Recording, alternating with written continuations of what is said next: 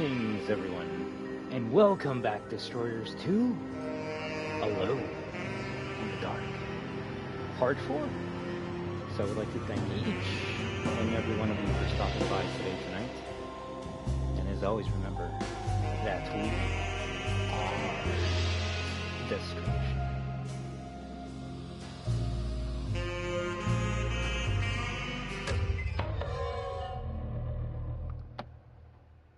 Well, without further ado, I think it's finally time we continue this game so we can platinum it and delete it with you. If we're lucky, we should actually finish this game today. Maybe not platinum it, but at least finish B-Route. Edward Carnby route. Now let's see what we gotta do. While Detective Carnby was grateful to be back at Derceto, he was eager to test his hypothesis. After having suffered through that sinister world, dressed as the French Quarter, Jeremy's writing could be read much more literally. What if Jeremy used his talisman to actually visit those places he mentioned in the book? Carnby felt certain that this was the answer. He wouldn't find Jeremy hiding inside Derceto. He would be in one of those other worlds. Okay. And to follow in his steps, Carnby would have to investigate the old clock and the boiler and find out what part they played.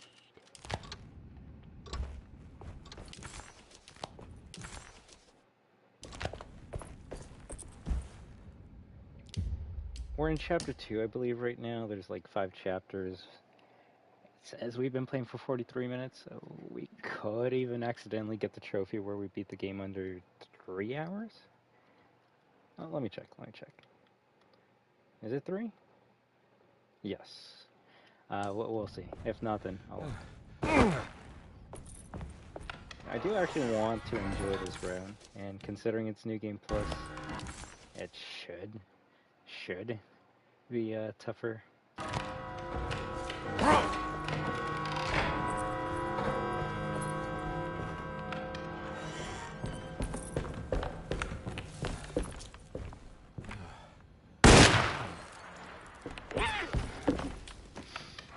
had to be done.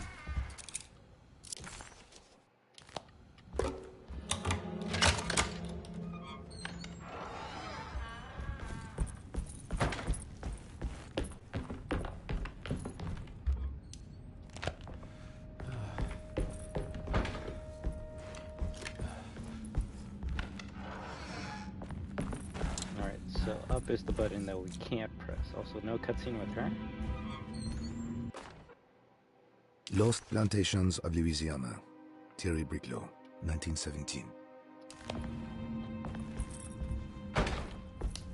I'll see if we actually like listen to all of the files at the end of the game.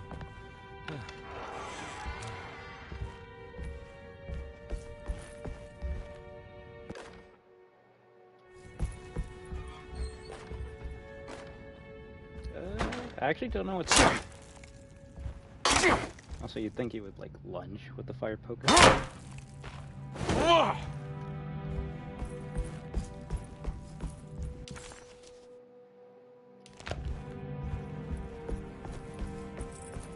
It's wedge shot. Don't have the tool for that yet. Forgot about that.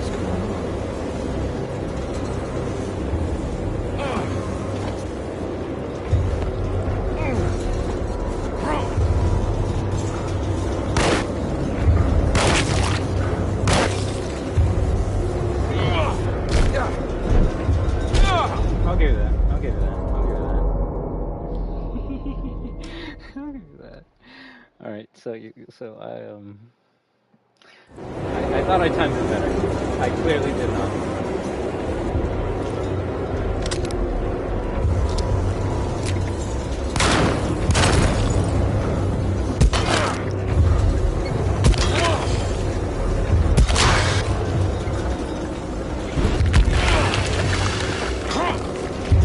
Okay, I thought it was dead there. I guess it wasn't.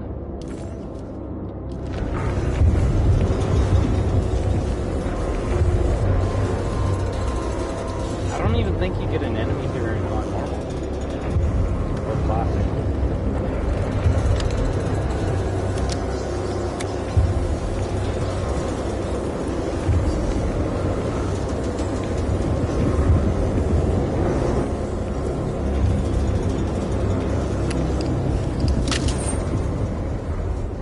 So I guess that's good. Yeah. One enemy to fight. What happened? Everything's normal again? Right. I'm actually surprised they don't have a trophy to like not die. It's red shut. I guess the no healing one might as well be the not dying trophy.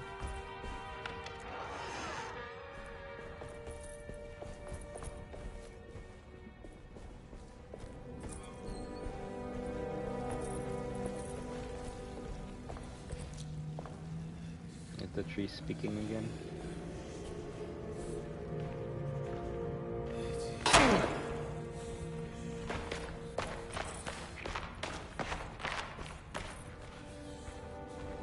There's whispers.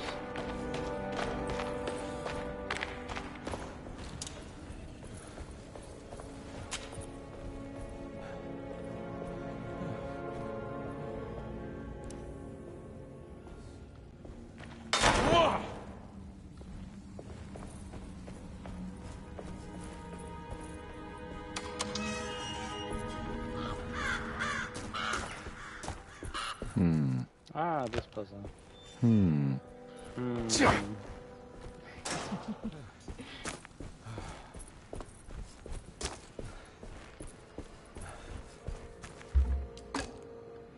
swear, do you use the bolt cutter only twice? It has to be in the game. Got it.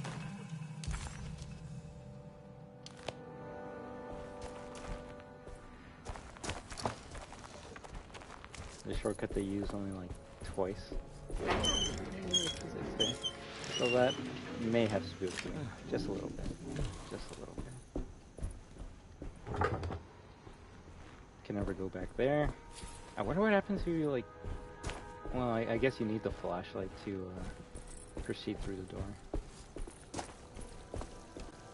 Cannot use it.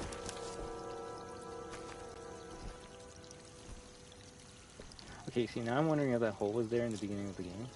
Because if it wasn't, you would come here and be like, oh, I wonder why there's a hole there. And then you play Emily, and then you realize it was some like voodoo shit.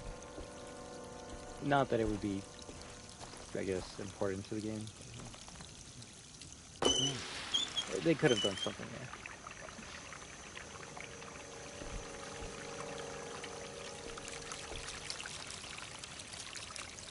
If anything, I was actually kind of hoping New Game Plus would have changed a couple of the puzzles.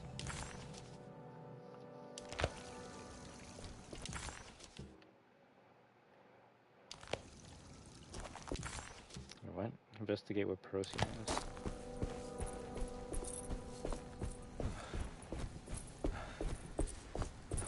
Oh, well, we got a shortcut. Might as well use it.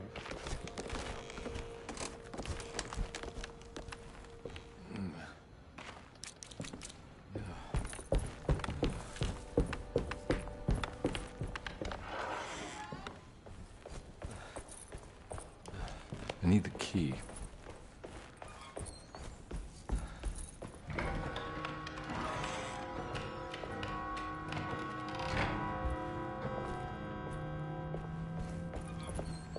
If anything, I guess, if I need the code for the safe, I could open it up now? Or some puzzles like chapter lock. Saw your notice in the boiler room. You should know Mr. Chance won't be coming back. I need the key. Paul, you're right about the plates on the boiler and the clock. They have been sabotaged, and I think I know who did it. They have something to do with Jeremy's episodes, and... Dr. Elmore Lee Gray is DeSeto's chief doctor. I guess that note that we just picked up, I should look at it again, does kind of tease the empty room. I mean, you know that there's an empty room. I assume you're gonna check out every room in this game unless it's like... to make where some rooms are only available for a certain character, but that's not the case.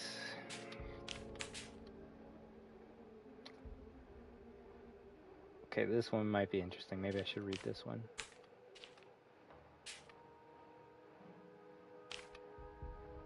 Because everyone else, like Ruth, Percy, I guess, like we don't meet her, we see her dead body. Malcolm, Grace, all of them but Cassandra, we actually meet in the game. Cassandra Beauregard, the beloved author. Very exciting, isn't it? What do you want to put down for reason for admission? What her agent told us. Cassandra suffers from writer's block and needs to finish her moving picture script before the end of June. Mr. Chardot suggests Cassandra's heavy use of barbiturates is holding her back and risks ruining her career. And how should we summarize her personal history? Let's keep it short. Cassandra Beauregard is a beloved crime author who managed to pull herself out of poverty and into stardom. 5 years ago, she tried killing herself by jumping off a balcony. The incident left her a cripple and now relies heavily on her wheelchair. And for diagnostic impressions?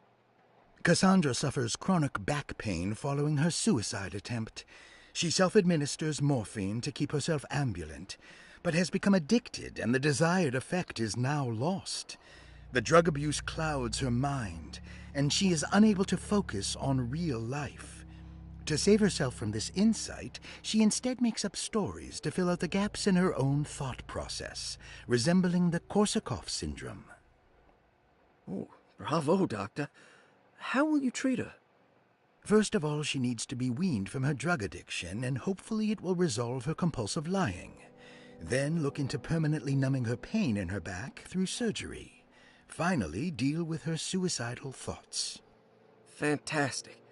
With such a short time before June, I really hope she gets better soon. We will do what we can. March 15, 1930? Let me see. Okay, I was going to say, is she the first one there? No. So the interesting thing is, this Cassandra character, she's the one, like, narrating Looks like all the the patients are objectives. accounted for. Except for Jeff. There's no way I can get into this thing. Nice, I love it when you can, like, talk over yourself. While Leave it alone. I'm just trying to figure out how, like, you would know that. Is it in the credits that says, like, narrator / Cassandra Beauregard?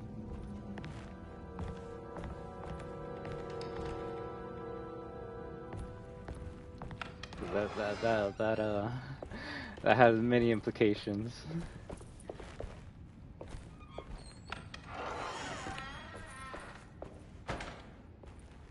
Okay, I was gonna say, tell me I got stuck in that door.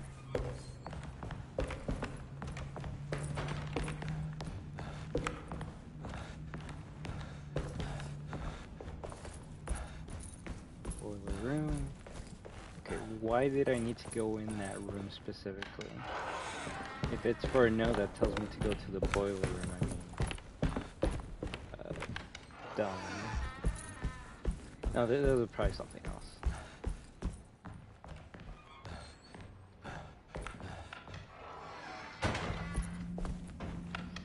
If anything, I probably don't even have the piece for this. Stain.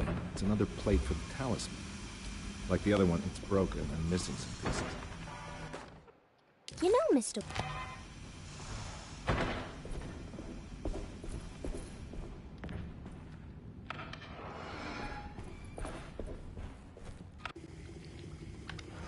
Okay, a new cutscene.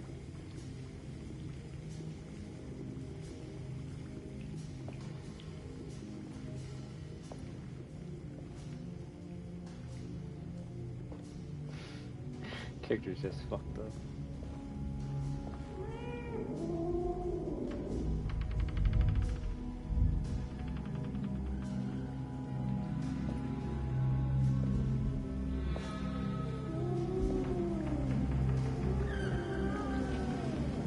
Oh god, I don't want to hear it. What are you doing in my kitchen? I assure you. No, I'm sorry. I promise I didn't. you. Mr. Hartwood is I was just nowhere looking near my for- kitchen, and neither should you be. Don't Look, make I me didn't kick you mean out to- of this house. Sorry. Now get out! Yeah.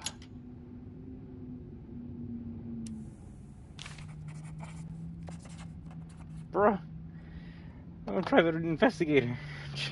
Get the fuck back. Also, the fact that we played as Emily first. Oh, fuck. We know exactly what's gonna happen there. Okay, so I guess the Emily cutscene happens after this.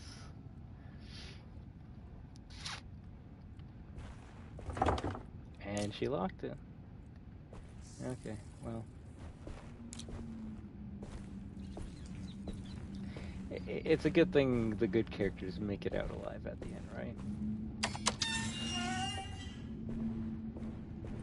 You see, in the Emily cutscene, I thought, like, the cat was, you know, deceased for a long time. That was not the case. I need the Not key. The case. Also, okay, I guess we're going to room 6. Also,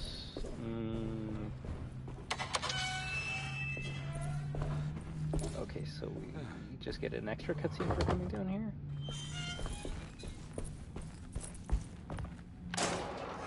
I actually don't remember if we do the boiler puzzle this chapter and the next. Nice.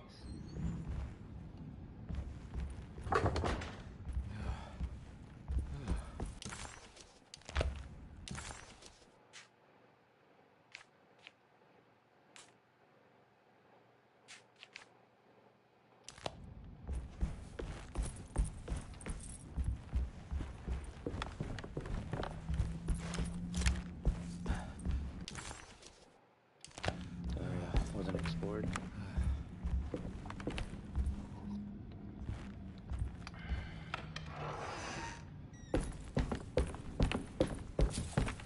I guess I chose the wrong path.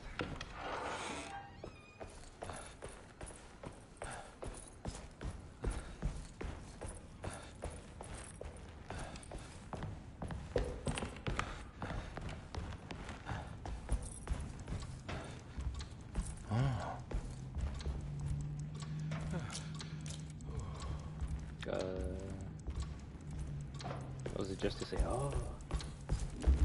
I need the key. This must be the clock that Jeremy wrote about in the commonplace book. Huh. Looks like the plate that held the talisman in the seance room.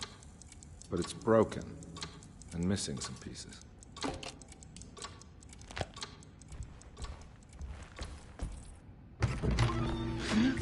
Yeah, sorry, Detective. Didn't mean to obstruct justice or anything. That's fine.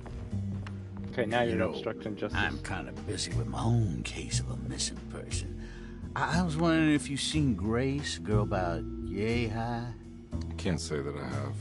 Why are you asking? Well, I'm looking for her. Is she in trouble? No. She's just hiding somewhere. But we can't have a rascal like that running around unchecked at a time like this, you understand? Well, I haven't seen her. Well, let me know if you find her. I'll be around. I'll keep an eye out for your man, Jeremy. You scratch my back, Detective, and I'll scratch yours. I guess the call technically needs both of them.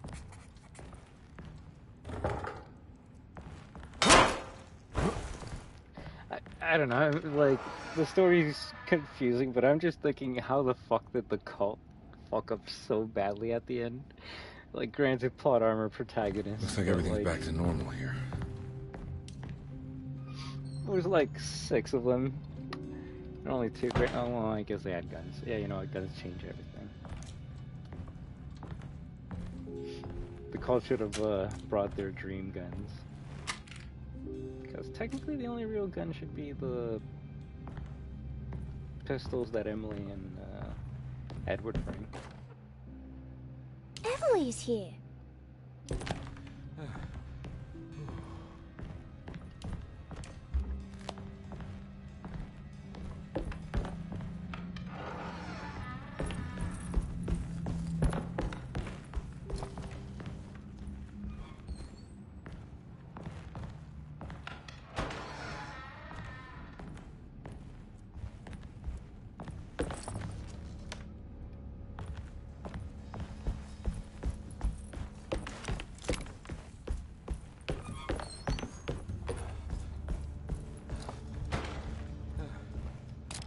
Yay.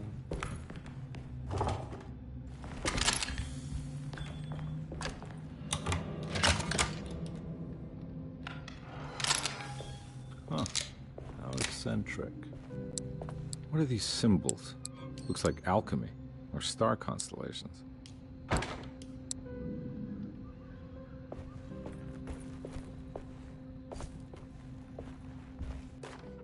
I did it!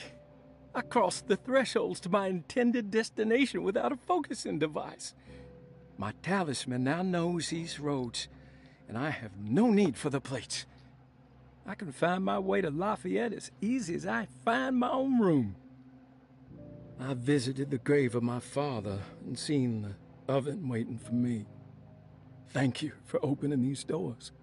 I now must summon my courage and go back to that hateful mound outside the oil rig. I hope you'll be feeling better when I return.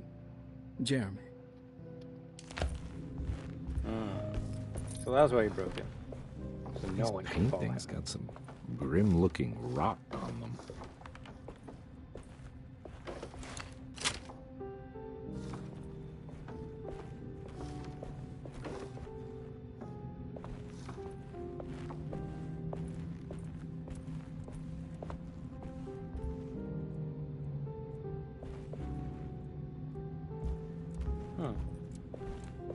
Is it different?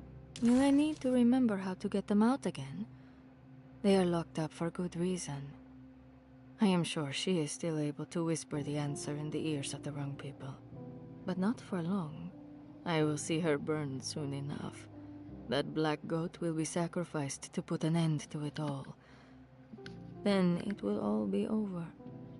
No more Terceto, and sadly, no Astarte.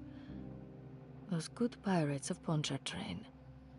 May you still sail the lake, until you find the shores of Hali. The Astarte Artist Colony. I remember hearing about their disappearance. Must have been 15 years or more now. The simple astrologist side. If Conby was in shock, but also a little embarrassed. The housekeeper was furious to find him searching through the kitchen and had run him out of the room. There was something strange going on with her. Yeah. But it didn't feel connected to the case, so he decided to stay out of her way. I mean, technically she was gonna do some voodoo shit. Voodoo's involved with the case. He could have stopped her and saved the cat. If it wasn't for the collection of peculiar statues, the old astronomical clock would draw every eye in the room. To Conby, it wasn't the intricate clockwork that stood out, but the odd-looking plate on the inside. It reminded him of the ritual bench in Miss Jackson's seance room, where he had manipulated the talisman to open a door back to Derceto. He wanted to try to replicate the procedure, but found that the inner part of the plate was broken. He would have to find the missing pieces and put the plate back together. I'm just thinking, okay, so if Jeremy really didn't want people to, like, follow him, he's like, alright, I'm gonna break this plate, and now it's shattered, but I'm gonna take these two pieces, just two, because, you know, I don't want to spread all eight across the fucking, like, plantation or whatever. You know, just throw all that shit in the water and no one can follow him, but, you know. The first one, I'm just gonna go outside. I see this hole in the ground and a bucket, and I'm just gonna throw it down there, and GG's. You can never get it. It's good. The second one, I'm assuming he gave it to Perosi, but I don't know. Like, I'm assuming Perosi was able to go inside of the other world without using the fucking plate as well. So they're like, all right, we're gonna lock it up in here behind this like glass plate, and someone's gonna have to do like this crazy ass puzzle to be able to open it up, even though you can just like break the glass and grab the piece right away. But you know, video game. McCarthy reminded Detective Conby of an old barfly he used to know. He detested him. There was no getting around it. McCarthy was going to have a hard time getting on his good side. The simple astrology cipher was a favorite among the artists who lived in the house 20 years ago. They easily turned into numbers when needed, but also acted as signatures for the members, as there were only 12 of them. Well, okay, I guess that makes sense why they chose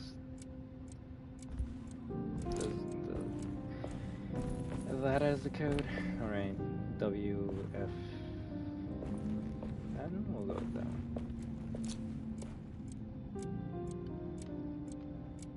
Seems to be the same code, 294.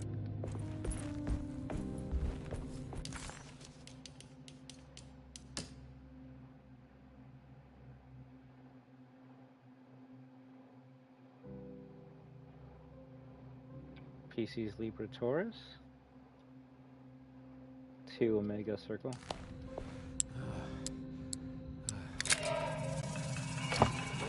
God. Should have just gone a bit more down then. Puzzle jump scare. Oh, okay. I guess it was like a hidden locked drawer. Even though there's like hatchets all around the house that you could just keep on whacking until it breaks open. But you know, yeah, puzzle.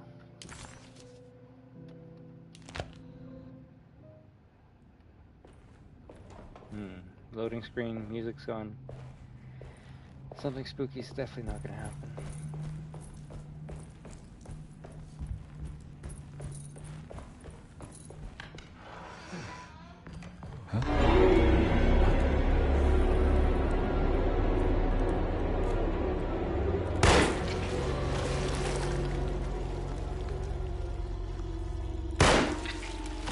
I didn't even know you could shoot it beforehand.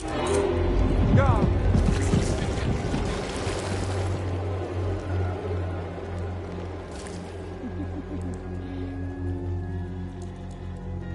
He's scared as fuck.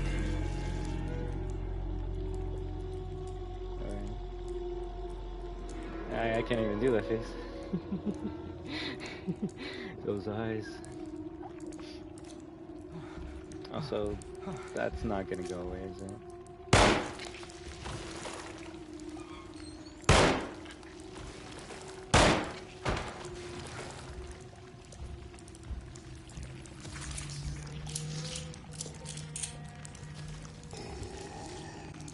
That's new. That's actually 100% new.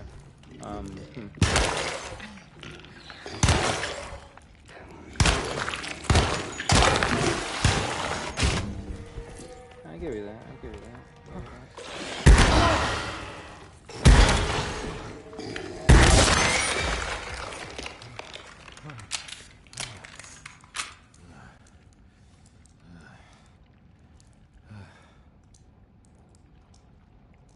I don't know how we were stunning him, but that was lucky.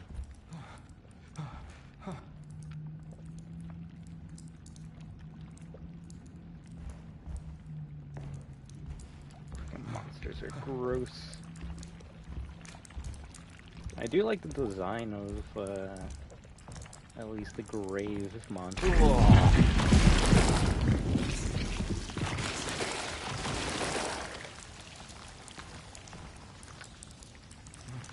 I don't know how I'm gonna avoid them. Oh, okay. Like that.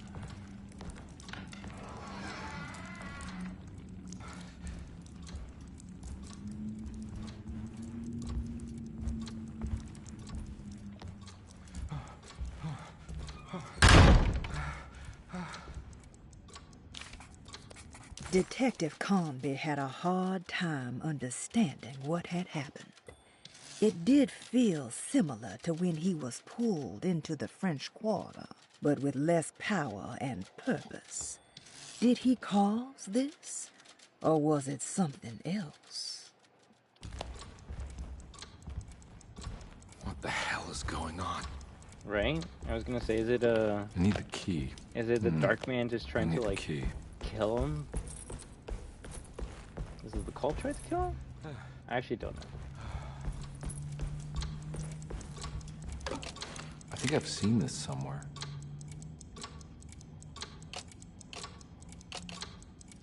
See, you would think they would want him to, like, complete his mission so he could find Jeremy fast, but, you know, cults are always, dumb.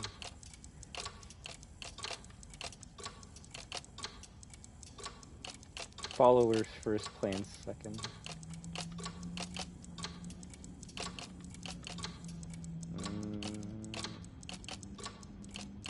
GG? I think the clock broke. Or maybe it just stopped at a very precise place. Oh yeah, I forgot. Oh, well, since you made notice of that. You would think they would remove that audio line for classic mode. 643? Well, before we go, is there anything else I can do?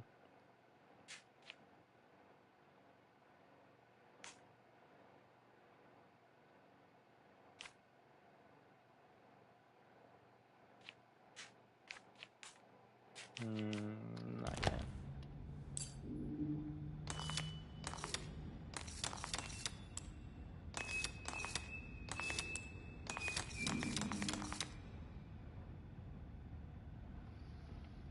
There's a picture in the black glass. It's showing me something. It's the hallway outside Jeremy's room.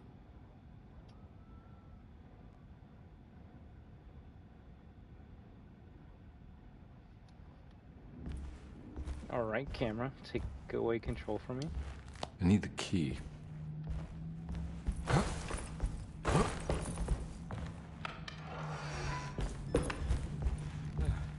Not gonna lie, I was playing Separate Ways a couple days ago. I was mashing circle to try and, like, dodge. Did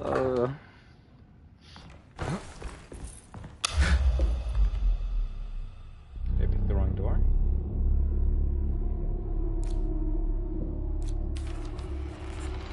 See, the game needed to do more of this. There's a swamp level, right?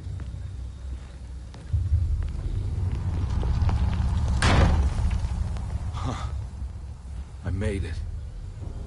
I entered another one of Jeremy's memories.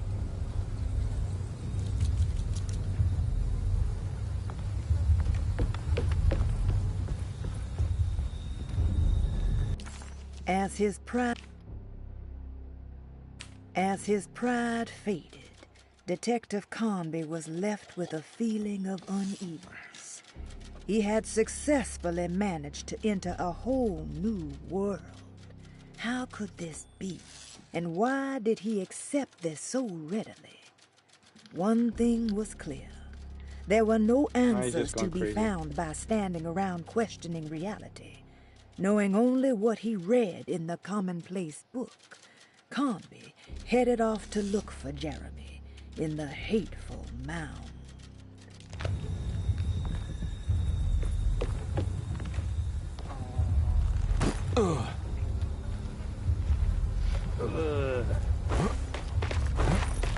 Gotta have fun with this game any way you can.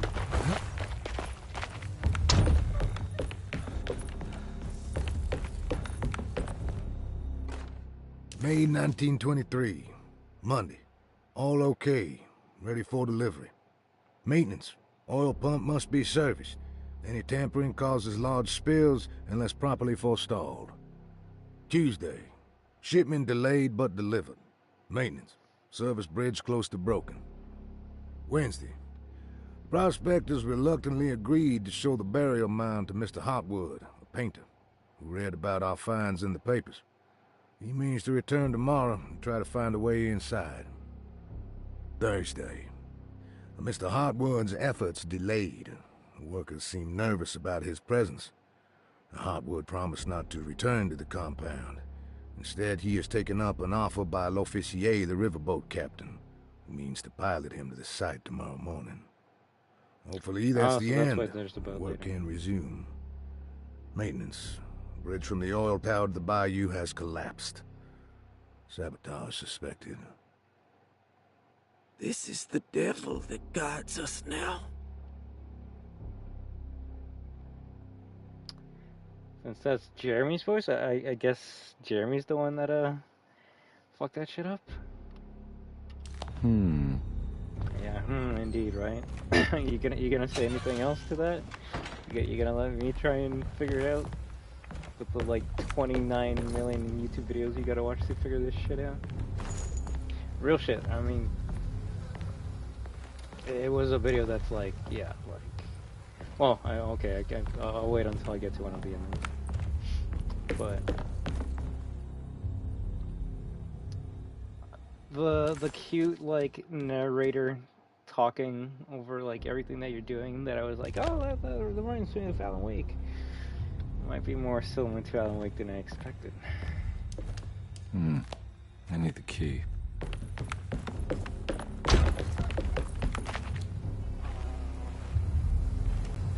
Watch, Alan Wake 2 should have been the game that I played instead of this. Also, I guess these monsters are not invisible? I'm just an idiot that didn't realize they went, like, underground.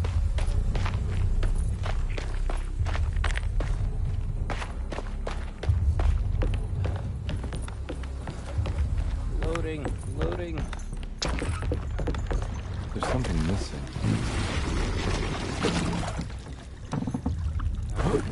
The teaser.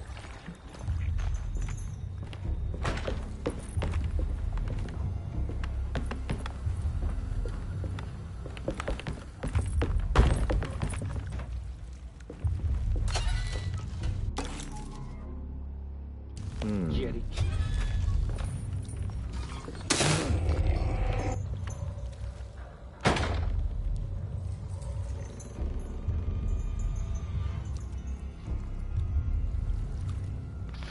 I don't even remember if that was in the original. It probably was, and I was like grabbing something, and I'm like, oh, what was that? Real shit. If you actually had to fight those, that's what the game needs more of. More scares and more just unexpected moments.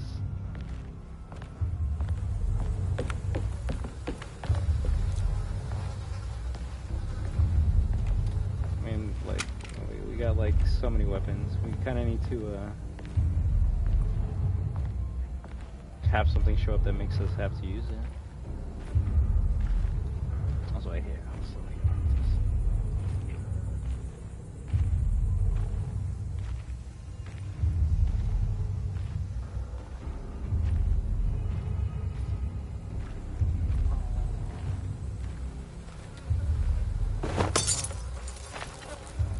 I realize the monster doesn't appear until after you come back, so I'm not walking with that the whole entire way.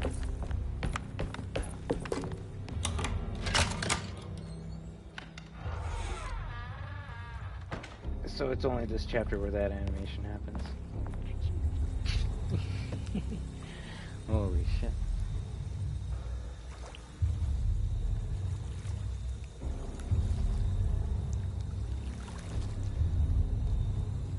Lighting.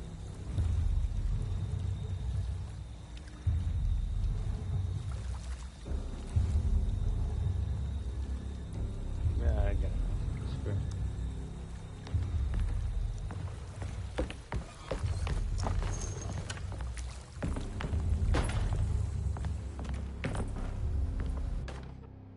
Got it.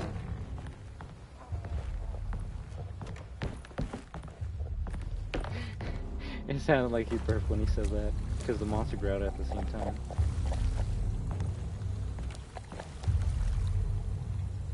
Technically, this thing's gonna kill me one hit.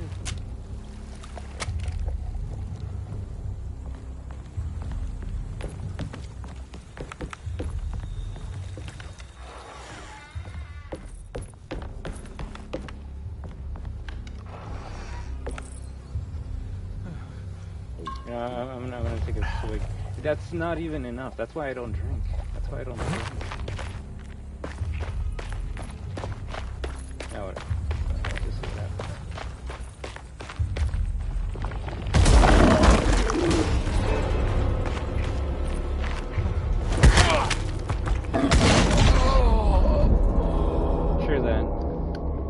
out of all the enemies in the game, they are the ones that can quickly recover from being meleeed, so you're gonna probably trade more often than not.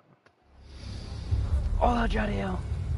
¿Cómo estás? Oh, fuck you if you tell me you gotta do this from the beginning.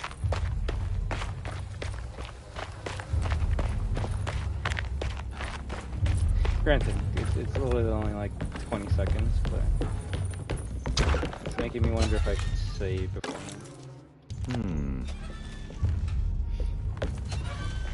But yeah, I'm gonna see if we can finish this. Oh my god, I guess I can push this out.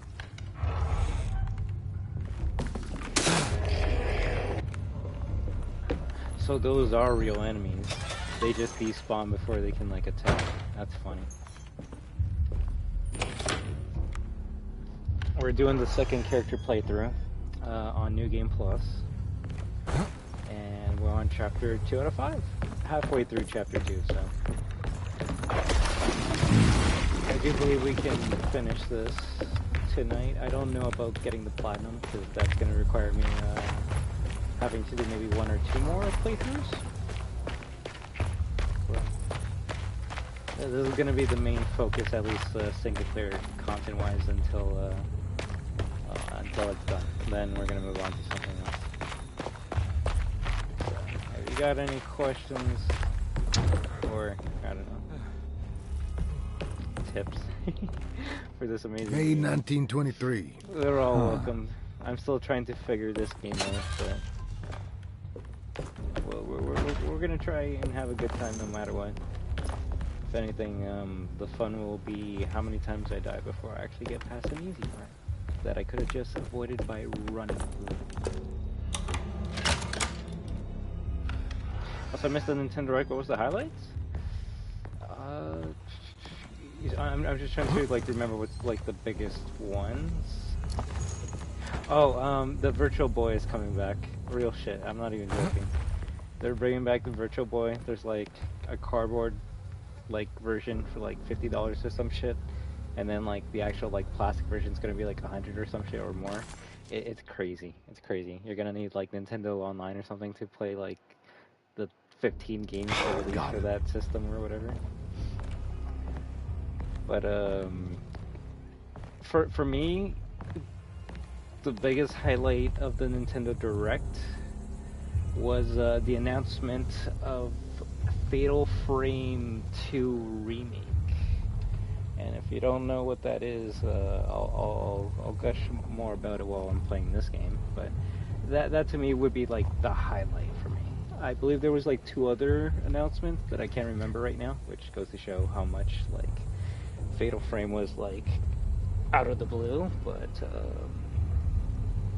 it wasn't bad. Oh, I would say the biggest like Nintendo announcement there was a new Fire Emblem game, which crazy, but the release date of Metroid Prime 4, where they showed like some open world gameplay, and it was Samus is a motorcycle now. It's cool. It's fucking crazy. The other big one for I guess everyone, including me, is the announcement of the Super Mario Bros. 2 movie, and the title of the movie, I don't know if you've heard it, is Super Mario Brothers, or Super Mario Galaxy. And then they show like Luma at the end, or one of the stars, or yeah, stars at the end. So I haven't even seen the first Mario movie. I'm getting my tickets for the second one. I need. Who are they gonna cast for Rosalina? What's his name? Chris Pratt. There we go. No. They'll find someone good. But yeah, I would say that's probably the biggest announcements. You know, Hyrule Warriors 3, a lot of Oh, look at that! Nothing. Games that people didn't expect to show up on a Switch are going to show up on a Switch. And then the last thing they showed off to like close off the direct was also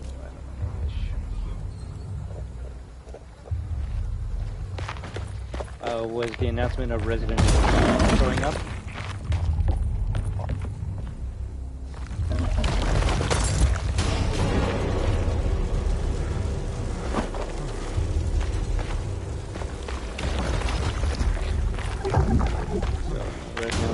be playable on the Switch too.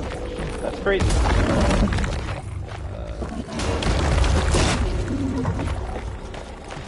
You still alive? There we go. So I wouldn't say, funny enough for me, and if someone's gonna be like, oh, wait, is everything about you? No, fuck you. But if you're asking me my opinion, I'm gonna give it to you. But at least for me, I would say I enjoyed the direct they did a month or two ago a bit more than this one. Just because that one announced Pac-Man World Repack 2 and a new Katamari game. So I kind of got like 2 out of it. Well, this one I only got Fatal Frame 2 remake, and that game's not even coming out until like next year. So it's more so like just happy for the announcement and to be able to play 2 amazing hard games next year. But you know me, I also like getting excited for games that are going to be coming out pretty soon, like Pac-Man World Repack or Katamari. Pac-Man's coming out like in less than 2 weeks, so. Oh yeah, so I'm gonna be like, yo, Nintendo work. Yeah, I already said what I said. It's not that much. They didn't show anything that made me go, I need to buy a Switch 2 right now. There's things that made me go, oh, this is something I would like to play when I get a Switch 2, like Metroid Prime 4, but that game's not even coming out until November. I'll give you that. I don't even remember if that happened with Emily. It probably did.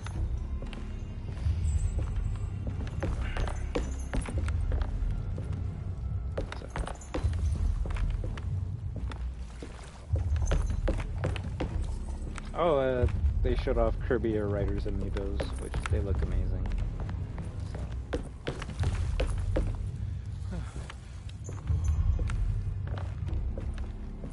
So. I can't remember what was announced at the last like Sony event or even Xbox, but right now Nintendo's doing good.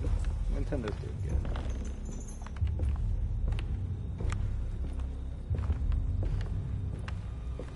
They're doing good for the wrong reasons, but they're still doing good. I'll drink that.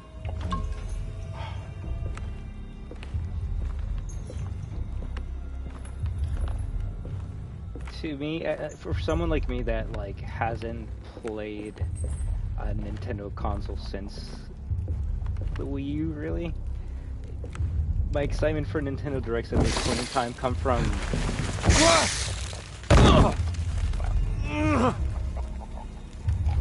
seeing the third-party announcements they have.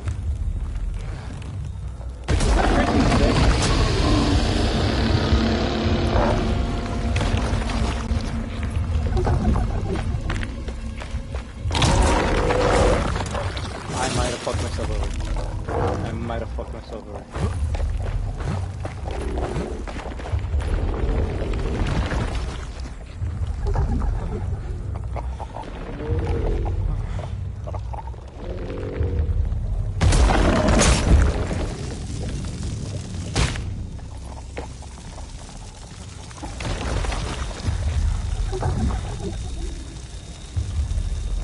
Locked in.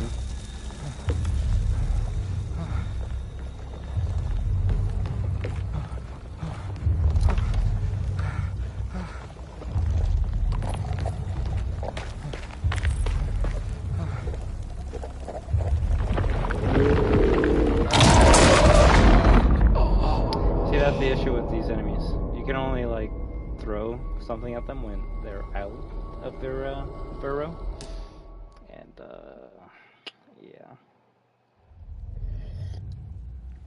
yeah, I was gonna say, I'm assuming it's just gonna put me there. Oh, let me see what you've been saying, sorry. That's pretty random. With the the Fatal Frame. Like Super Mario Galaxy was announced, yeah. And I guess they announced Super Mario Galaxy 1 and 2 for the Switch too, so that's pretty cool. Yeah, the title got leaked by Old Spice for real. Wait, is that a joke, or are you being real? Rosalina's voice is gonna be with Jenny Ortega. Trust? I'm down. I guess the only thing I wonder is if she's gonna be like a main character or someone that's just like in the background. And if they're gonna, no, they have to. They have to do the Rosalina storybook in the movie, bro. I don't know if the first movie got emotional. You gotta let me know. But if they want to make like the saddest video game movie of all time that beats The Last of Us, Rosalina storybook in the movie, let's go. Which I don't know if you heard, they're actually adding new pages to that with the Switch 2 version of the game, and that makes me wonder, WTF.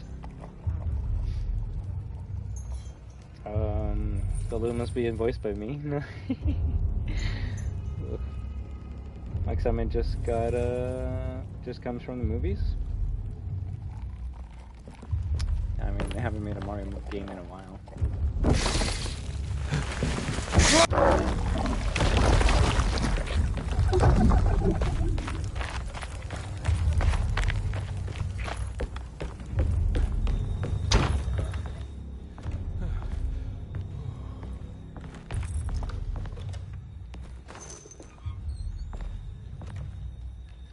Alright. Well, it'll make me want to watch the first movie to get ready for the second one.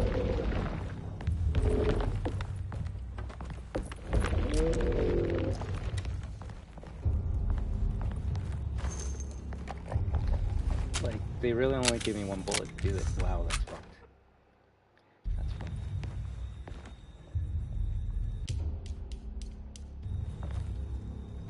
So I can't manually save?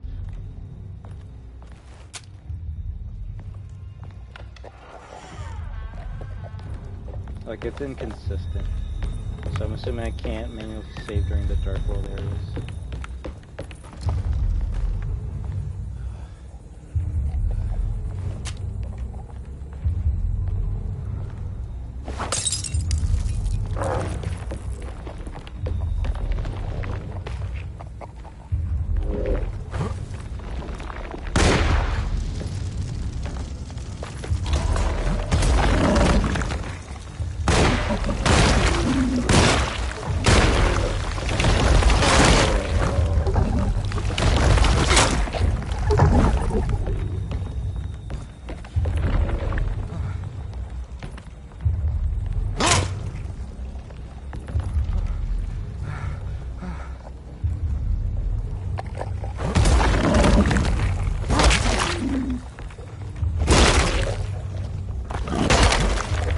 Oh, I guess you can. Yeah.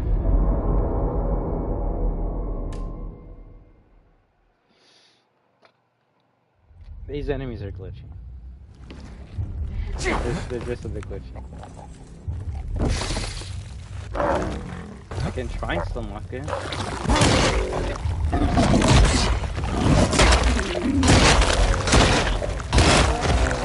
Is that it? Wow, tell me I'm like making it so much harder on myself.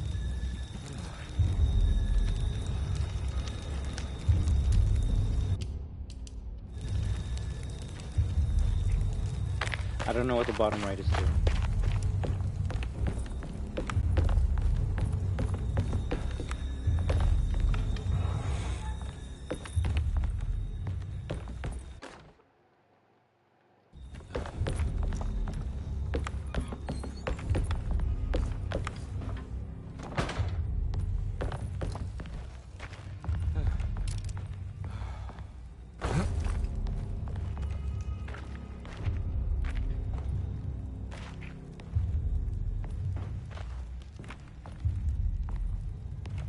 I'm actually stuck on the save. Like the glitches I see in this game, I have not seen in a video game since Security Breach. This game came out after Security Breach, by the way.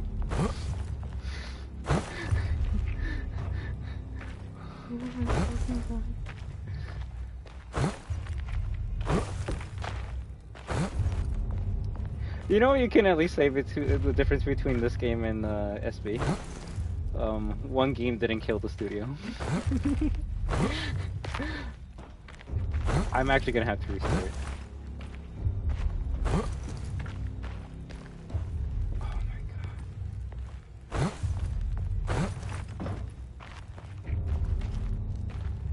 So my issue, I guess, was running and opening up the save at the same time. Granted, this is the shit that you guys love watching me for, right? When the game just breaks for me. Oh my god.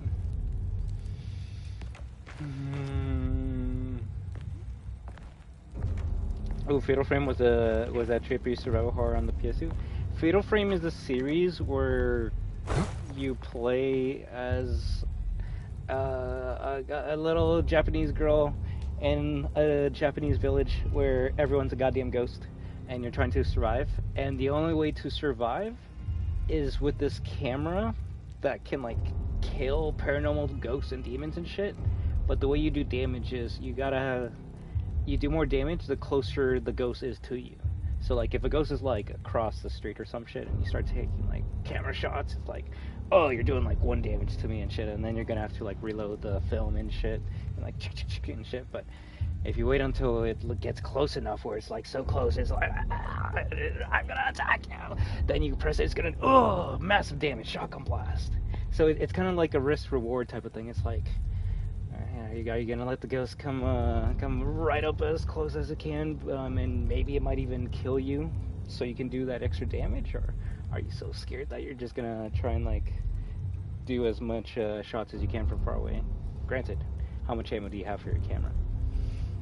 Fatal Frame 2 kind of like is the one in the series that is praised the most because of how, you know, well-rounded it is, scares, story, all that jazz. So it's I have it on the PS2. It's so scary I couldn't finish it because fuck that. And yeah, it's getting remade, and kind of like Resident Evil 3 OG, which I am going to play at the end of the month. I'm not excited to play it. I'm excited it came out for everyone to play it. I will be buying it, so hopefully it might make the studio make another game in the series, because I believe there's only 4 Fatal Frame games right now. So yeah, very, very excited for that. And specifically, it's the Crimson Butterfly version, which is the version that came out on the Xbox, which had more content in it. So that's gonna be, I guess, the best version to remake it. Now, apparently it got remade for the Wii. I did not know that, so I don't know if the Wii had any changes or differences from the Xbox PS2 version, and maybe that's the version they're remaking. Either way, I'm just excited that the scary games that I like saw being played and like talked about and were like known for being like the standard of horror or survival horror in video games are coming back, getting remade. Kind of makes sense. Probably maybe because there's no new games to play. I mean, look at what we're playing. We're technically playing a remake of, like, you could say the great grandfather of survival horror games, or great godfather. If Resident Evil is the godfather of survival horror games, then Alone in the Dark is the great godfather, or whatever. But yeah, I can't escape this real shit. I'm actually stuck here.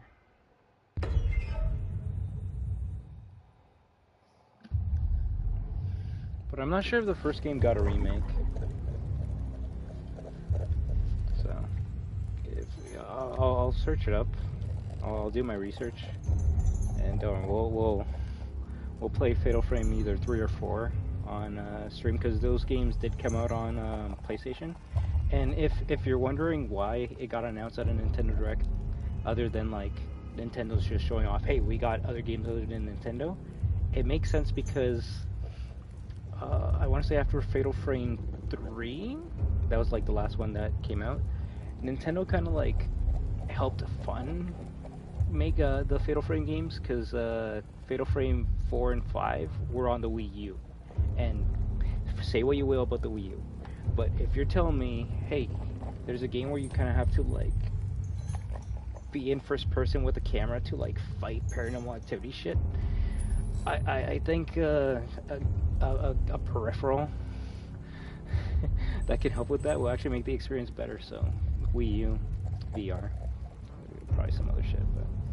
But yeah, and it was on the Wii U for a good while, and then eventually it came out on PS4 and other consoles. I don't know if it's on Xbox, but it's on, at least on PlayStation. So of course I gotta redo this shit.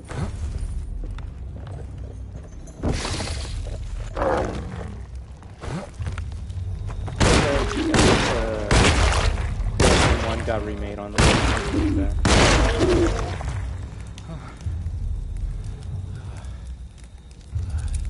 See, I don't know if that's a headshot or if the game just broke.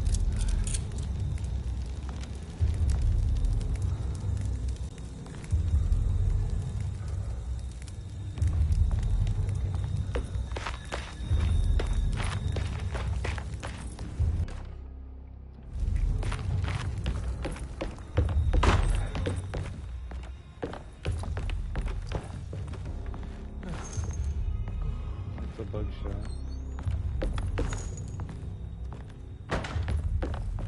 Okay, when we interact with items, we just stay still. There we go.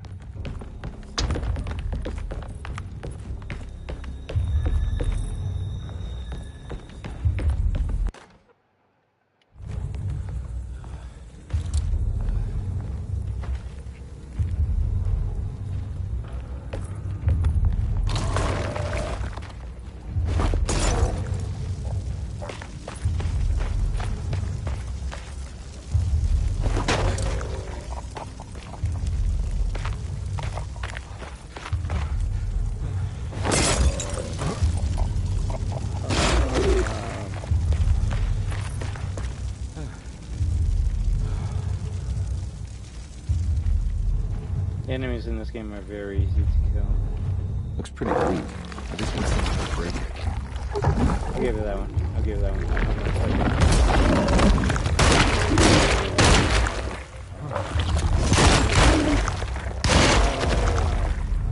Oh, you can shoot off its arm? That's cool. It could be a bug too. I don't know.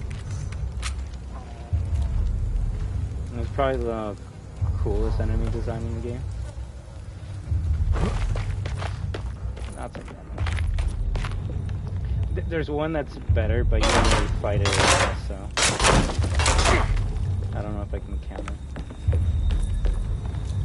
Spooky, swampy. I didn't want to press that. Whatever.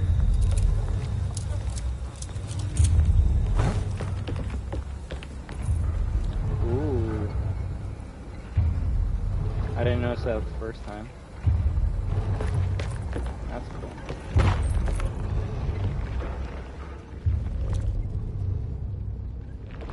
Is that a zombie?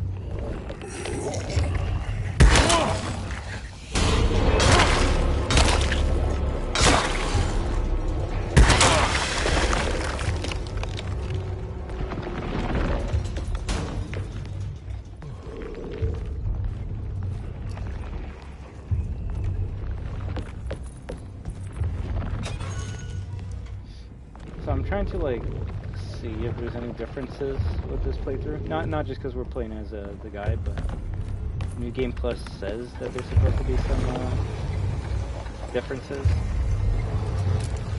I haven't really noticed much of it, like one extra enemy here or there.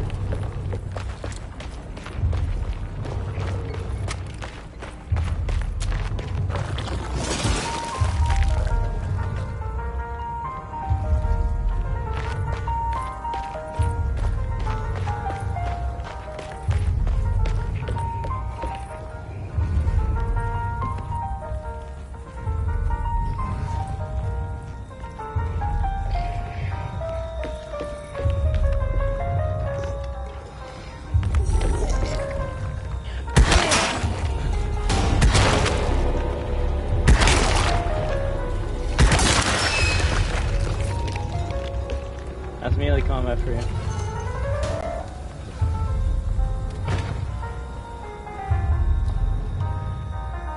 Granted, I'm assuming it would probably be easier to kill them on a lower difficulty, but in a survival horror game, when melee options are commonly available and they give you more benefits than using firearms, Why would you ever use a gun over a melee weapon? And the only time I can think of is when you're low on health and you're fighting those specific, like, burrow fucks. Then, yeah, I guess it's not a good idea. Other than that, like... just keep on stun knocking them. I guess if you don't have a melee weapon, that's when you're fucked. Because you can't attack. It's like they want you to always have a melee weapon, which is why there's one almost everywhere you look. Granted, I'm probably not going to find one in these rooms, just because I don't want to fuck them, but just go back across the bridge and get an ore.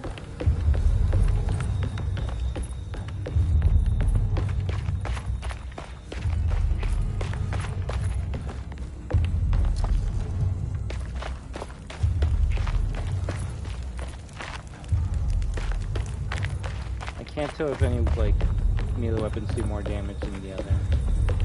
Actually, wait, the sledgehammer seems to be the best one. That's the hardest one to break, as well.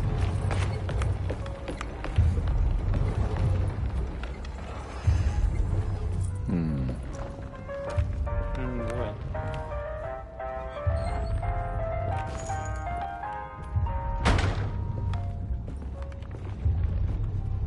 See, I don't know if the music's there to be atmospheric or creepy.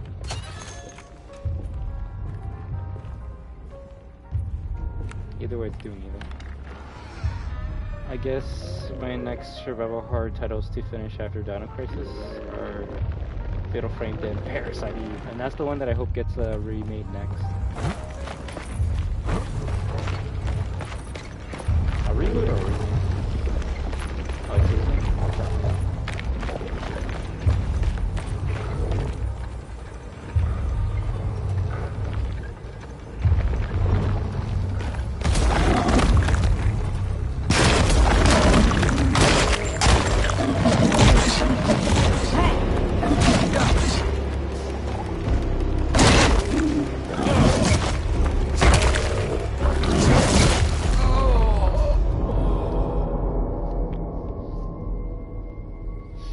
The fact that they give you the ore when you're fighting these fucks means they playtested this shit and said, nah. That's okay. That's okay. Oh, fuck me. Tell me I gotta go this shit again.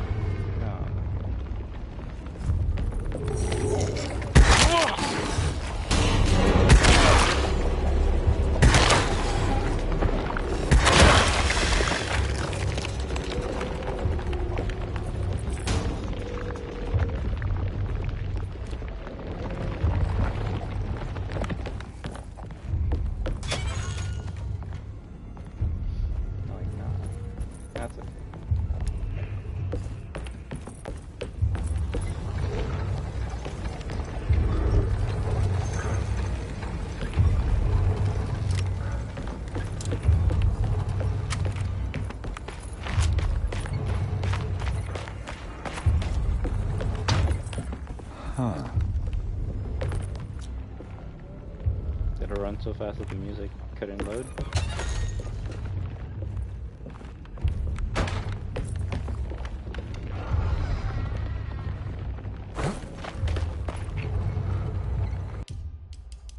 So I can't save.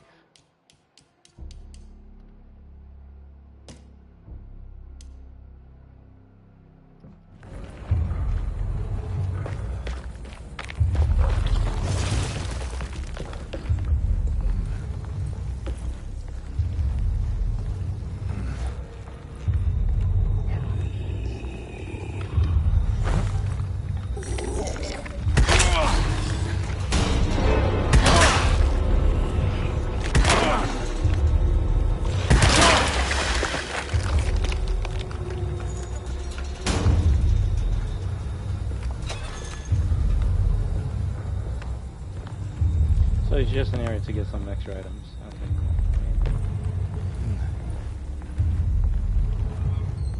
Granted, it's pretty tough to fuck up once you know what you're doing, but I don't know if like 2 fucking machine gun bullets is worth doing all of that.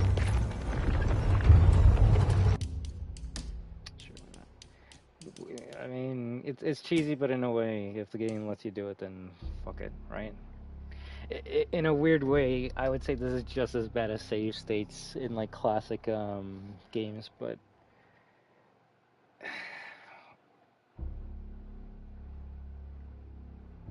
this is the only way to save the game. It's like, okay, manual save anytime you want? That's interesting. That's interesting.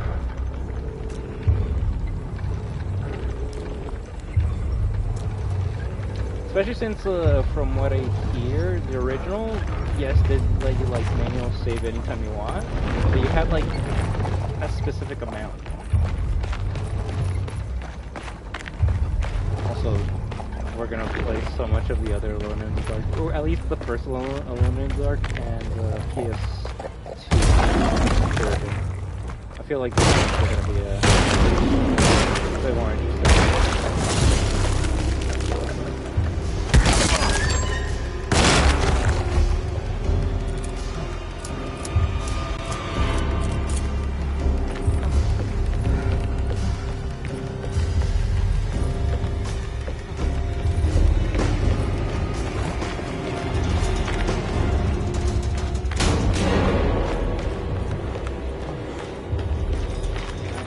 Starting to think that maybe it might just be better to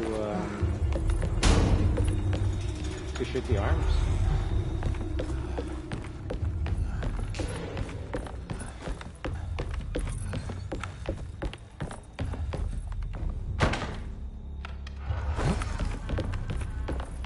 Let's get some dismemberment going.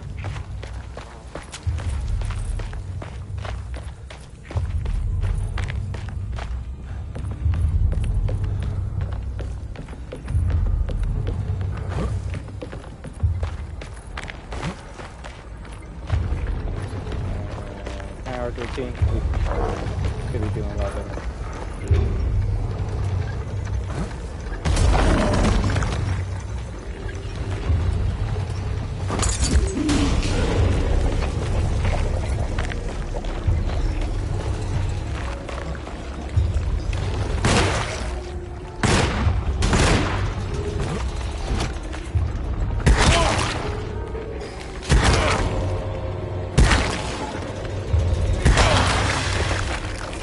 It's usually force max for them to die.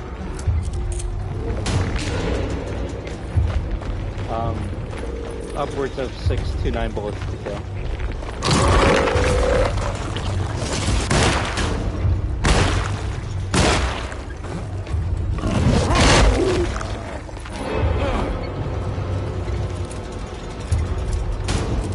Okay, so that's an attack that, like, I guess I kept on missing on my first playthrough. When they spit, like, the black goo on you, it doesn't seem to do damage, but it does slow you down.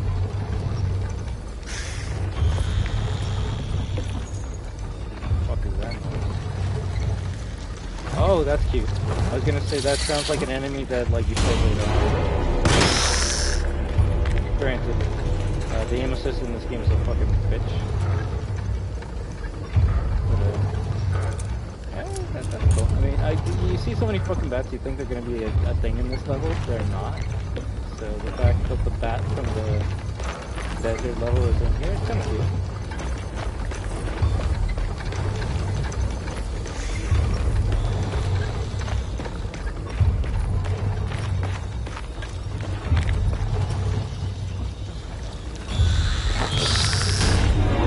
It dies to a well, I mean, it's a brick.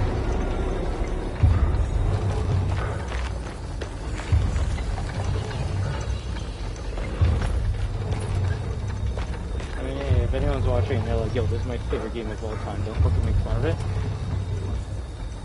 You can enjoy this game. The only thing I'll say about it is, it's probably the most disappointing game I've played all year. That's only because I expected a little more.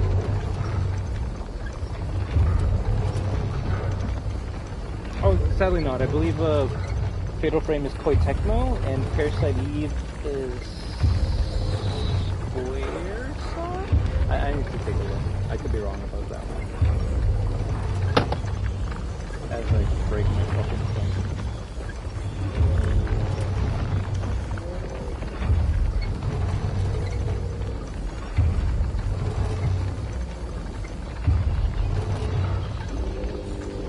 Remake would be neat.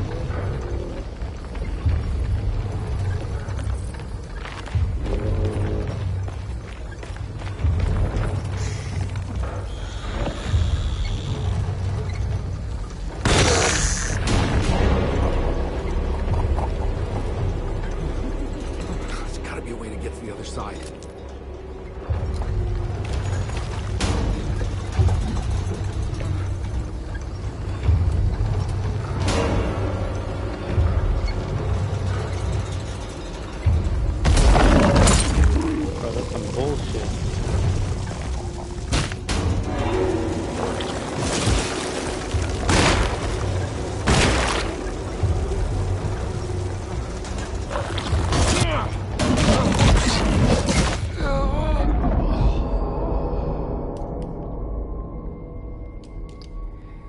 I did say earlier this is the worst enemy to like trade with, and that's exactly why. It can like cancel its fucking enemy. Did you see that? Which it can just fucking stun lock the fuck out of me. Oh my god.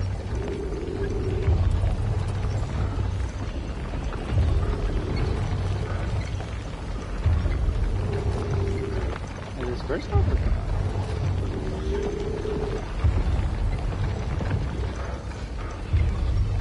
Squaresoft or Square Enix?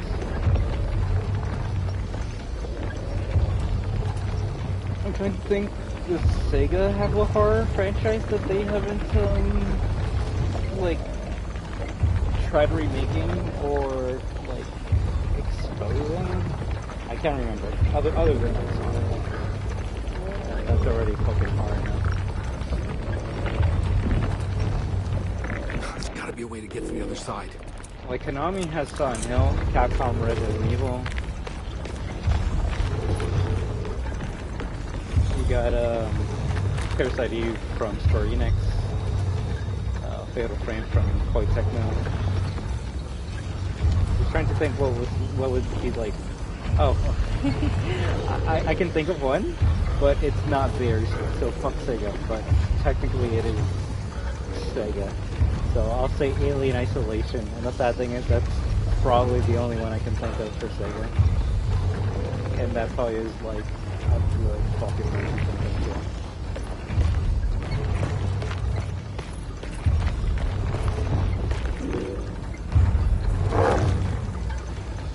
Kind of like how, like, for the PS1 days you could say like Resident Evil and Silent Hill were like Sony. But it wasn't Sony making those games, it was Capcom and Konami. So at this point, the only like Sony horror game I can think of would be what? Security Beach? No. The closest like one I can think of would have to be Last of Us. There's nothing else I can think of that's like Sony in-house horror. Xbox, Left 4 Dead. Oh, that one you can say like Valve. But, you know, I'm trying.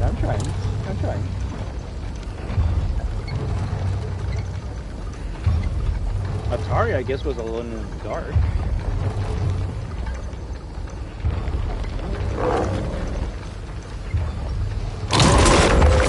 You just can't fucking trade.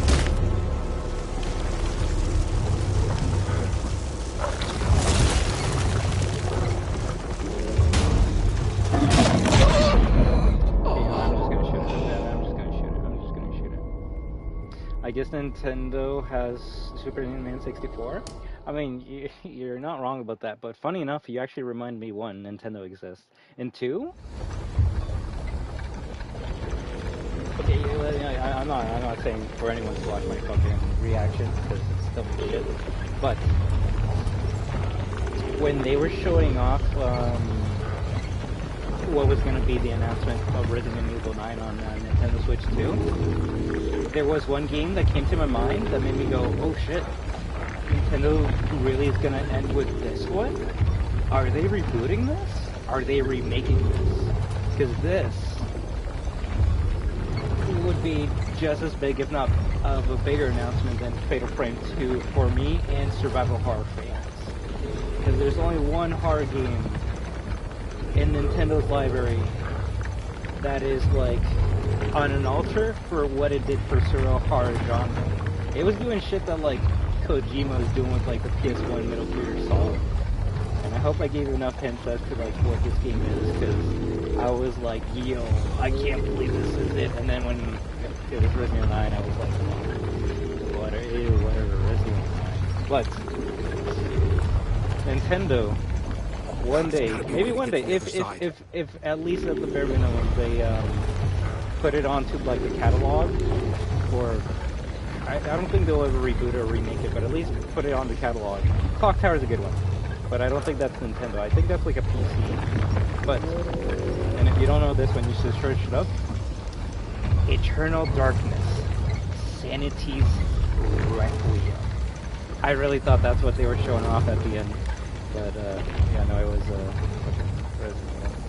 But yeah, that is a hard game that they made, Nintendo, on the GameCube. And most people probably know it for the part of the game where there's a sanity meter, first of all, so like the vanity meter came from that. And the sanity meter, the more it goes up, the more crazier things happen in the game, whether it's like distortions around the world, enemies start appearing more often, or the best one, and this is the one that like people remember it for, the game starts fucking with you. How does it start fucking with you? Well, the best one is, and some of this won't really translate to modern peripherals, we'll call them. Just because one way would be like the volume bar would start going up and down, and it's like, yo, wait, what? Who's controlling my like volume?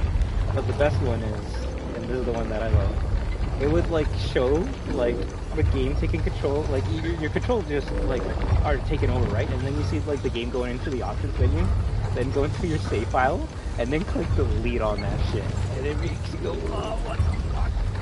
Yeah, but it's just a way the game fucks with you, but like, it's just a cool fucking unique gimmick that I've never seen really explored much in other horror games. Yeah, maybe one day they'll do something with that. Yeah, leave it to Nintendo. They have a shit ton of amazing games they could like be making. Mario.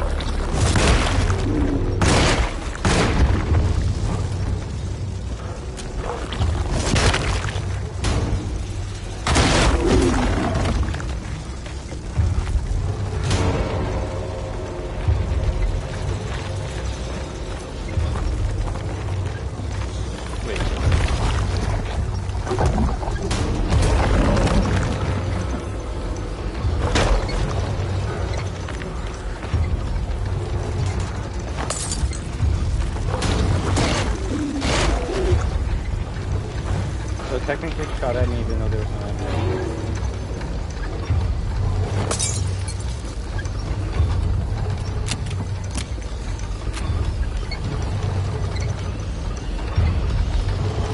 That's another game like Fatal Frame where I start playing and I'm like, no, it's too spooky, fuck this. I do have it on the GameCube though.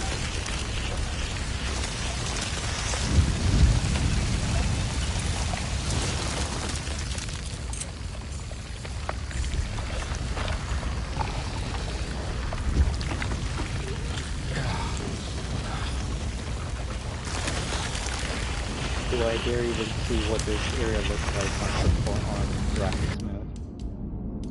I have to. I kinda have to.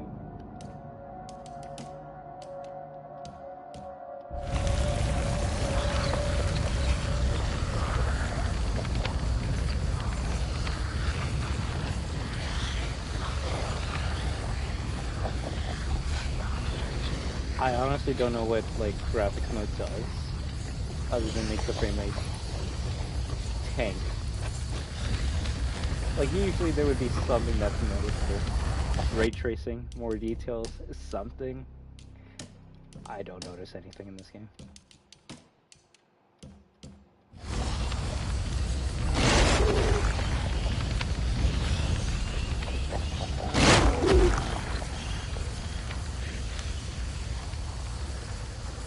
I guess there was another enemy underground.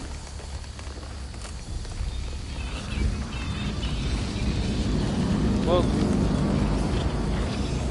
it's confusing when you don't see a difference. Granted, I guess now what? It takes a game that's like trying to show off its graphics so you can like see a difference. For example, like Security Breach, you can easily tell the difference between performance and graphics. You see more like ray tracing and better details and stuff, but then the frame rate tanks. R4 Remake, you get to see more details on the clothing and stuff. Frame rate.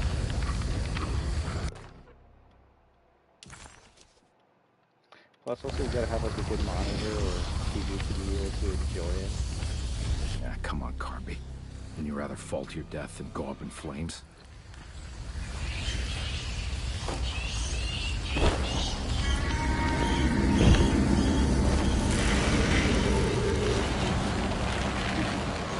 Gotta keep that hat.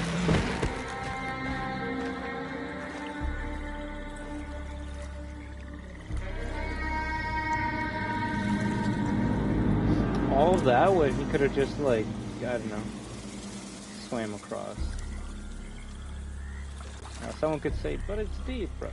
If the monster people are like standing up and just like chilling in this area, I don't think it's that deep.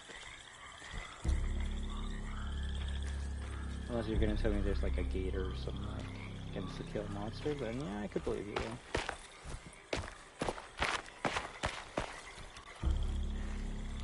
So out of all like the biomes you are in this game, yeah, you see, you can't tell me the gate like. I hate it.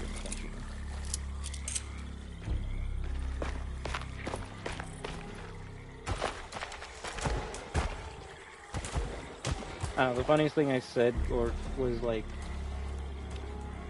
nothing in this game makes fucking sense. It makes the blueprint layout and puzzles in Resident Evil make more sense. What's up?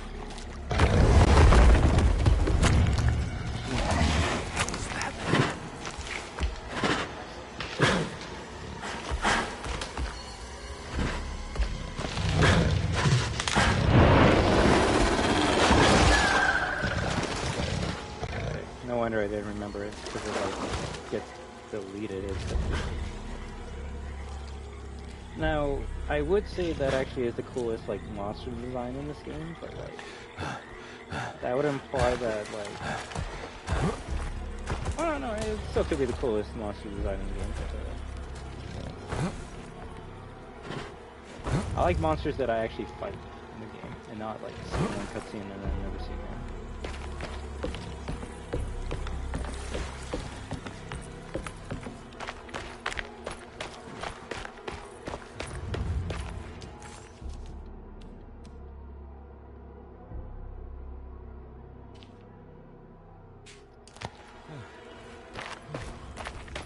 I've done this section. I made like a 5 or 10 minute section take like 30 minutes.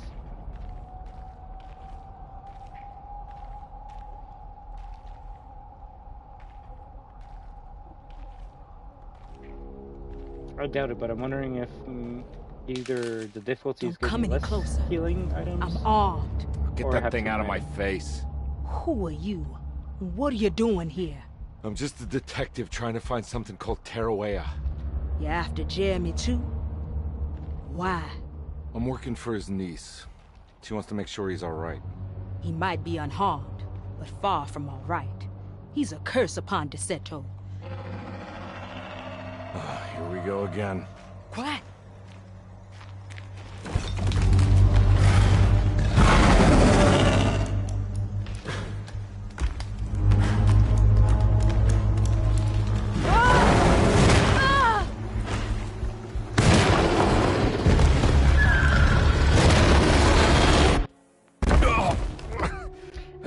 thinking that you're gonna have like a cool fucking boss fight, and then you get blue balls.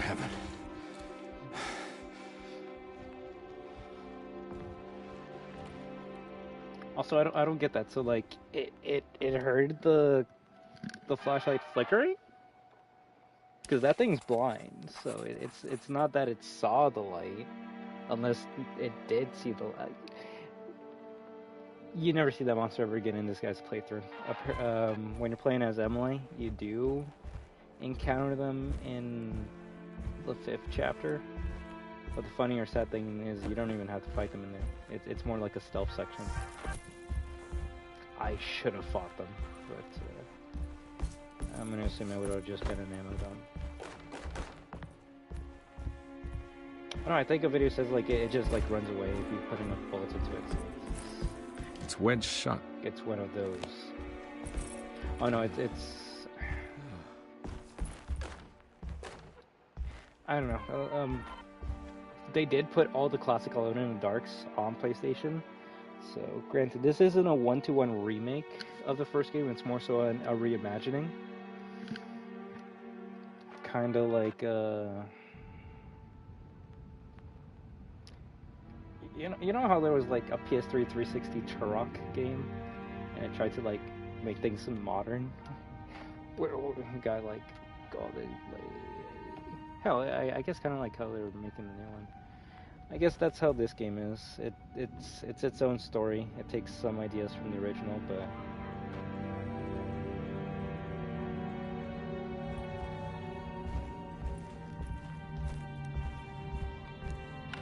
other than a couple of names, I would say it's a whole complete retelling.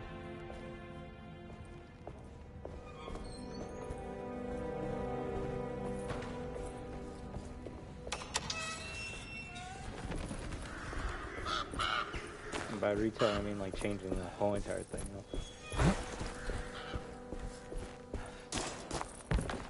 Yeah, okay. Alright, so what do we gotta do, author? What do we gotta do? It was a bust. The oil rig and the hateful mound led him nowhere closer to finding Jeremy. Conde was sure he had struck gold when he found Jeremy's bag. But it was just a trap set by Lottie, another of Deceto's orderlies. Things got out of hand real quick, but somehow Conde managed to find his way back to Deceto none the wiser. At least it was one item off his list. Now he had to figure out what to do with the boiler. Okay, so the bag that was there, Jeremy's bag, was a trap by Lottie to capture Jeremy, so I guess he was like waiting in there, being like, Buddy needs his bag. He's gonna come here one day to get it, and then that's when I grab it, because like we're all trying to like find this Jeremy guy, so we can do the ritual. I'm just wondering how long like Jeremy has been missing. It's been, if it's one day, then ooh, okay, that's good. I'm intended for painting, but it's thin enough to slide through the crack of a door. Reflections on the Power of the Verb in Certain Texts by Juan Luis Jorge. To act is in itself divine. Even the slightest... Oh, if anything. If anything. It worked. It worked. I couldn't use any other tool for that.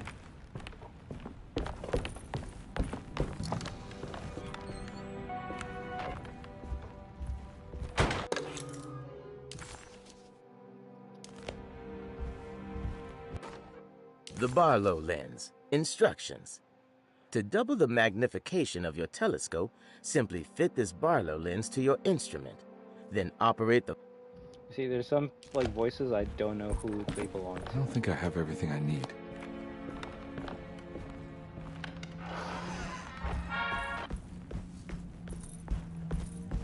Oh, this is when we unlock the shotgun, right? Yes. Therefore...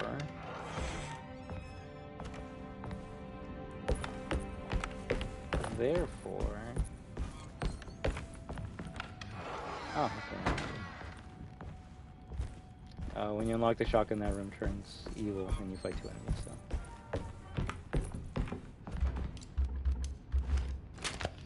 Fitting room key, cellar key.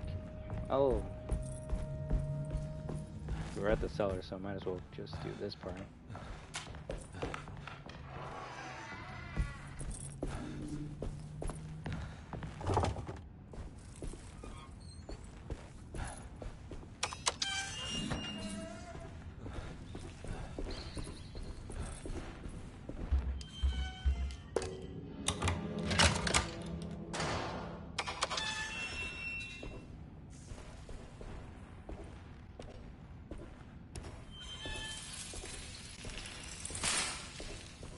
Rats.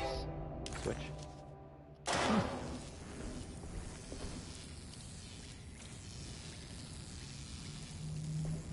I'm assuming that just like, well, you know what? Let me save and see what happens.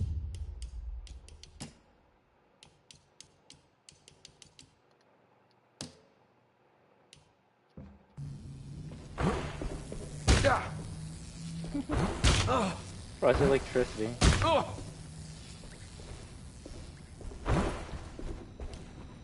The fact that that does like the tiniest bit of damage. And it's so weird how the It first... worked. Well, I don't know, I guess it's because you're turning it off, but still. The first circuit box you encounter is not a puzzle.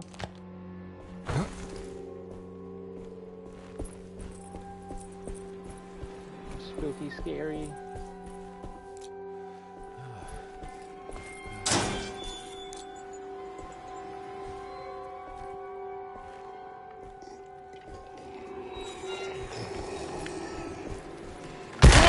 There was two of you maybe.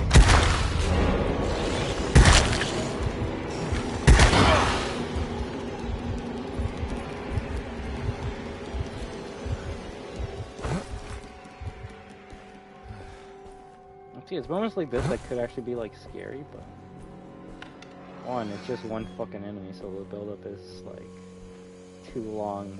Payoff is not that well done. And the enemy type is a fucking basic one, so it's like, really? Now you put like one of those charging fucks with the like weird gross arms, yeah, you're kinda fucked. Okay. We're only playing New Game Plus. Jeremy?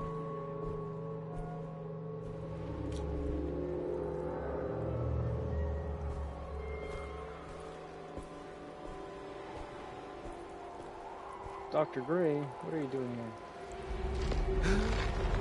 What the hell is going on?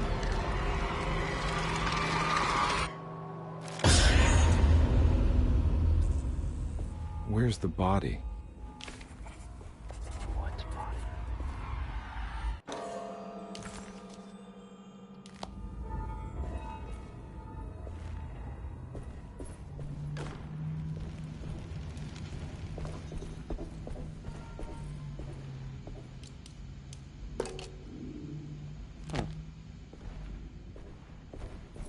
That's interesting, you gotta do the same puzzle twice. Previous chapter, you do like 2 puzzles around the house, so then you can grab the items to do the main puzzle, so then you can go to the other world, and we're doing that again here.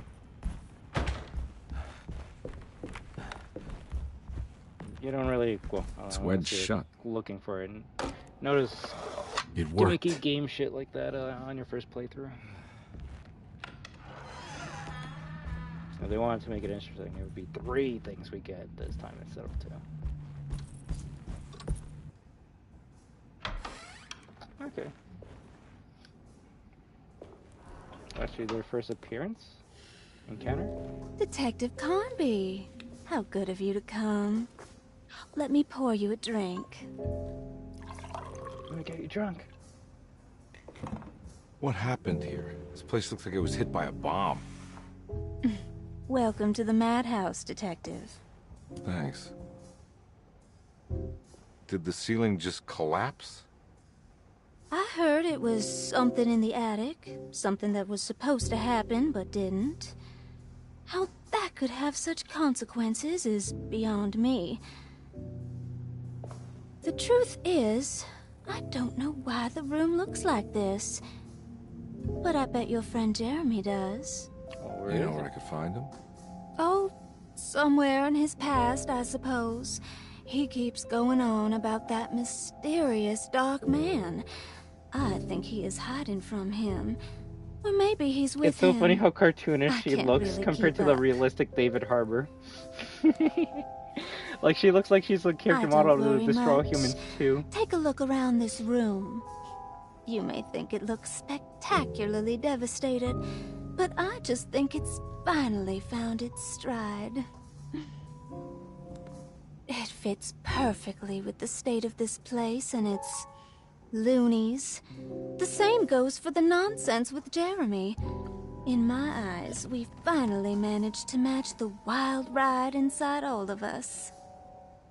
Well, I'm happy you find the evening so harmonious. I hope you don't mind me setting things right. Jeremy's business, that is. This room looks beyond my capabilities. Good luck, Detective. Hope to see you again soon. Yeah. Evening, miss. I feel her convo with Emily was better. Ruth seemed like a handful. Her talk about Jeremy and the Dark Man made it sound like she might know something of importance. But ultimately, it felt like a dead end. I wonder what she was like in the original. The character we were talking to? Apparently, I could be wrong, but apparently there's only like 2 characters in the original. Emily and Edward, and everyone else is villain, enemy, monster, demon, zombie. So, like I said, in a way, this game's almost like Silent Hill 2 remake, where the events of the original happened, and this is like a reboot retelling, where it's still the same name, Alone in the Dark Silent Hill, but things are different. And the main thing, and this is something that's starting to get a bit more interesting for me, is in the original, the game starts off with Emily gets a letter saying, "Oh, you got to go to Derceto because your uncle Jeremy hanged himself." It's like, "Oh shit, okay, he hanged himself. All right, let's go check it out. I'm gonna bring Edward, and we're gonna see what happens." In this game, you go to Derceto because Jeremy has gone missing. Well, actually, yeah, you get a letter from Jeremy saying the whole place is crazy, so you're gonna go there as Emily being like, "All right, let's check it out. I'm gonna bring Edward just for backup, just in case." And when you arrive here, you find out he's missing. So already things are different from the original, and we're gonna get there, but it's almost because things didn't happen the way that they were supposed to, that we're in like this new timeline where we have the same character names, similar events, but they're happening differently. If anything, yeah, it's like Silent Hill 2 remake or even Resident Evil 2 remake, but it's weird. I would say it's more so like Silent Hill 2 remake or even Final Fantasy 7 remake because they make references to things that happened in the original. While Resident Evil 2 remake, you don't have Leon being like, "Huh, deja vu. I feel like I felt this like I felt an alligator boss before." Like they don't do that. It's their first time going through it in the remakes. Well, here Silent Hill and shit. I want to see even Dead Space. Well, no, that's Dead Space is a remake. It's not a continuation. Can I get some more of that whiskey? Yeah, please. I ain't looking. Go ahead, Detective. I don't think I can stomach any more anyway. I guarantee you he's not gonna pour a glass and drink more. Am I bothering you? On the contrary, Detective, I enjoy watching professionals at work. Well, I better get going. Bye now, Detective. Don't take any wooden nickels.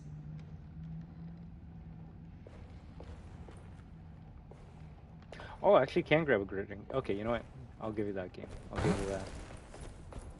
Makes me wonder if Emily can get some extra items where I missed out.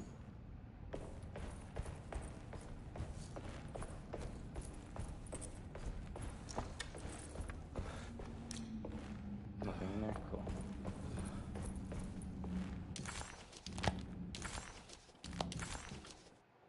Conby didn't know what to make of the grotesque vision of the dead clerk. Was he dead, or was it all fiction? I'm trying to understand that phrase. I'm assuming, like, don't take any wooden nickels. I mean, I would probably have to Google it to figure it out, but it's probably something like, don't take any bullshit. Don't get paid in BS. Get the real shit.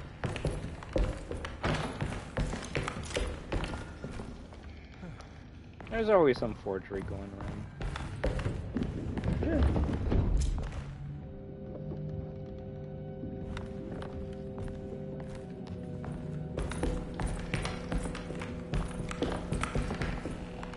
Some of the music that plays in this game, I do wonder if it's a remix of the original.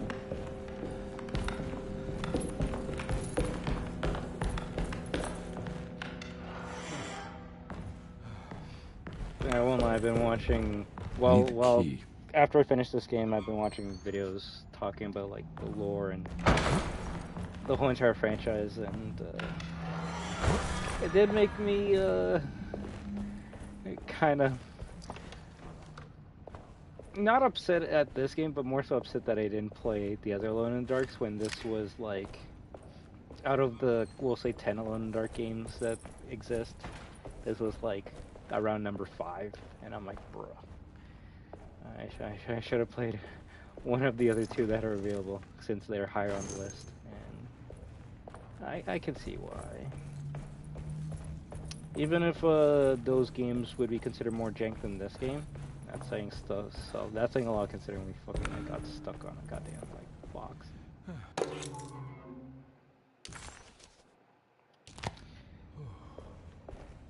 They were trying to be unique. They were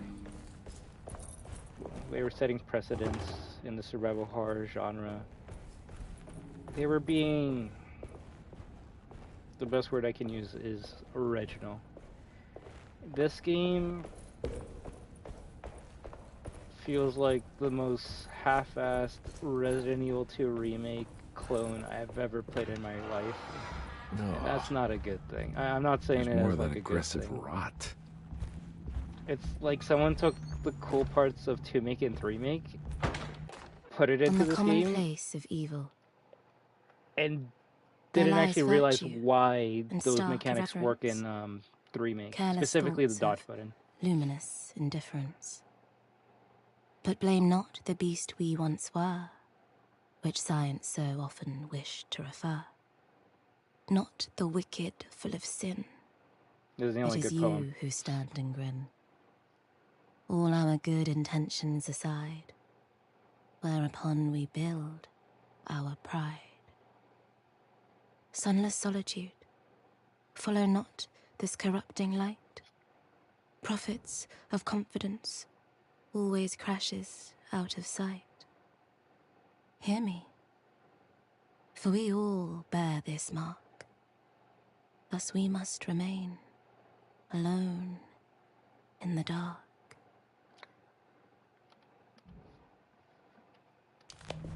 I probably gotta read all the lore to figure out who that person is, but it's like, I think we're already at Tarawea? Really? She said the thing! She said the thing!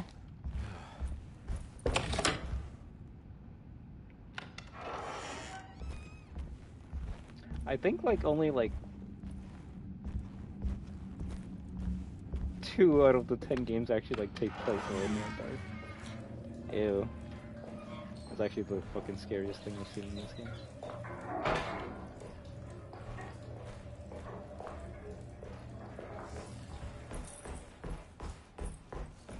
It's always funny when the title of something's better than the game or movie itself.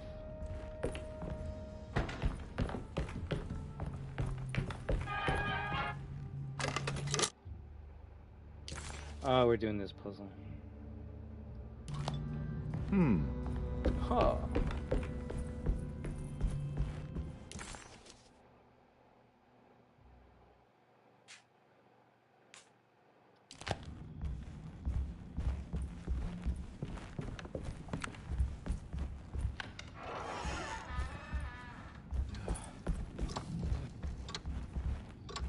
think I open up that door before I open up this one. It's either gonna be a shortcut. Yeah, it's a shortcut.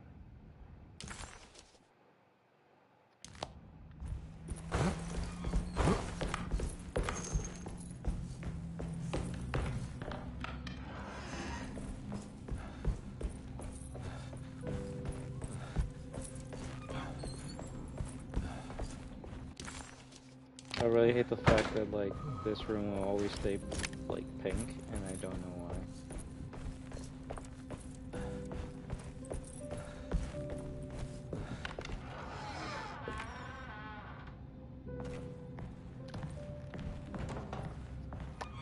You know what the funny thing is?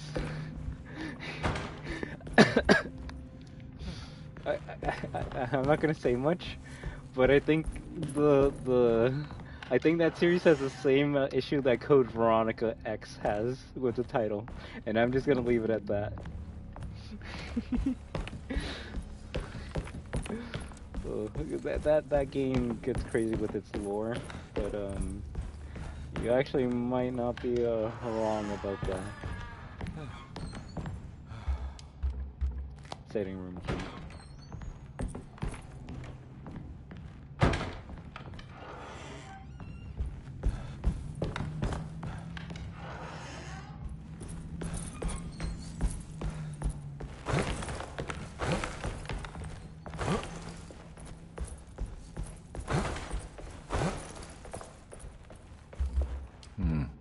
I need the key.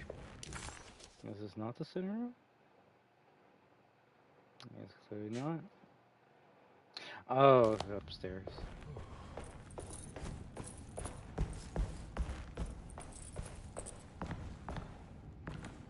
Layout of this plantation's not too bad. I do like the small little shortcuts you make along the playthrough, but I'd say my biggest issue with this... There's something missing. Yeah, no shit. You know, maybe there's a good reason characters in classic survival horror games didn't talk all the time. Sometimes we just say the most fucking language.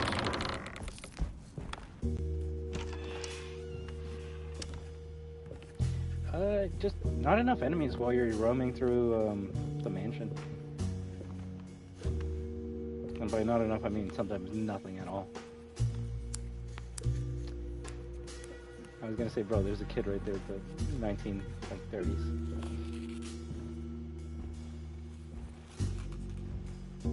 Yo, kid, got a light? What you got there? You drawing something? Nothing special. I'm just bored. Do I know you from somewhere? I remember you, Mr. Conby. From where? Don't touch that. Cassandra wouldn't like it. She wouldn't like it at all. Oh, she's the author. Do you know where she is? I'd rather not talk about it. It makes me upset. Besides, she'll be back after the Feast of St. John. You think? Yup. It's all on the page, Mr. Conby. And many of them that sleep in the dust of the earth shall awake, some to everlasting life, and some to shame and everlasting contempt. All right. I'm gonna go now, if that's okay. I don't like to stay too long in the same place. Mr. McCoffey might find me. Hey. Is he mean to you? Not everyone needs to be saved, Mr. Conby. You should know that by now. Cryptic as shit. I guess this is where we would find out that this is Cassandra Beauregard's room? Why did that girl look so familiar? Detective Comby just couldn't quite remember. His last few years were clouded by a drunken haze. A haze which now had turned almost opaque. Considering their shared past, Grace had every right to feel slighted, but it wasn't in her nature. She was amused. Miss Beauregard, I picked up your medicine at the post office today. As you understand, it needs to be administered by the orderlies for your safety. I've put the box in Lottie's room for now, and I'm sure she will find you as soon as possible.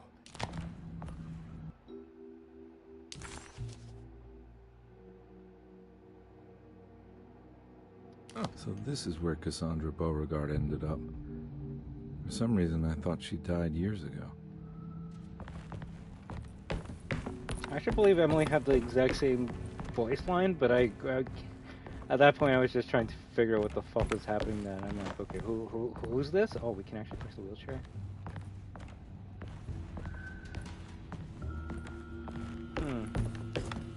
It seems like the hints for a specific ending are set up a bit more in this playthrough than in Emily's.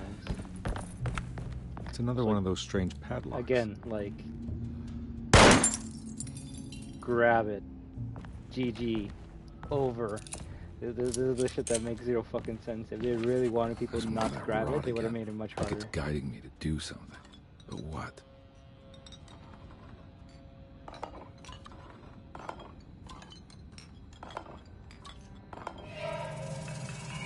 The rot made the shape of a snake.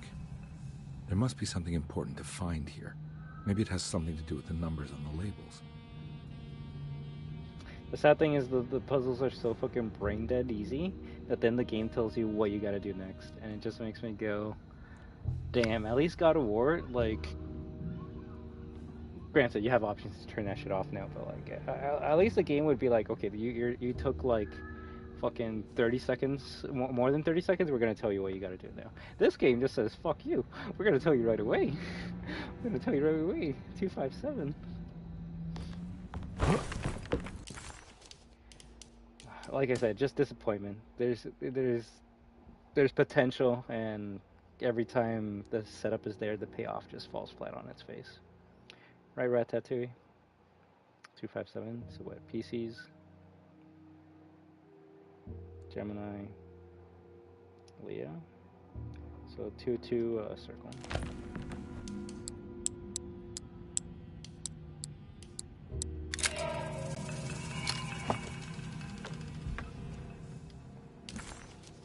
It's another piece of broken plate.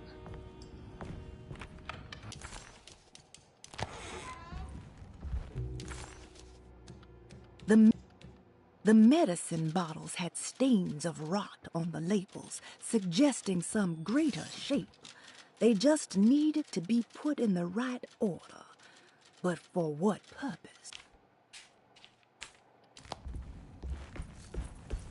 Okay, now where do I go?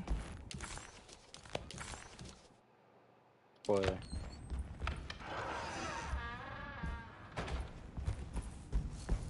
If anything, I think the boilerplate puzzle is probably one of the best ones in the game, but it might only be because I didn't like look up what the end result was. Cat's still there? No.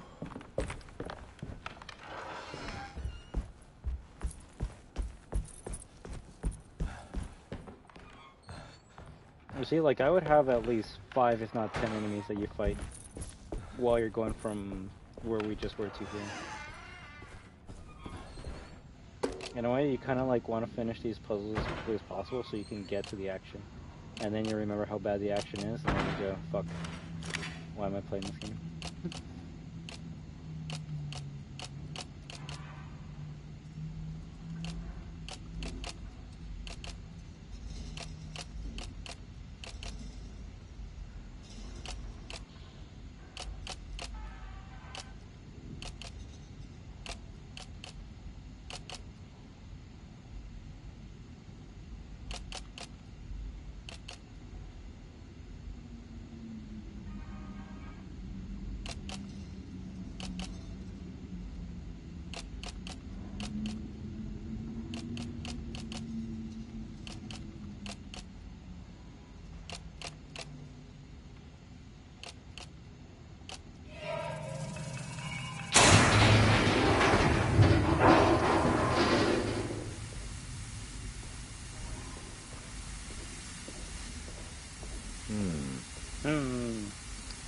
175.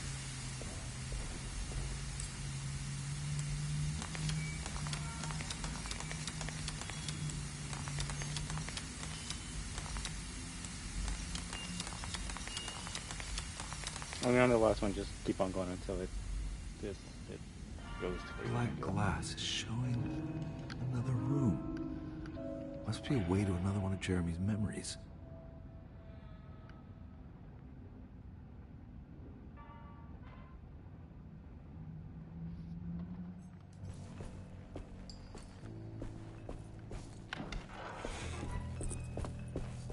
No spooky candles.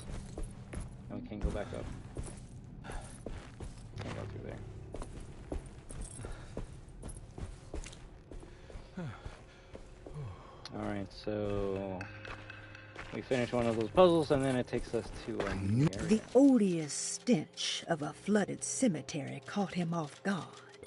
It was one of the many things that clued Detective Conby in on that this place wasn't the real thing. This was some nightmarish surrogate, patched together by Jeremy's tattered memories. This is why we bury above ground, he thought, and set off to find the chapel that Jeremy had mentioned. I knew it would work. You're getting good at this, Carnby. Maybe a little too good at this. How was that supposed to mean?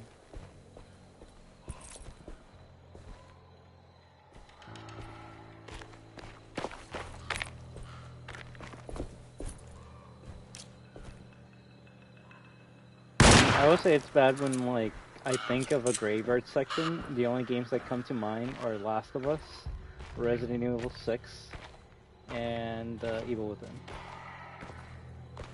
And all three sections weren't that good.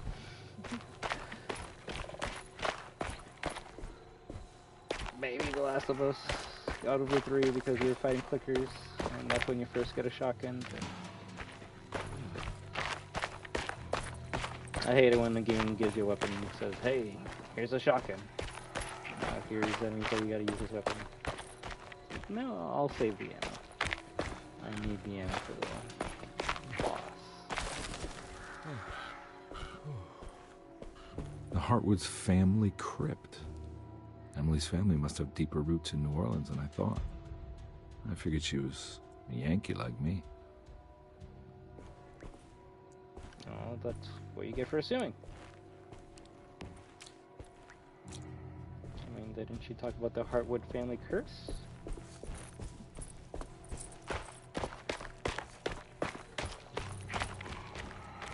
Which the curse just being that crazy runs in the family.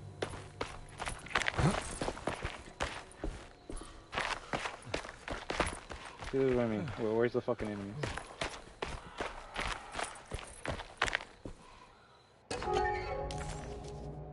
What's this? Now, what do we got here? Got it.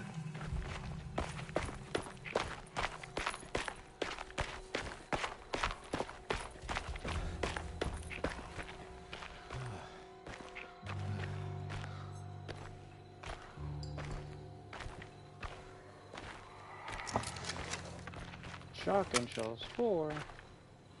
That's pretty cool.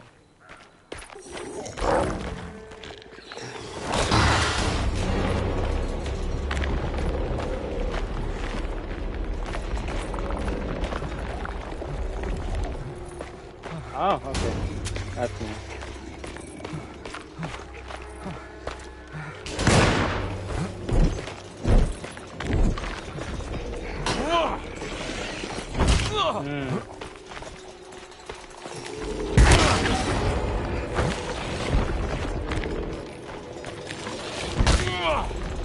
We trade?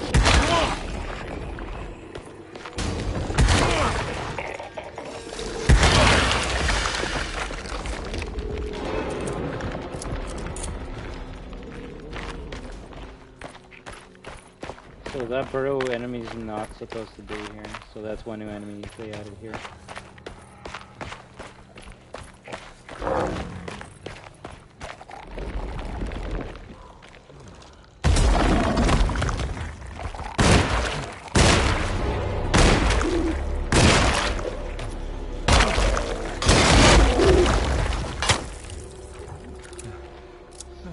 enough, I would say that actually would be the toughest enemy to fight in this point in time.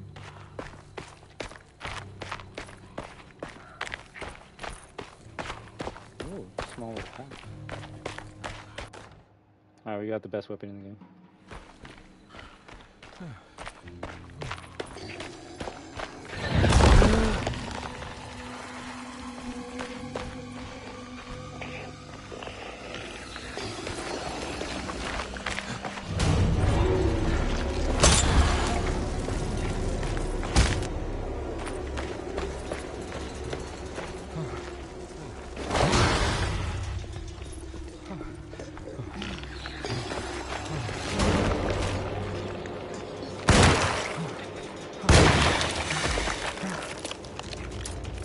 I wasn't expecting him to fold like that.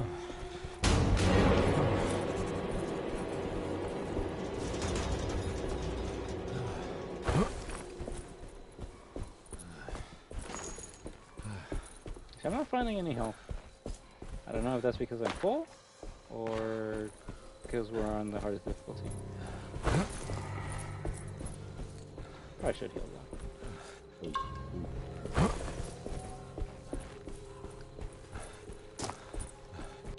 It was the chapel Jeremy had mentioned in his book.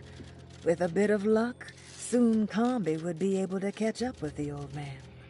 He just needed to find a way inside the chapel.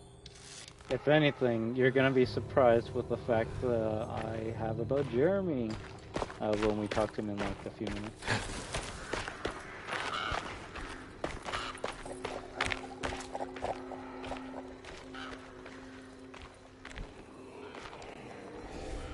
There is a sneak button. Now, if you can do anything with it, that's the real question. I don't think. You know what? That's good. That actually get it again.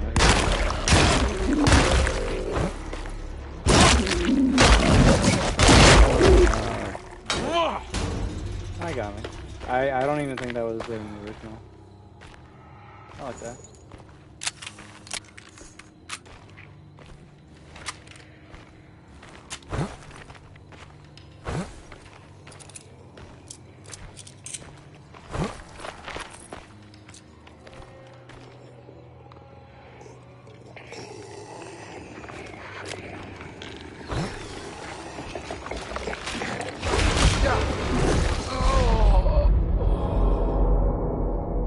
I tried to charge up my sledgehammer. It takes a while to wind it up. Yeah, fuck.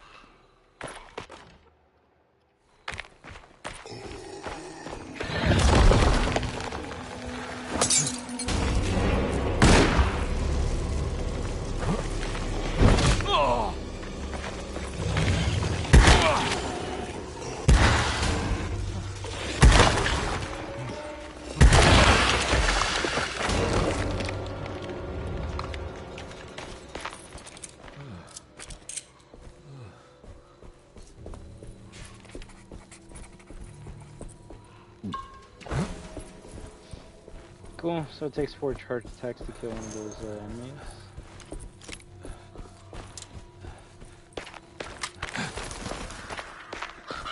Actually, you barely get any shot control, so I don't want to do that. You barely get any ammo in this one.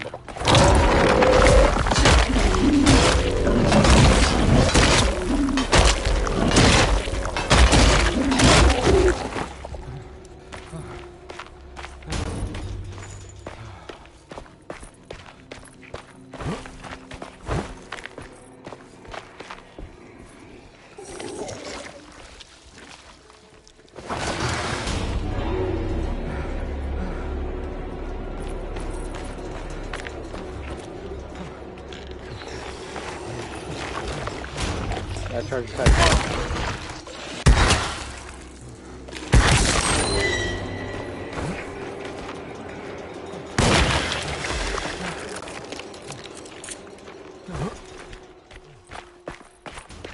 No melee weapon.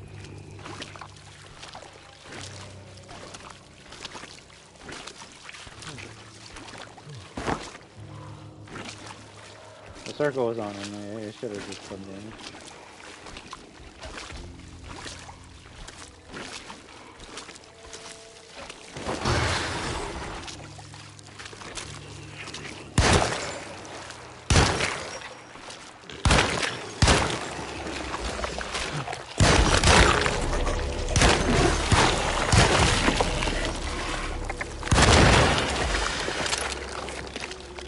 I feel like the aim assist was actually hurting me there more than helping me. Yeah, like I'm trying to aim for the fucker's head and the aim assist is like hard sticking to the chest.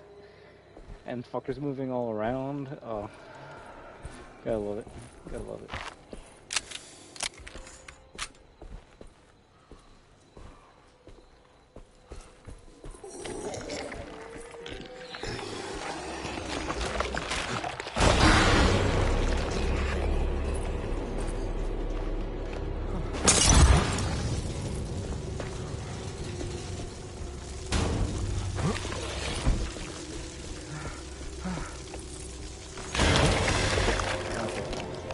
Fire takes a while for it to kill the enemy, so you can either shoot it or just wait until it dies.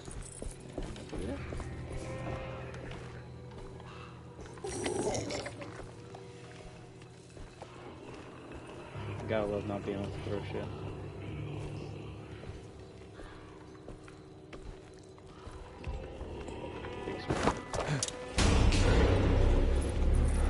It's a lock-on for a reason. It's a lock-on for a reason.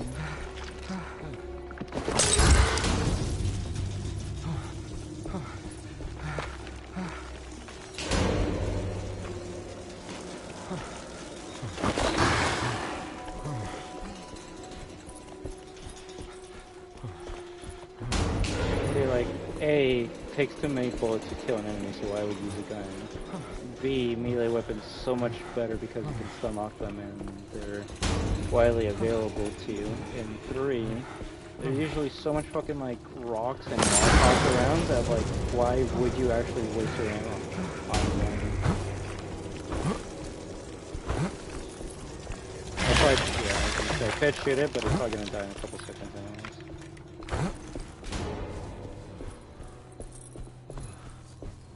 And I guess my biggest gripe is it doesn't feel rewarding to play. When you're good at survival horror games, this game doesn't really reward a veteran. If anything, you start noticing the progress much faster.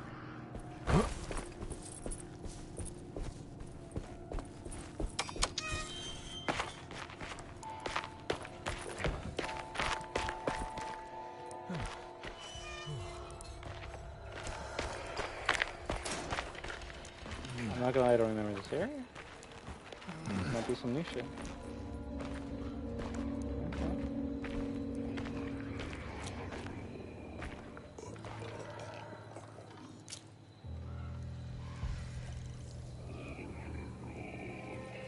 Yeah, I don't want to use my flare. Yeah, I took the one.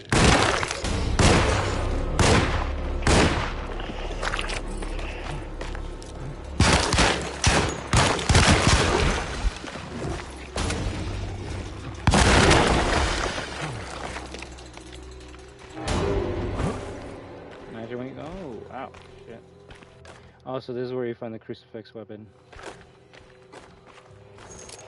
Granted, it's trash, but funny. That's a big chest. Ooh, okay, so you get one drink. I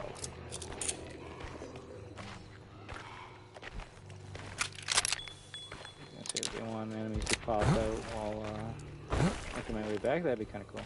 Okay. Alright, that's cool. I found a secret area.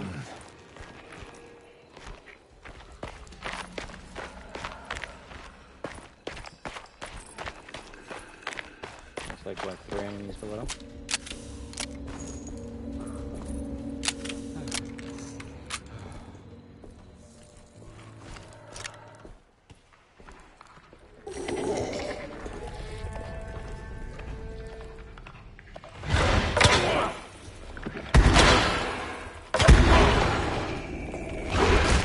My dumbass really brought the crucifix down.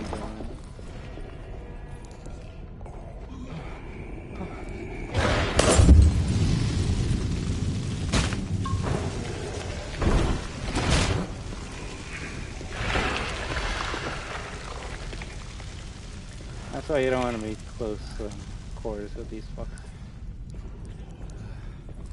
Specific, like, the zombie ones don't have that WAHOO combo. It's everything else that does.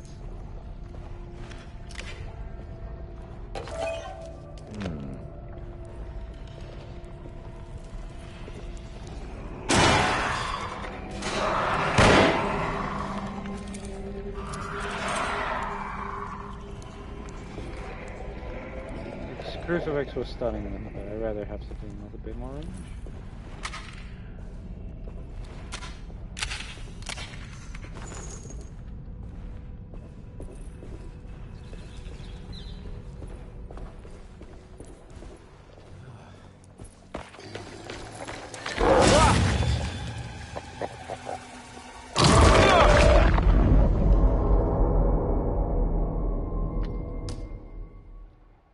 What the fucking? Okay, first of all, so no, no, fuck the game, fuck the game. Ah, shit.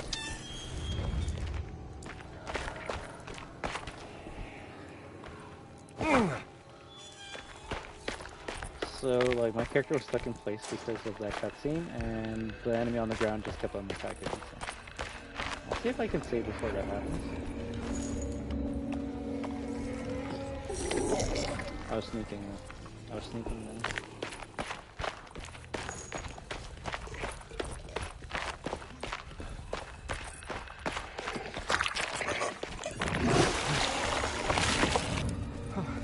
You know what? We're actually just gonna leave that upstairs.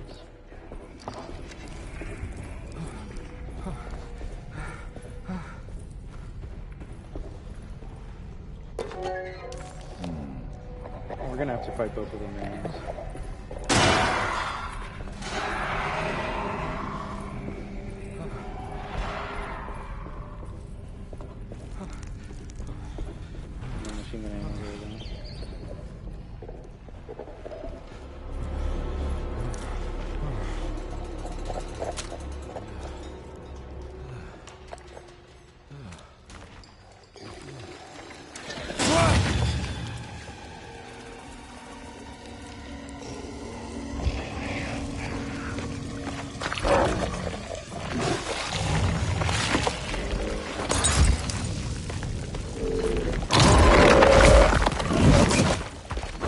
No, bro, I'm really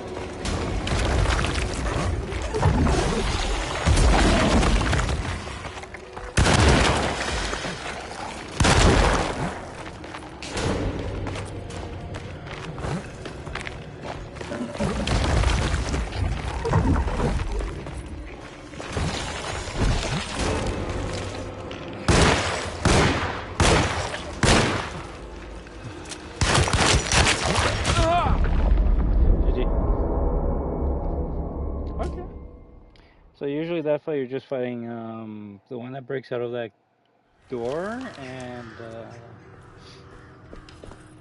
damn, I forgot to save too.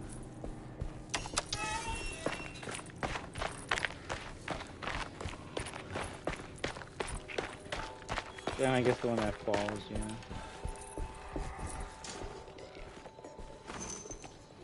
But the one that comes out of the ground, that's a new one.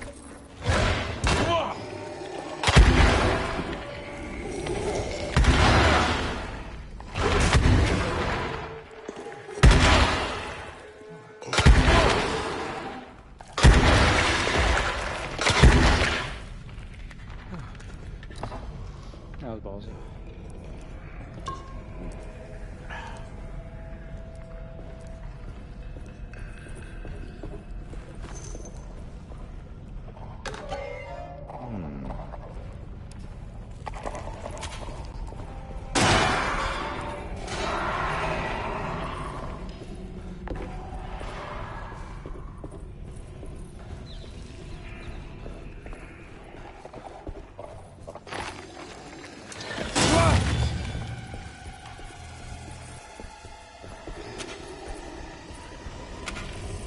Here, watch. One just spawns down here, right?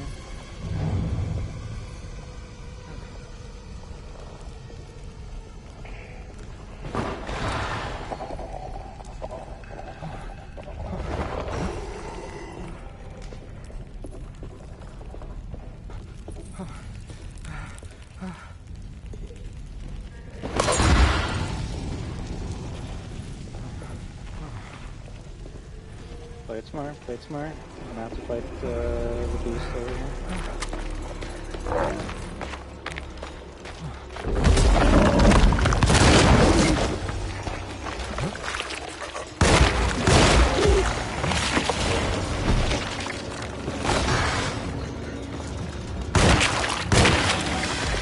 Headshot, nice.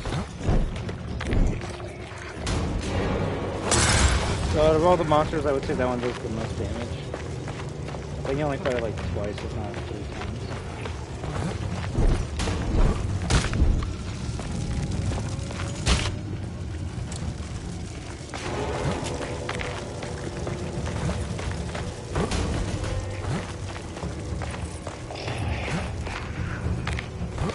Fuck, it's too close.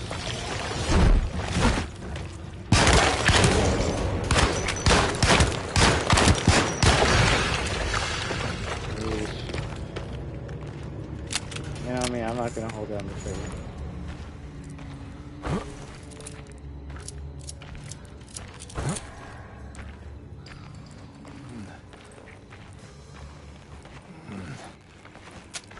Get her health kit and then finish the level.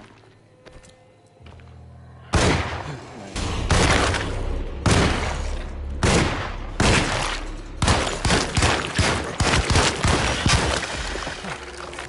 I kinda had to.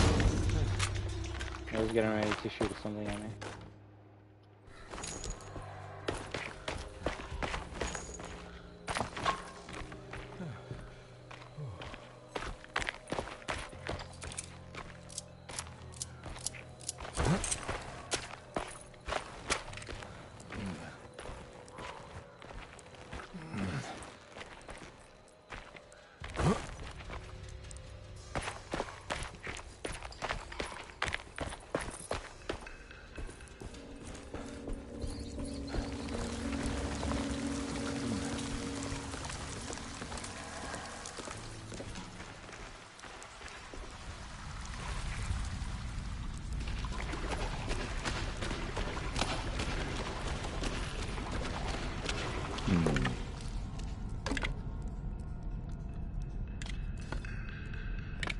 Is it in the right spot?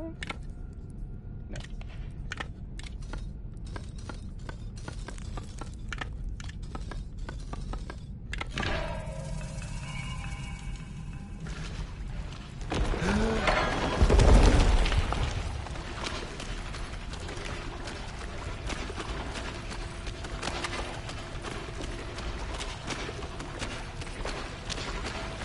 Am I close to the fucking cutscene?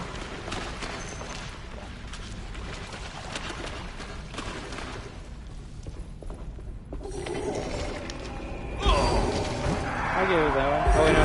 This is yeah, this is a special sequence here. Forgot about that. First time I was able to somehow slip by them and keep on running. Granted, I want to say I was at full health, so I probably just took a shit ton of damage. Don't you hate scripted sequences?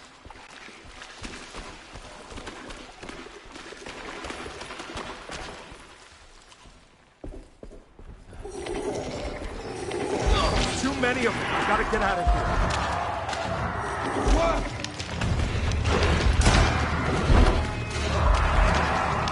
That one literally just popped in front of us.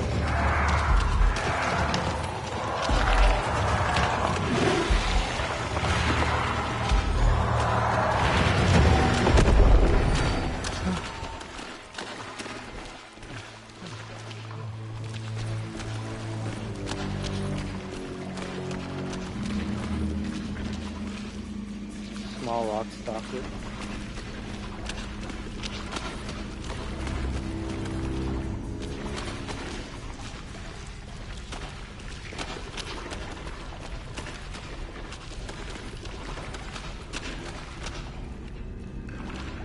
it just a shit-ass fucking run sequence? Now what do we got here?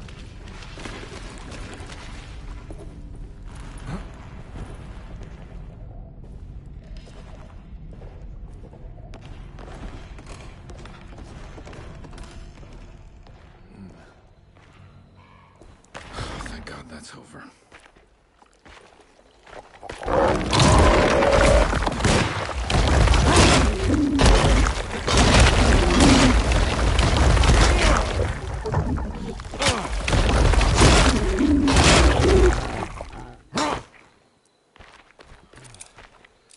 Those things are just annoying now.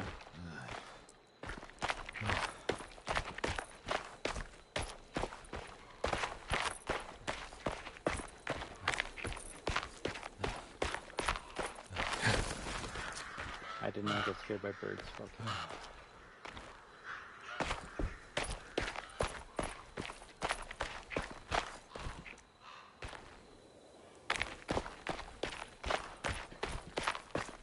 This doesn't look good. What the fuck? Who are you? Oh, Cassandra Beauregard? Author and victim. Died June 21st, 1930. Damn. Well, that kind of ruins the whole. This whole thing's just a story, right? I actually don't remember seeing that as Emily. Or maybe I did, and I'm just like, who's that? Yeah, you would only come here for a war.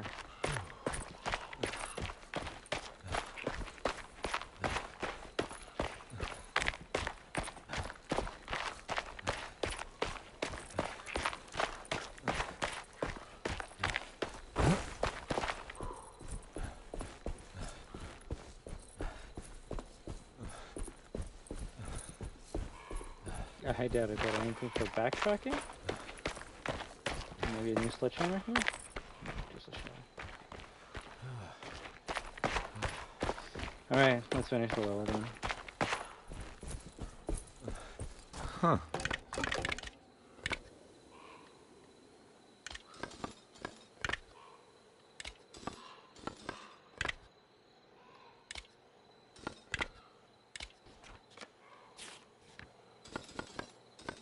Also, I don't know what would tell you that the crow's supposed to be on the right side.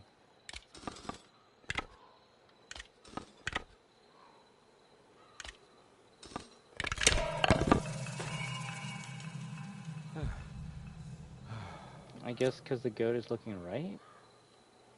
That's the only thing I can think of.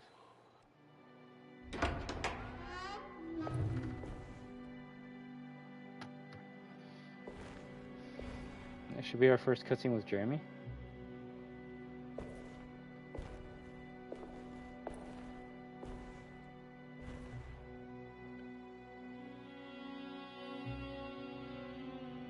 Please don't touch her. Jeremy. What are you doing here? Everyone's looking for you. I know, it's all a big mess. No one understands. I'm just trying to keep evil at bay. Just for a little while longer. You've got to come back with me. Your niece is waiting at Derceto. Emily? Why would you... My letter. I keep making it worse. What is going on, Jeremy? How is any of this happening? I made a terrible promise with someone. The Dark Man. Who is he? No, don't say his name. He can hear us. He's always listening.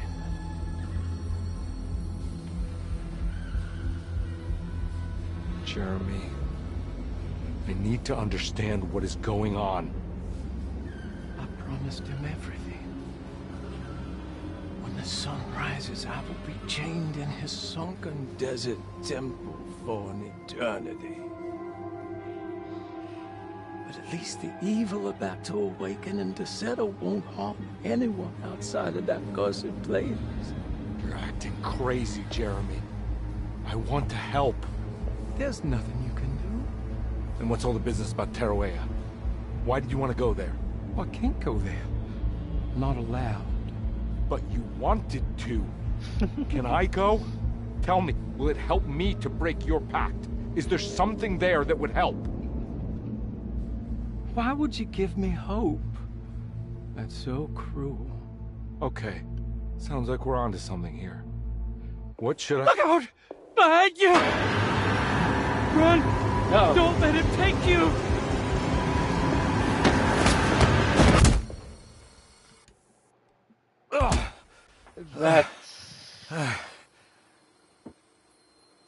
That's a way to exit.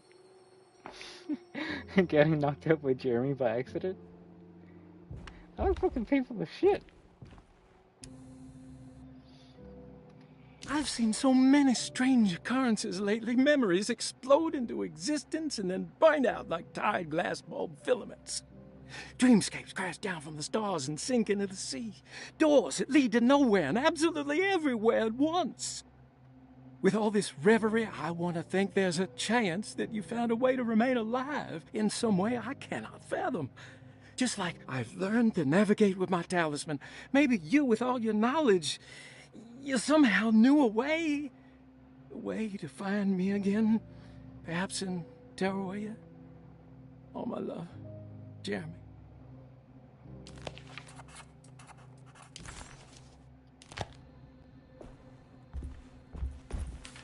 She's dead.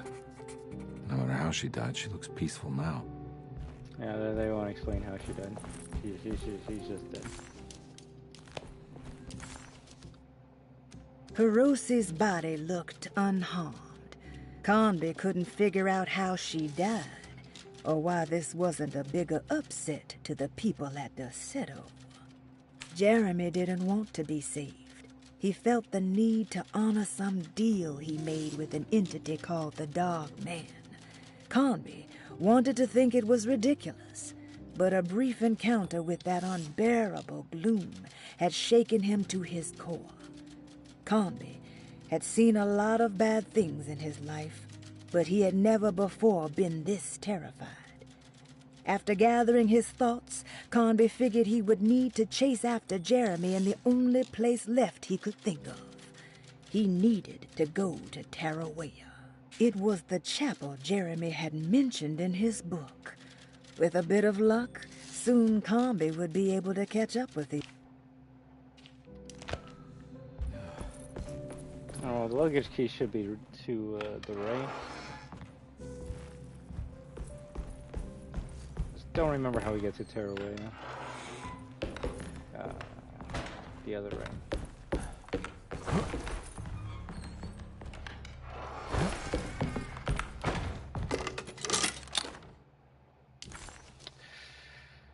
True. Okay, we're doing that puzzle? Telescope lens. Why would he lock that up?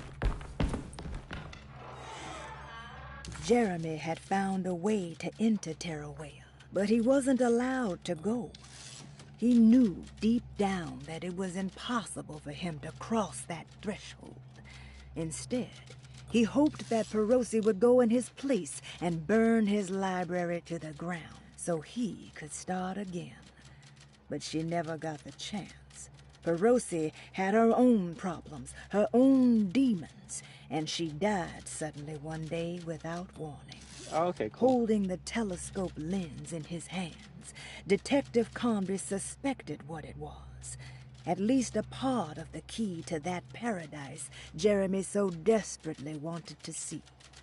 Curious what he would find, he felt eager to put the lens to use.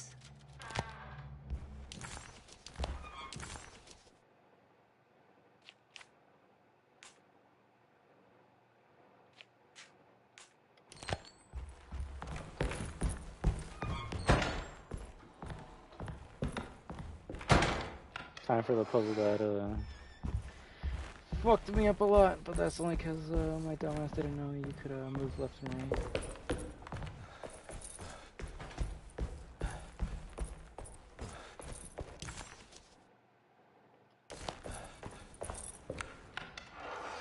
Any crazy spooky shit's gonna happen? Nope.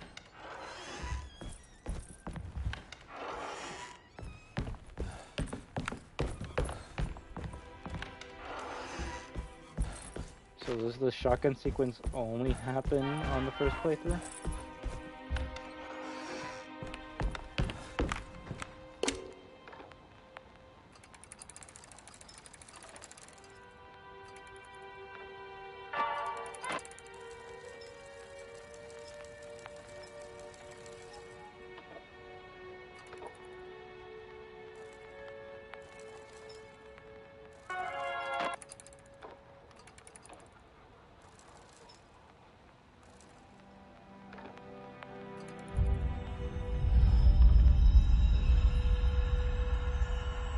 Flashbang! Ah! Whoa.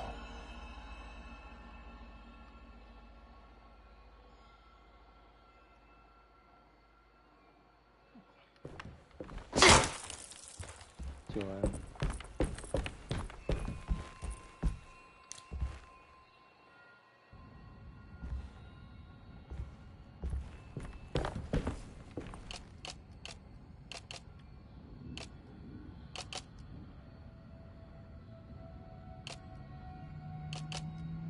Is it one of those puzzles you can do in like just a few moves?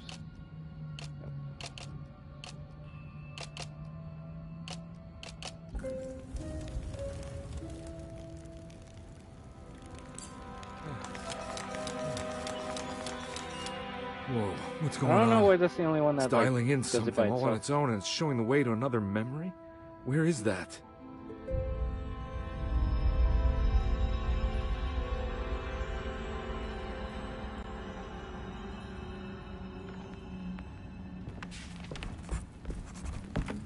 Another world seeping into Deseto.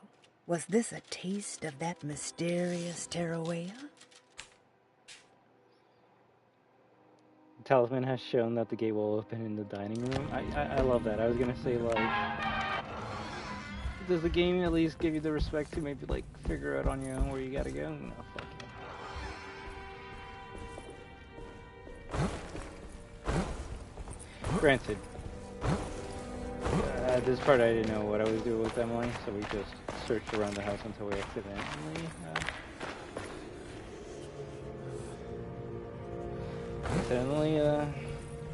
went to the dining room.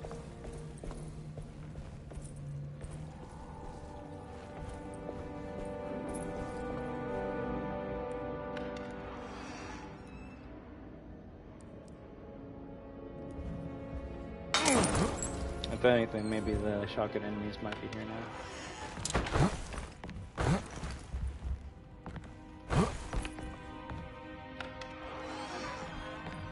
Okay, so I guess that's a first playthrough type of thing.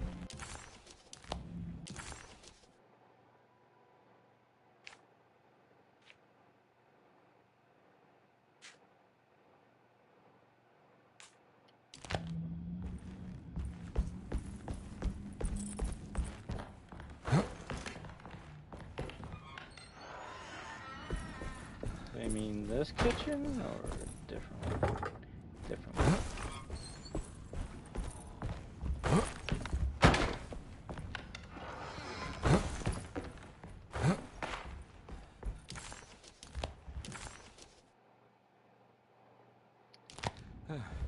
So this should be right here.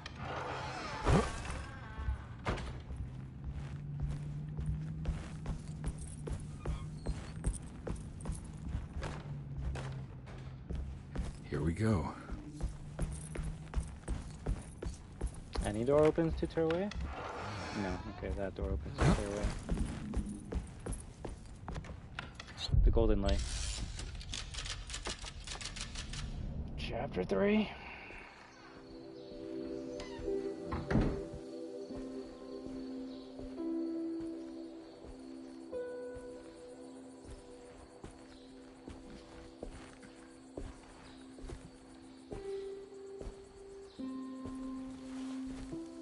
I'm glad to see you made it. I had my doubts, but the hope you instilled has yet abandoned me. I guess this must be Terrawea. Who are you? My name is Juan Luis Jorge, and this is indeed the convent of Terrawea. You'll have to excuse me, but Yermi never got your name. The name's Edward Carnby. I'm a private investigator. You're not a patient, are you? No. I'm the author of a book that Yermi once found important. How does that work? Are you part of this memory as well? Is this even a memory? I think calling me a manifestation of Yermi's subconscious would be more correct. Sure. And so is the convent of Tarawea. Whatever happens. I'm a man Yermi has never met. And we are in a place that he has never been. Okay. So are you here to guide me or something? I have no more purpose than you do. I simply am. I will happily help you, of course, if I'm able. If you are already somehow part of Jeremy, why did he want to come here? Isn't he sort of here already? Yermi wanted to come here because it's a representation of his mind at peace. When Dr. Gray asks him to find his focus during his sessions, this far-flung convent is what Yermi imagines. He is under the impression that if he could physically come here, he would reach a perfect equanimity. A spiritual apotheosis. You don't think it would work? Yermi subconsciously knows it's just wishful thinking. He can't come here. Despite the pathways opened by the dark man between their Seto and Yermi's psyche, it's simply not possible. But I'm here. Indeed. It's a shame it's just another place for you, Detective. Otherwise, you could have become a Buddha. Always a bridesmaid, never a blushing bride. Am I right? Yes, I suppose so. You'll have to chase enlightenment elsewhere. So what's the next best thing? What can I do here? You should seek out the convent library and try to find the truth about Yermi's relationship with the Dark Man. It's the sort of knowledge he represses and is unable to reflect on. Will it tell me how to break the pact? Perhaps. At least you'll have something to confront Yermi with. Wait, why can't you just tell me? I don't know such things. You'd be better off consulting the text of Dr. Freud if you want such answers.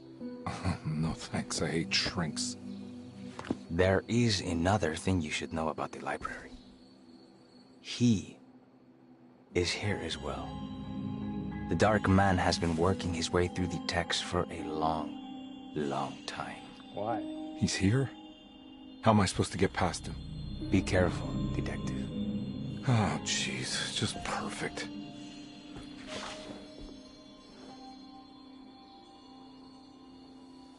I feel like he gave you more information than goddamn Emily.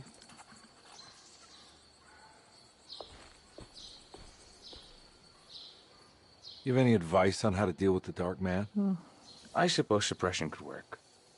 Try not to pay him any attention. Don't shoot at him. I know you said Jeremy's never been here, but does this place exist in real life? I think it's supposed to be Mexico. But I am not certain of Tarawea's origin. Well, good to meet you, Juan. I'm going in. May the gods be with you, Edward. I will say it's so funny how, like, the scars that you get throughout the game are just stuck with you. You gotta do, like, what, a hitless run if you want to stay clean, which that could be interesting. Probably very easy to do on lower difficulty. Or shit, on all difficulties if you don't actually just binge the game like me.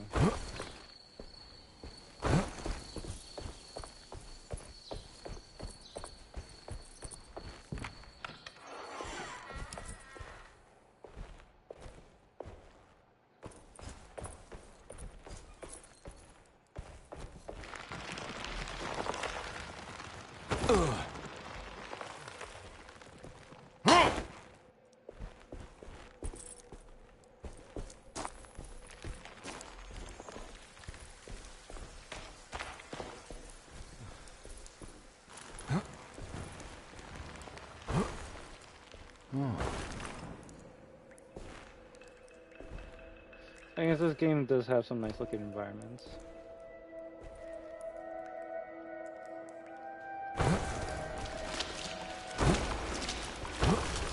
But it says something when I'm trying to, like, skip through it all by by mashing the fucking evade. There's something missing.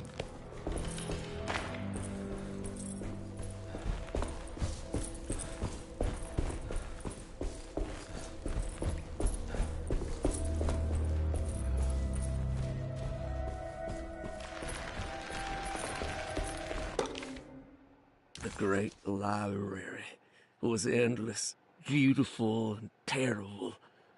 An Akashic record for the universe inside the mind of Jeremy Hartwood, now corrupted by a story forced upon him, told by a maniacal liar, an evil conjured by science and secrecy. I will suspend a room and lock away the foundation of his character. Its key will be left to the librarian, the only thing invisible to the Prowler. So who's that? Is that like evil Jeremy that's talking? It's not the Dark Man, because I guess the librarian is the Dark Man.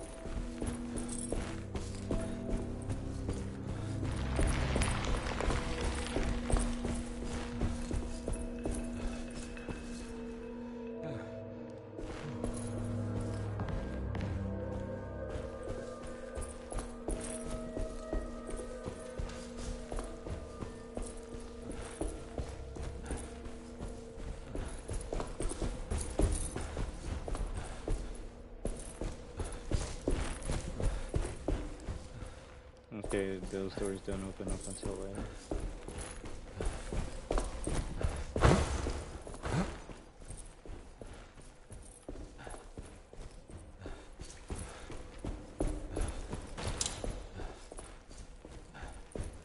This section actually could have been scary if it wasn't during the daytime.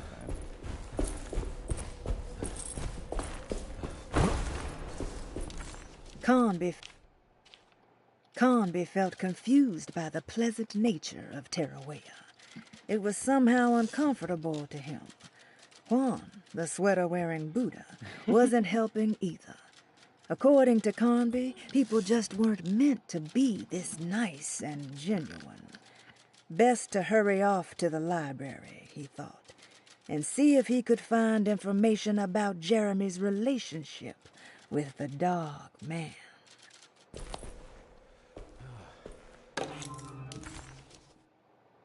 After the suspended room was built, its key was given to the Covenant librarian Hubertus to keep Jeremy's darkest secrets safe from prowling eyes. Okay.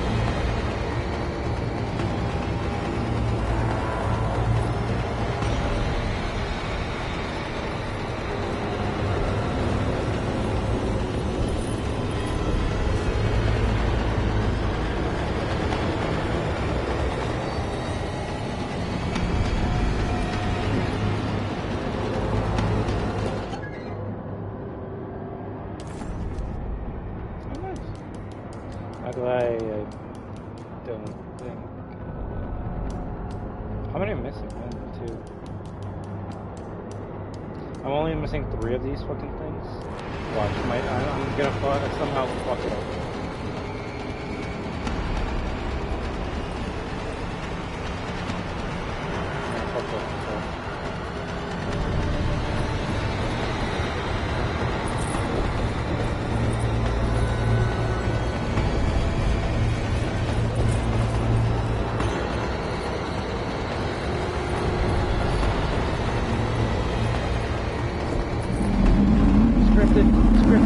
Scripted.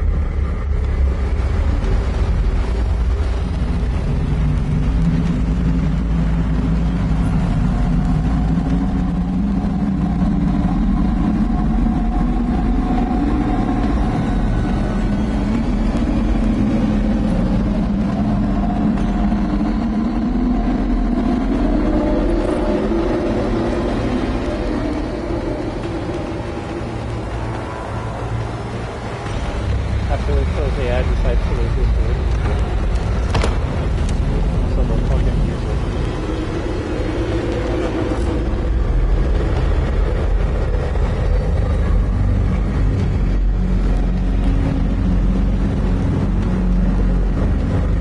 I need to see what's up.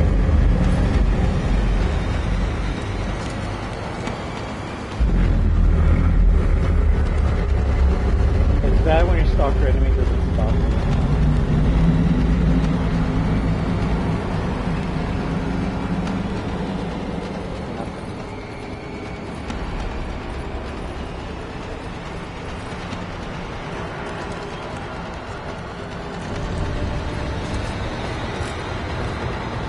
The sad thing is, like, you see this fucker on the box art, so you think he's gonna be, like, important, or, like, be a big presence in the game, and this is, like, his big section.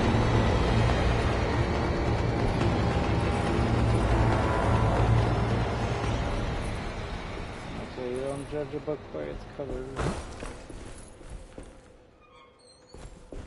Real shit, the cover of this game actually looks better. It is better than the game itself.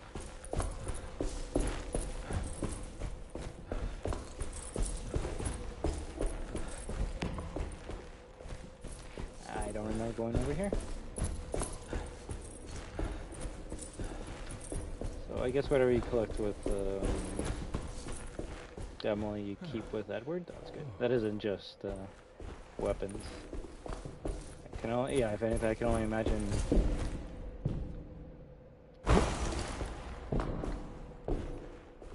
Are these somewhere here?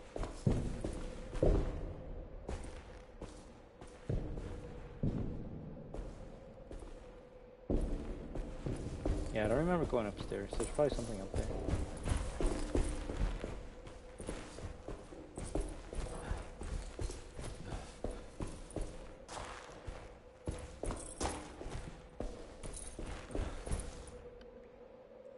Manual save.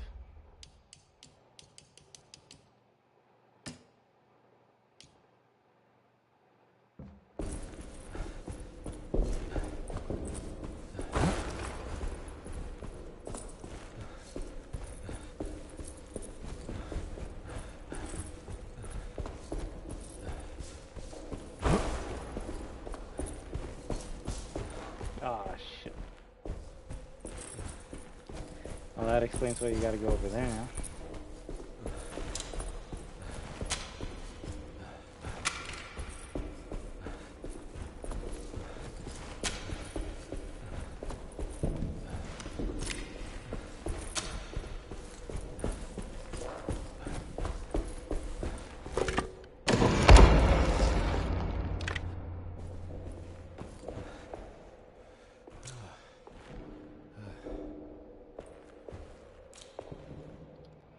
It was in the hot autumn that I went through the night with the restless crowds.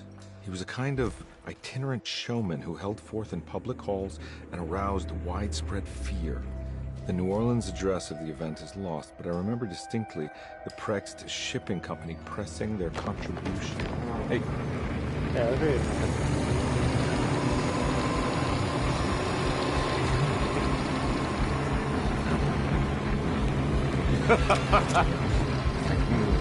What is it? Son? It's not.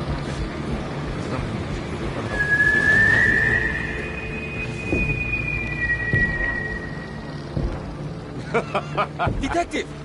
What? What?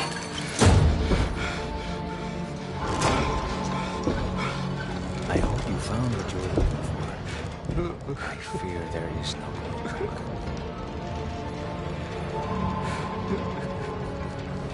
Is that the start of him going crazy? I was so close. There must be something I can work with. Come on, Garmy, think. Think! The shipping company. Prext. Right. Good luck, detective. They're gonna be doing that with the hat the whole entire time, aren't they?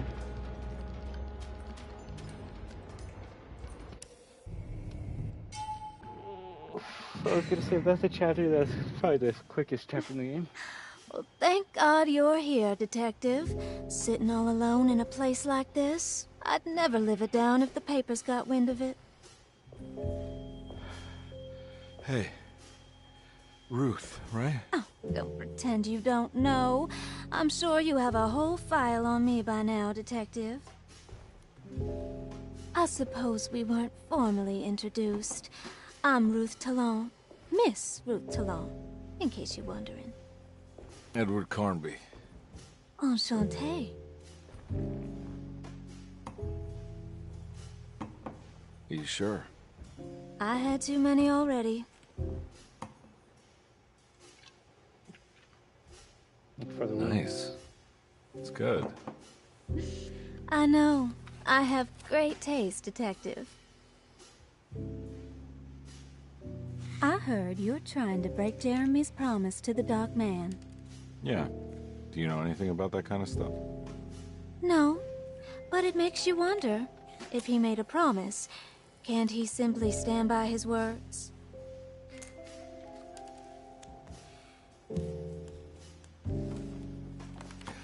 Look, I'm just trying to get Jeremy out of a bad deal, so he'll come back with us to New Orleans. Well, if all fails. What are you doing? It's a sign of submission to the Dark Man. I saw it in a dream once. What?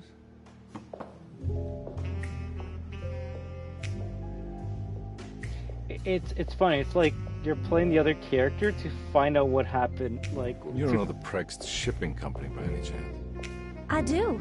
They made big money during the war. Their waterfront office is just over there. How did you do pretty that? cool transition. Do what, Detective? Bonne chance. I guess Hey, this level we have two. Have you seen Emily sections. Hartwood anywhere? Are you trying to make me jealous, Detective? No, I haven't seen your doll anywhere.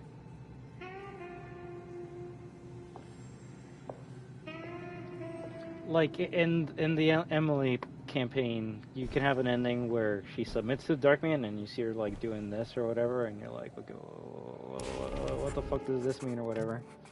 Just kind of comes out of nowhere. But then you play this campaign, and then she talks about what that sign means. You think that would be in her campaign, considering she does it, but who knows? Maybe this guy also submits to the Dark Man and goes, all hail fucking goddamn JP looking motherfucker. Also, wait, what? Matchbook.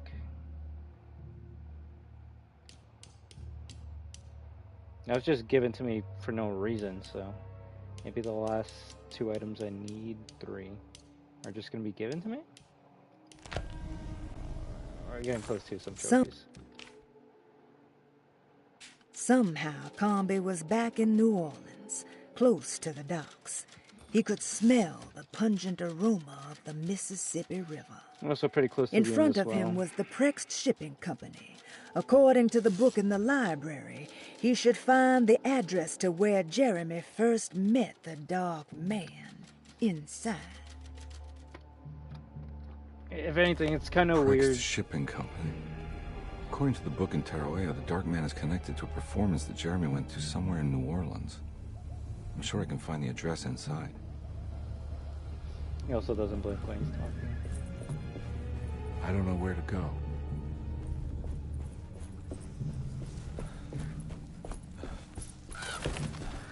This had the most enemies in the entire game, so they could up the ante in New Game Plus, or they could just throw the burrowing enemies and call it a day.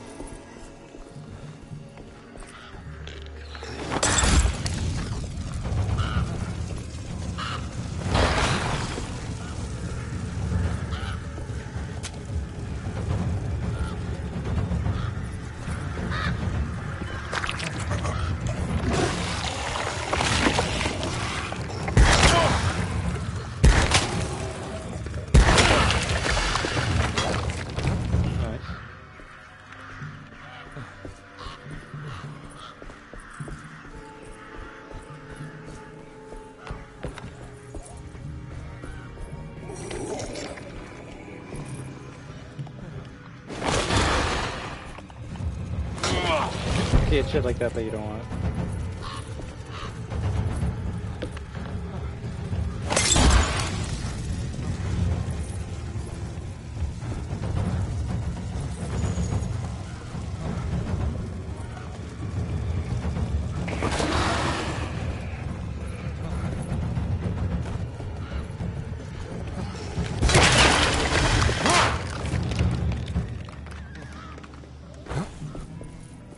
Yeah, I was gonna say it's kind of funny how the whole game up to like 98%, it's like, yeah, Darkman, you gotta fight the Darkman, and then right at the last second they switch it up to a different entity. It's like, yeah, fuck the Darkman, you're now fighting goddamn Goat of Black Currents. The Goat of the Black Hole Arms. And you know, I guess between the two, Goat is, no pun intended, the Goat. Darkman, you don't really do anything with him. Could have been an interesting fight, though.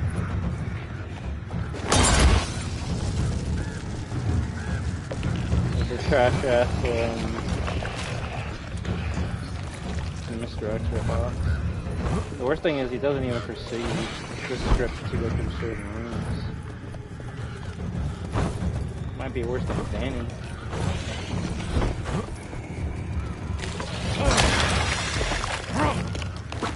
It makes Nemesis from the remake actually feel like he's Nemesis from 3 OG.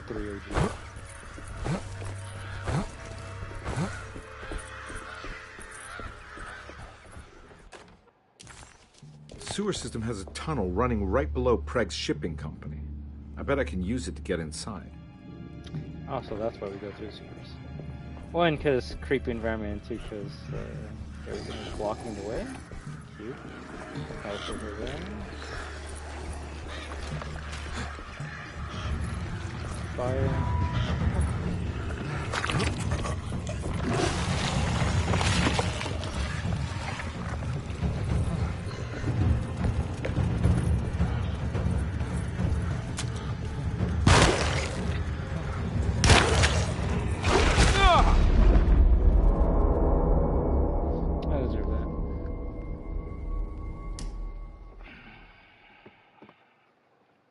See, the obvious answer is just, why don't you have your fucking hookup full? And the reason is, then the game's just too boring. The game's too boring. It's locked from the other side. Granted, now I'm gonna have to do that shit.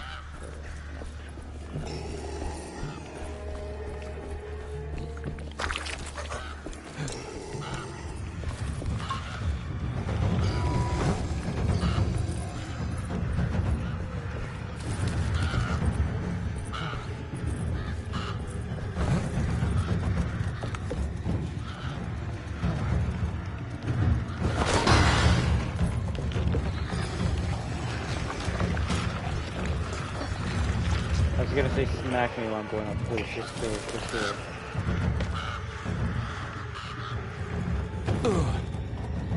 check your point. Oh, wait, what?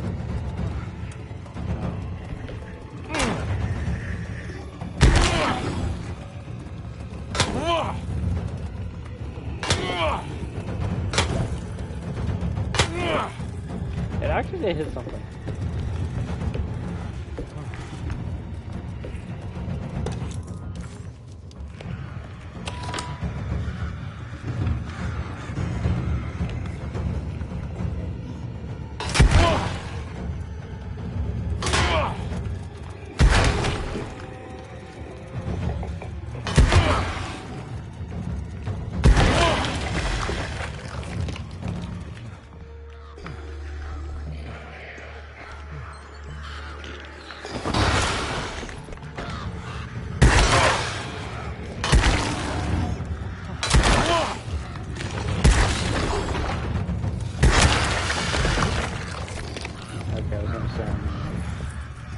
Pretty close to dying there.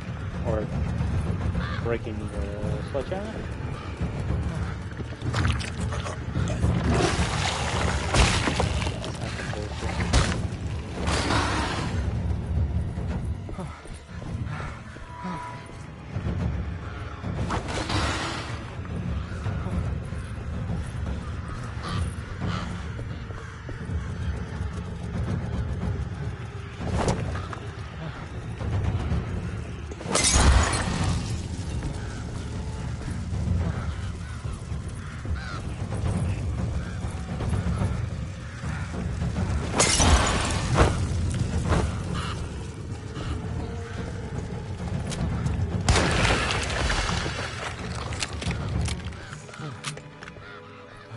Oh yeah, I would still miss.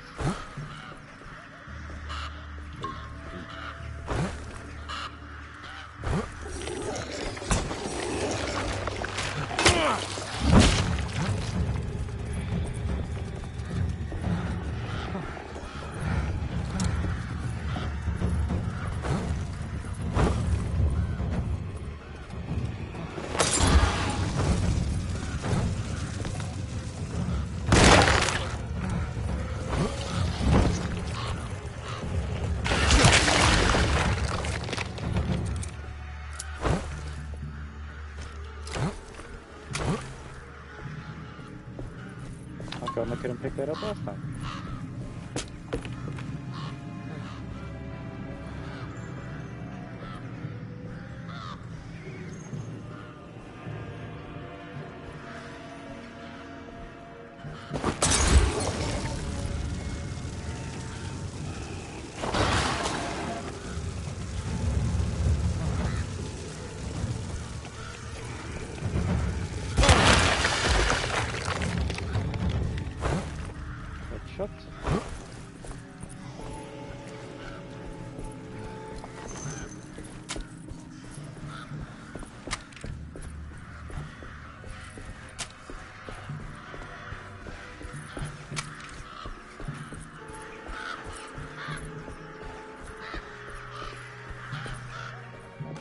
The sewer system has a tunnel running right below Preg's shipping company.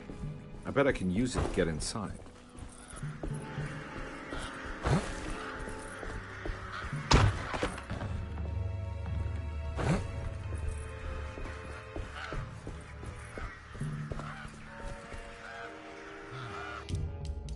Oh, it's actually gonna let me save? Okay, nice.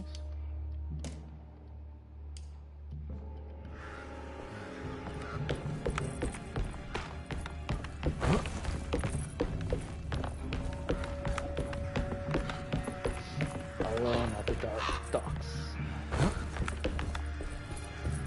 No way I can get this out of the way with my bare hands. But if I get that crane going, that should do it. Could try going under. Yeah.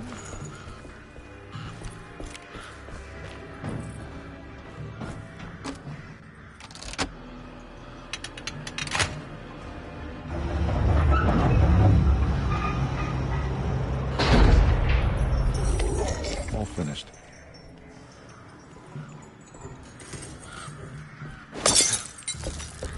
Fucking love this game.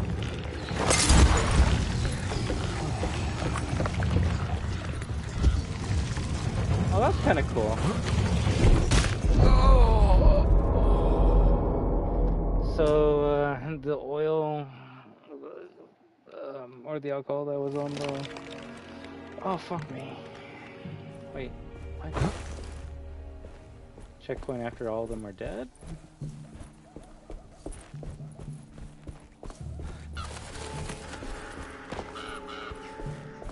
Yeah, I guess so.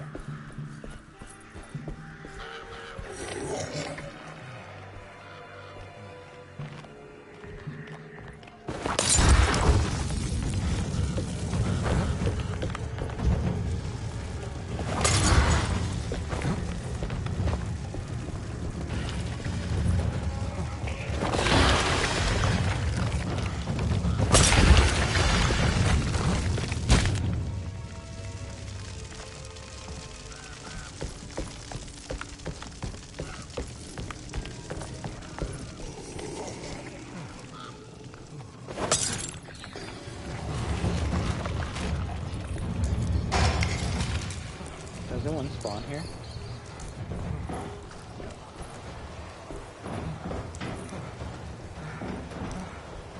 Killing them is just a waste of time and ammo. Like, they spawn them there because they want you to be chased out of there. If this was a good game like 4, I would obviously kill them for the goodies that they drop. Also, there's a crouch button, but it's not the crouch button that they want you to press. There's many choices that were made with this game. Oh, I don't remember that. That was cool. Now this guy always kills me.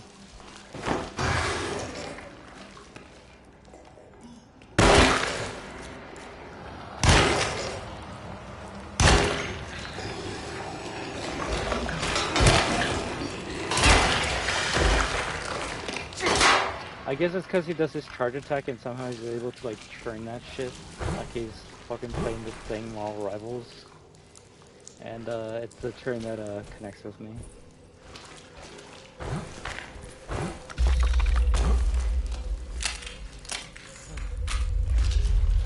I don't remember that either. It's probably in the original, but if you actually gotta fight those bugs right now, that'd be interesting.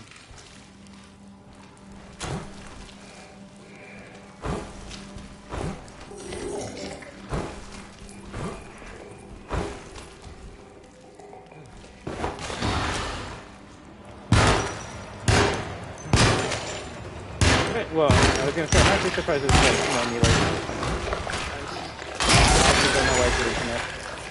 I actually don't know why he didn't tell me that. That was his. He literally like fucking Naruto run right into me. I don't know what happened there. Fucking Rhino charge fucked up.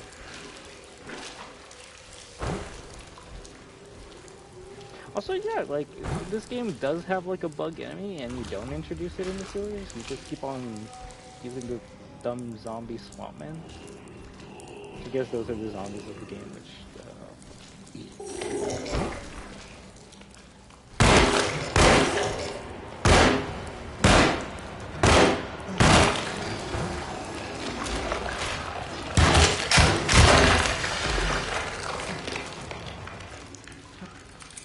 use everything like it's semi-automatic. I do like Carnby's pistol reload animation though. Although I guess technically would be ooh. Okay, I don't remember the section at all, so this actually might be new. As in my dumbass didn't go through here the first time.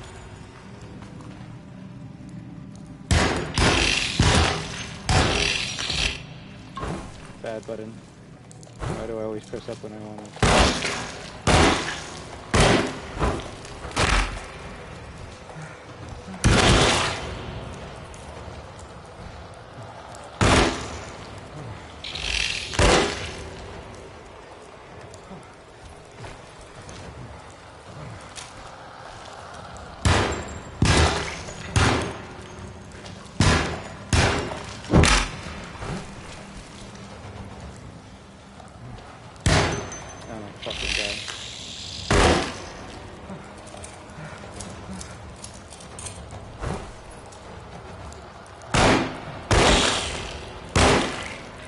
Come on.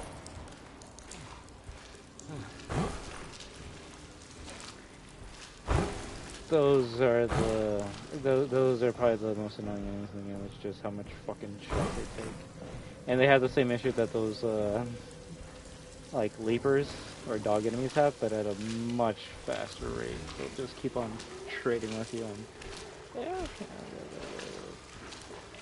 I think they take like fucking 55% of your health in one hit, so.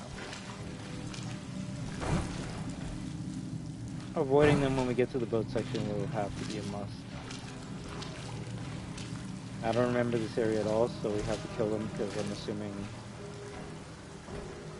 a Lampagnier or whatever the fuck it's called is going to be here. And if it's not, then this was a complete waste of ammo. This was a complete waste of ammo. I fucked up.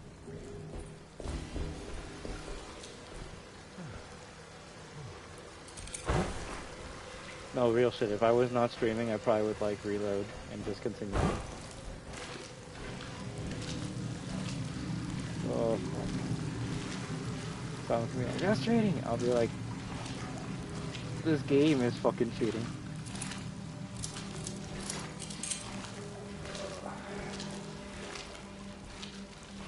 I do wonder if the crucifix probably could still knock them.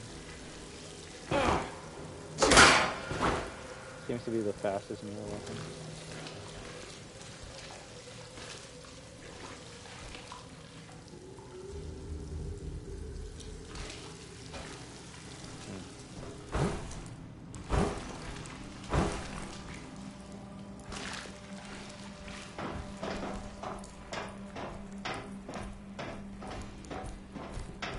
You see, with Elisa, I actually enjoyed the game enough that I wanted to do the speedrun on the hardest difficulty. All right. Made it inside the warehouse. The office must be upstairs. I would be doing nothing but just wasting time if I were to do the same with this game. With this game, I kind of just want to put it on easy and just run through it and get the rest of the trophies and call it a day. Shit, granted, you could say this is already on easy, but I just want to turn the brain off and maybe watch a video while I'm going through this game again. Maybe I can watch a video of the lore being explained, or someone convincing me reasons why this is good. That isn't literally Jeremy's being voiced by the voice actor who played Leon in OGRE4. That's literally the biggest thing I can say for this game that makes me go, okay, maybe I won't delete it. Jeremy, before I knew that fact, I was gonna be, I already thought that he had probably the best cadence, but like the most interesting. He was the most interesting character in the game. I like hearing him talk, and then you realize, oh wait, what? That's original for Leon. Wow, well that's fucking different. Well, definitely not a biased reason why I might like this game. And even then, at that point, it's like, okay, I can just watch his cutscenes on YouTube. I don't need this game to experience that. The only thing this game lets you experience is... Funny enough, what do people say about Mind's Eye? It's like a PS3 game being made in 2025? Yeah, this feels like a PS3 game in 2025. But I don't even know if that's like a diss because fucking Evil Within was on the PS3. Oh yeah, this is the only like note that doesn't talk for some reason. All his things, our ship was raided while in the dock. All of his things were recovered, but blood was shed. Several men were carried into the Mississippi River and drowned by the ones who live in the deep. The deep ones. Yeah, I saw a video about that. All items have been signed and delivered. Now best keep the papers safe. What is left later is right, and hell is back again. Can you say anything about that? Nope.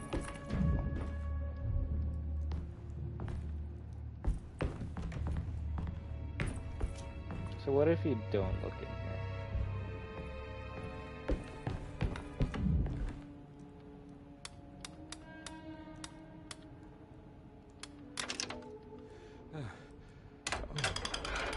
Cargo Manifesto, September 19th, 1892.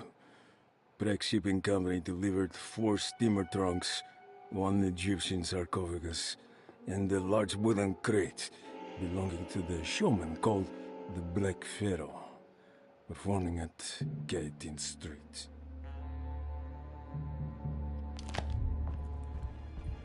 Here we go. The address where Jeremy first encountered the Dark Man.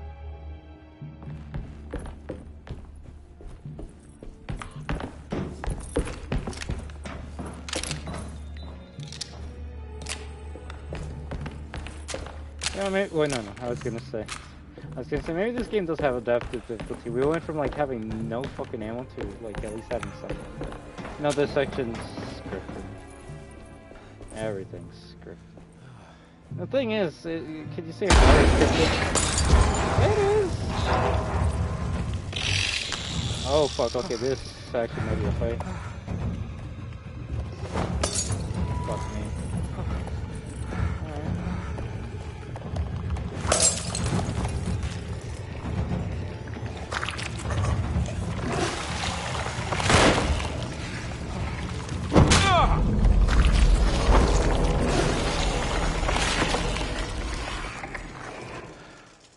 So there's only 3 minutes.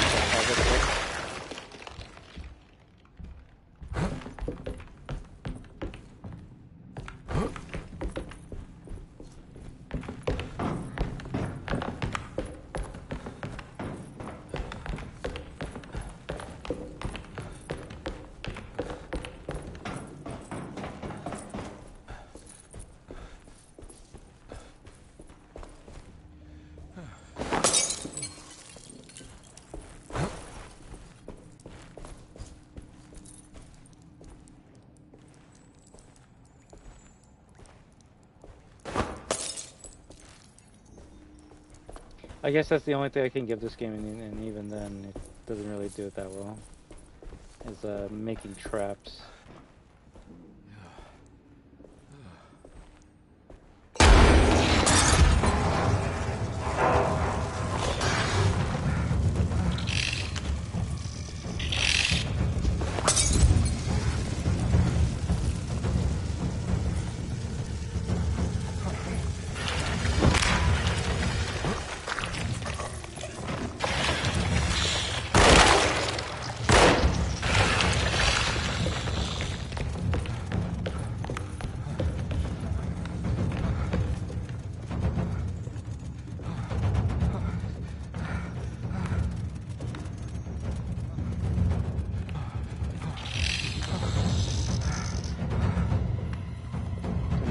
Huh?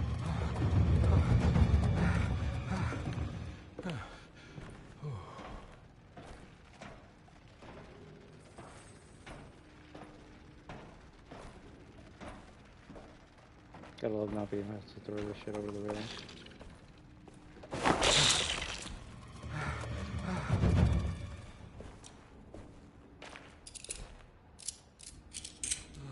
You see, if the music wasn't playing, this actually would be creepy.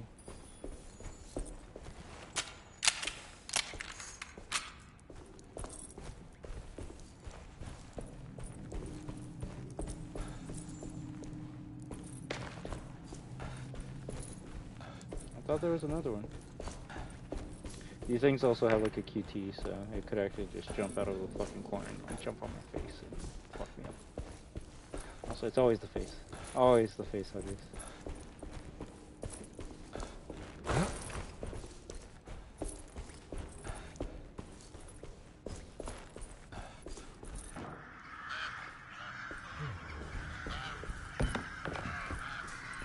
Looks like the fog cleared up. Sure, I would say it got even worse. Oh, is this the empty street? The empty street of boredom?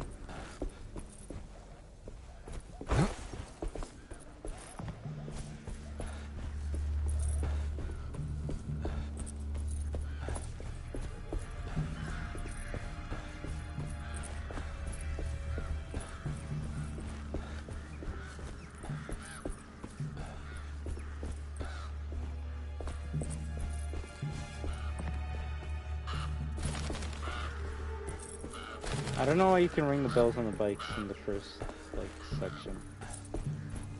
It's almost like they wanted it to be a mechanic and then gave up halfway through it.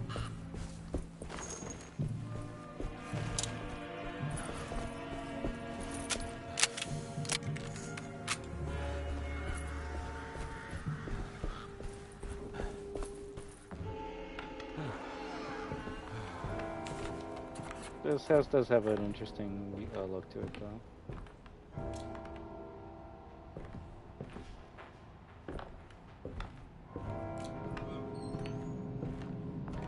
Black Pharaoh.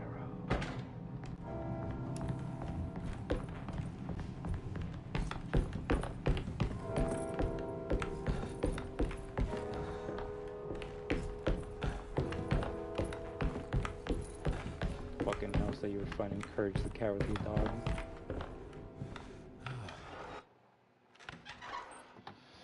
Alright, OG Leon, what do you gotta say?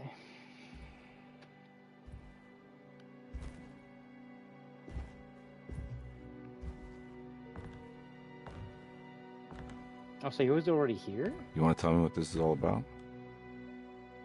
Welcome, Detective, to the greatest show this side of the Mississippi.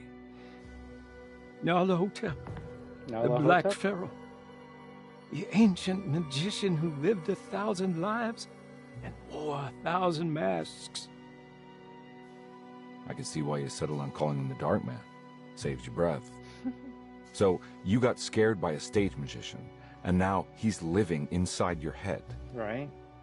You can mock me, Detective, but you would be the crazy one to think his presence can be ignored. Look where we are! He's not wrong about that.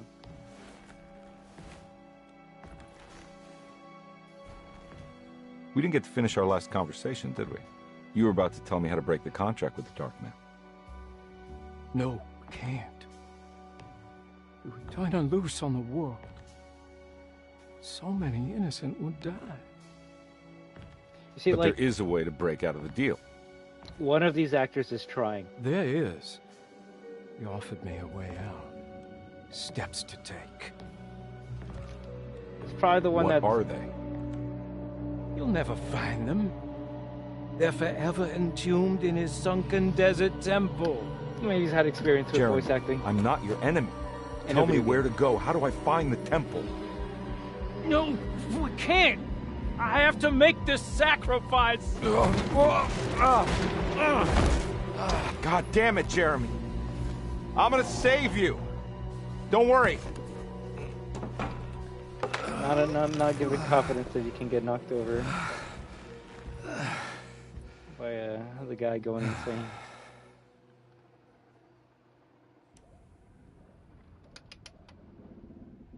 How do you save someone who doesn't want to be saved? Well, he's gonna get saved no matter what. I just need to find the temple somehow. Alone in the dark. Yeah, no, fucking light is being all fucky.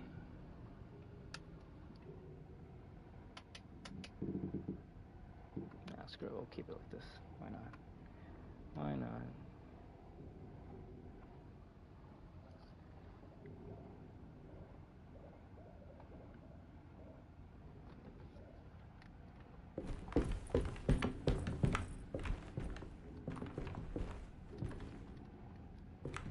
I guess he locked us in.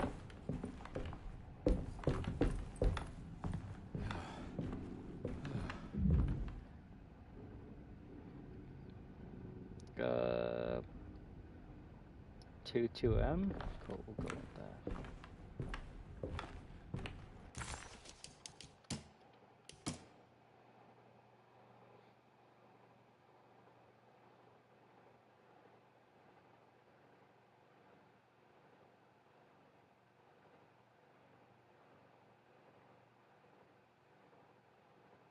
Two, 5, 8.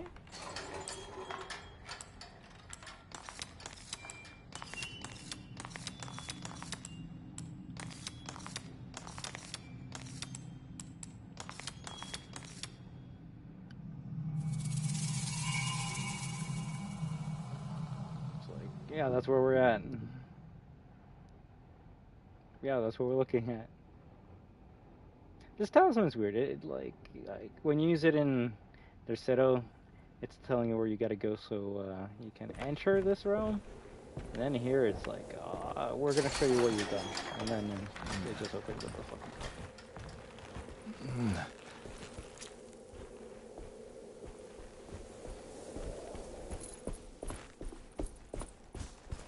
The part that gets very glitchy for some reason. Oh, okay, it's glitchy for every other spell. You know, maybe characters just get blonde during the moonlight. That's such a weird glitch.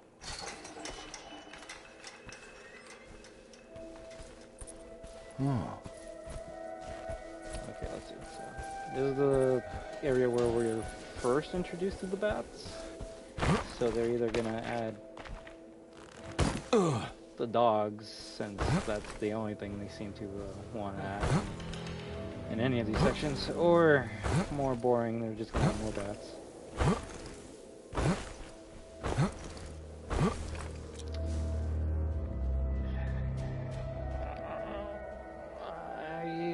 I'm gonna go make a coffee. I really hate being right.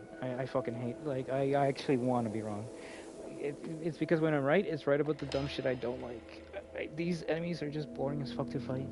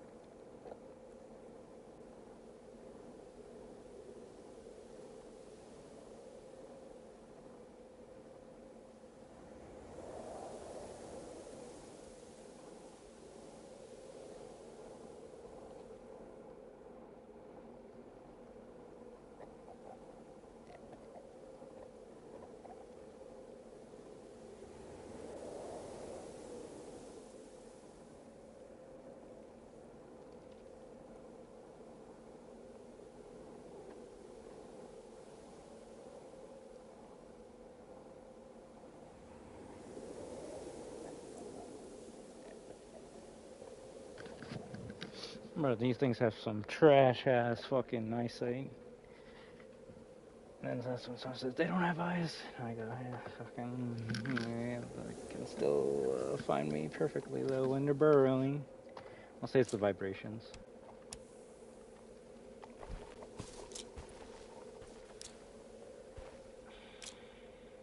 They've been having me like that.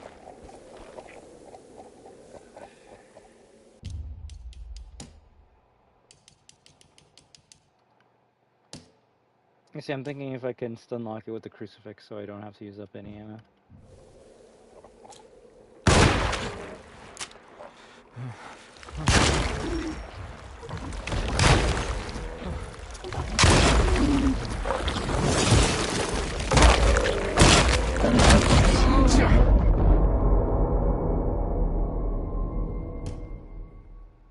So there's two of them. Oh my god.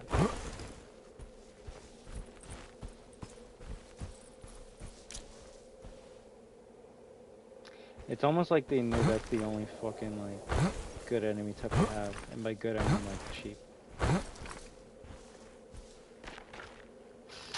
I gotta bite my tongue more. Granted, I don't mind it, but it's just funny that, like, in the first playthrough, I'm like, yo, those, like, invisible dog enemies that you fight, like, in Chapter 2, I kind of wish that, like, you fought more of them. This is it right here. This is fucking goddamn karma. Like, or this is what you wanted, right? I mean, yeah, I guess. Granted, I like them more when, like, they're burrowing before you enter the area. Like, they're already in the ground, so then as soon as you enter the area, you just see them tunneling to you, and you're like, oh, fuck. Seeing them already out just makes me go, okay, cool. I know what to expect.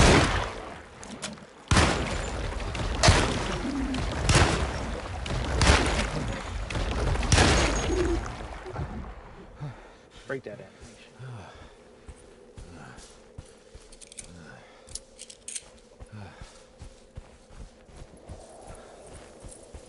And the other one doesn't exist? Oh, there it is. That's scary. Desert. I'd rather get down there. Although it is funny that she's using the mud,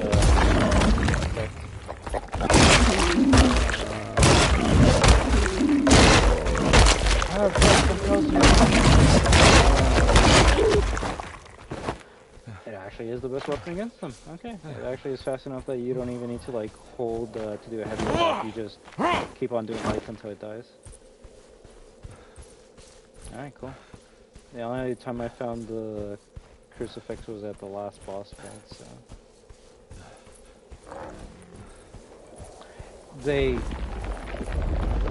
You do not fight these three enemies at all. Like, you don't fight on hard class. You don't fight these enemies. You don't fight these enemies.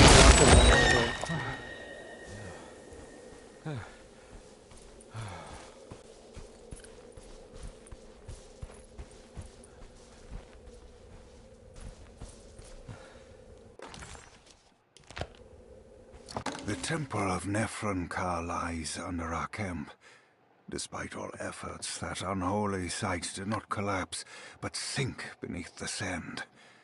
The pharaoh is long dead, his name meticulously stricken from all ancient writing. But that stage meant for blood and terror remains. The temple is said to be lightless, built to harbor all the haunters of the dark found in the very depths of our universe. Calling on the gods meant creating a bridge between our world and theirs. The terrible Aldebaran of Taurus, the Black Sun, was seen as the most important star in the night sky. Because, according to the Kitab al-Azif, it was said to be the home of that crawling chaos known as Nyarlathotep.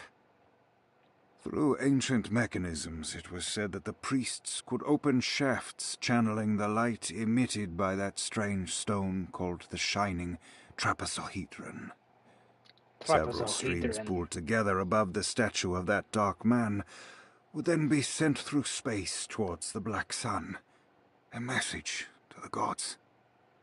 The gifts bestowed on the sender are completely undocumented, but often assumed to involve dark blood pacts, where souls are traded for malicious miracles.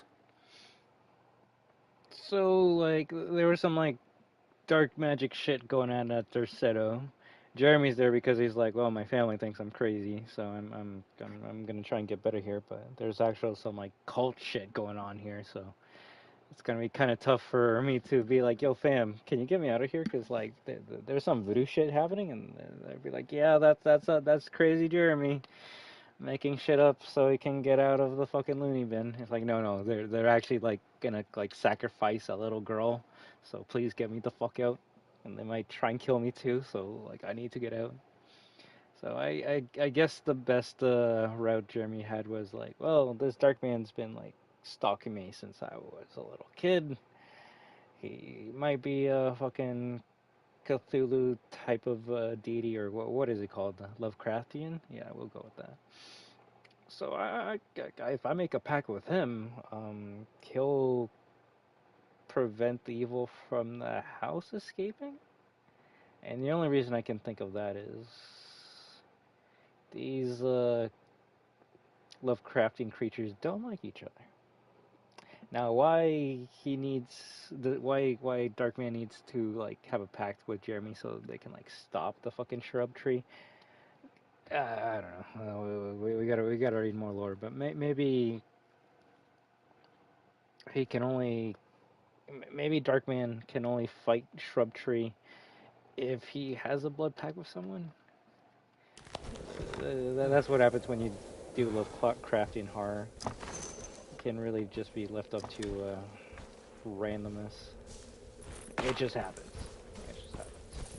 With Cthulhu, I guess he can get away with it because, you know, giant squid man. The other monsters, I don't know much about them. Do they run away or do we actually fight? Oh, they run away. Apparently the fucking tree is related to like shrub or shrub Garoth or some shit like that. I'm like, oh, is that what like inspired fucking Shuma? Both are Lovecraftian fucking horrors.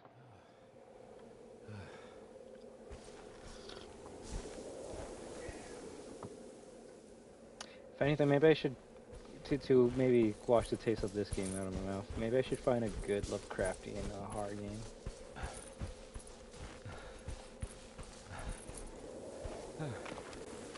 Maybe Call of Cthulhu?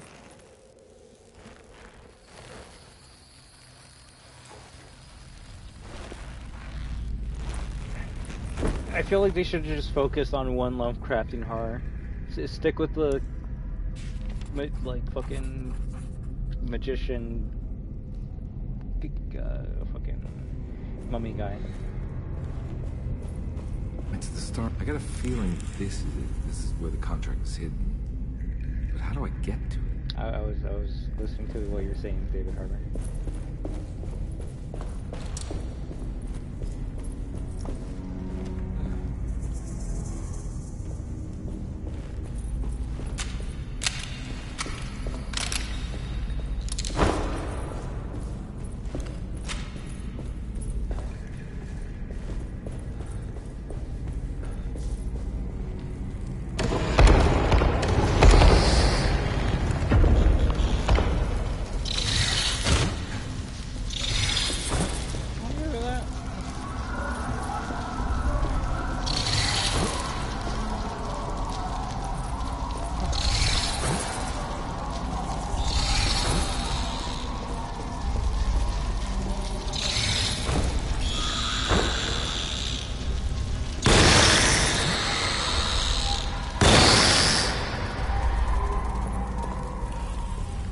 I think they would at least make them a two-shot.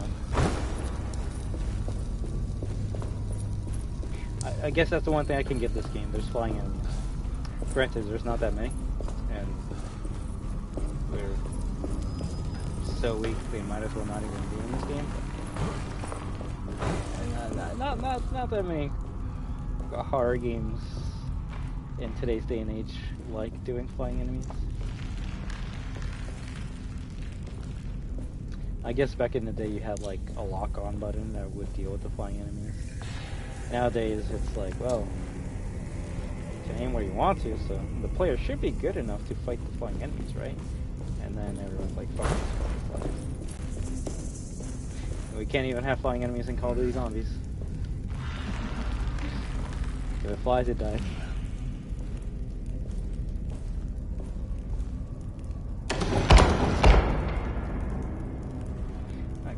Real shit, what was the last flying enemy in Resident Evil? It actually might be, the gargoyles from RE8 Village, 2021. Sino 2R doesn't have any.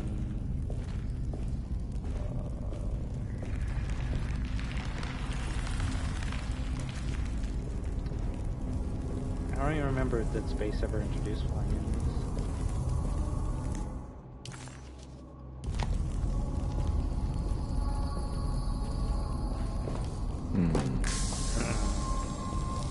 This one looks operational.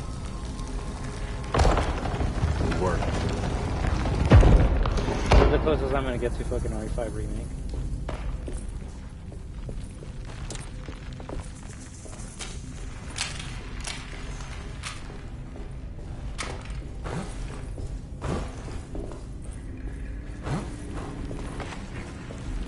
Isn't there one enemy up here?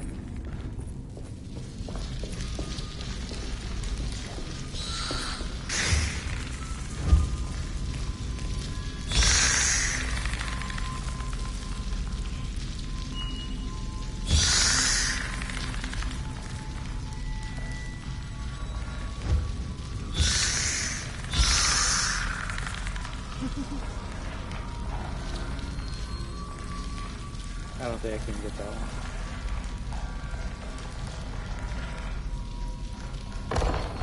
It worked.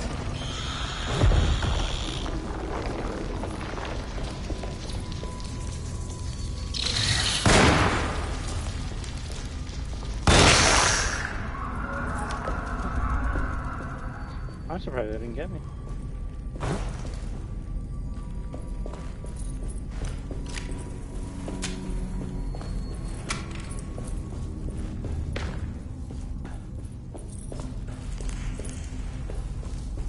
Oh, well, yeah, I could have saved myself an extra playthrough by just, like, reloading every time I got hit.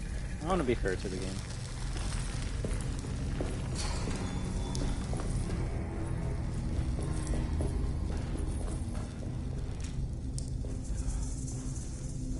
That is the scariest GIF I've ever seen in my life.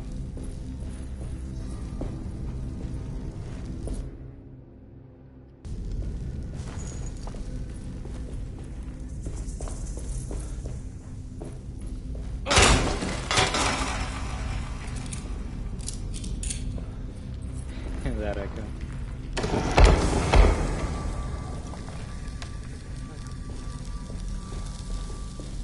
Or is it just this? Or...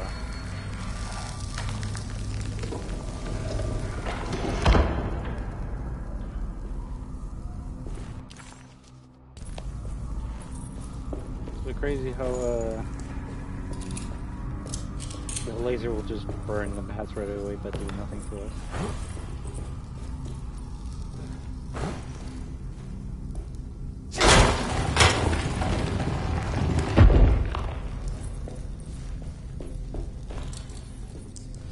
Open the shortcut.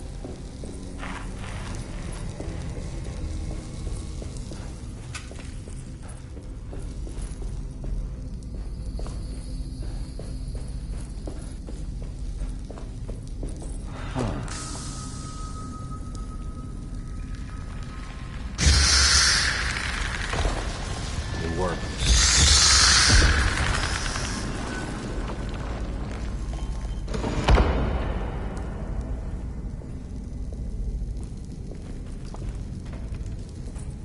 I think they actually did add more bats in that section. I only remember 3. So the fact that they said, alright, let's add like 3 more in the section where you have a fucking laser that you can just insta-kill them. Like, I don't know, it's starting to make me think that they just thought of what would make the game harder and not actually like played it themselves to see what would make the game harder.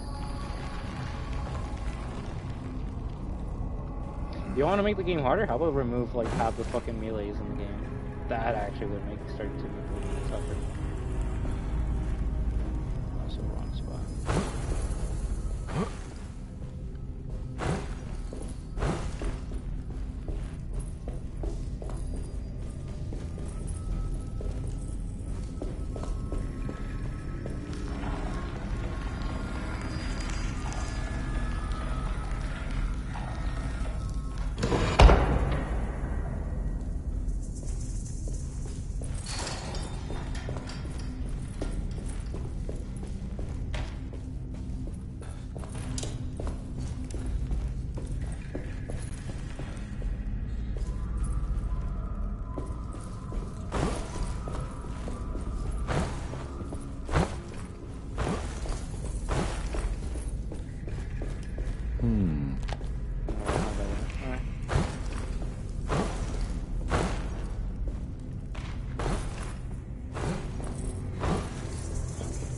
I might have to put more of this when I wake up.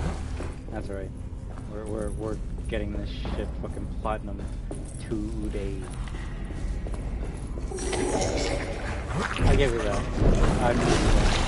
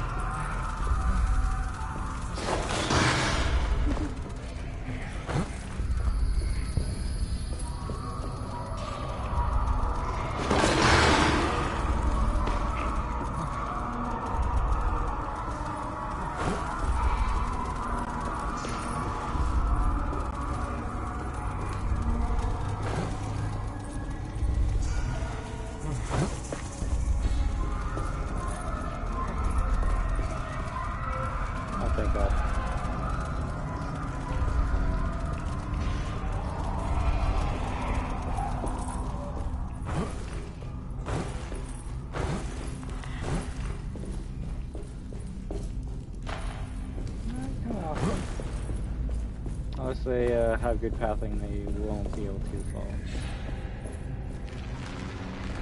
And by won't, I mean it'll probably take them a minute.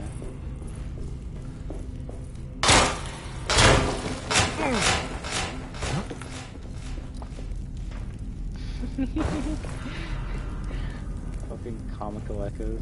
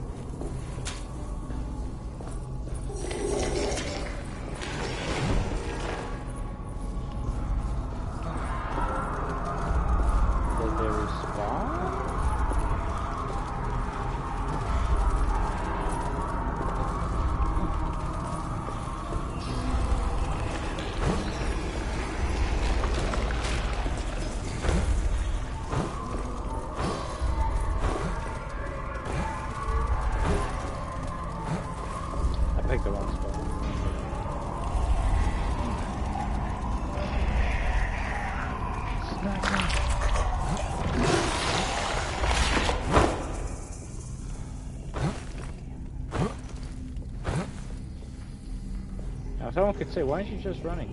So the game controls when your character can run or not.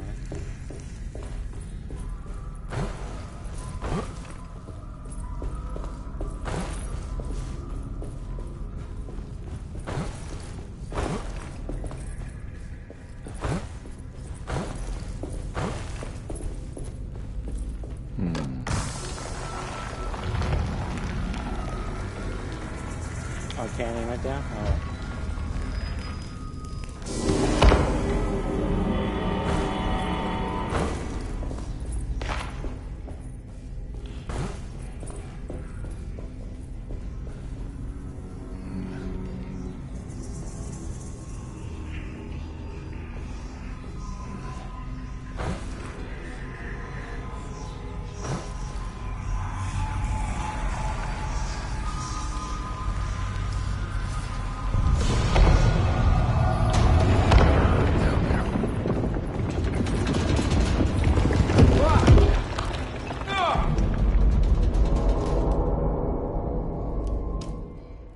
You know what? You know what? You know what?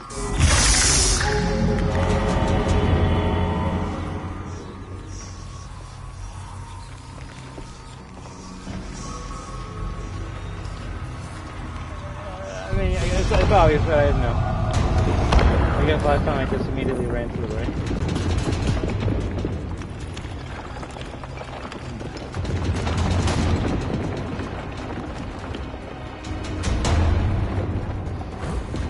Dark man from this?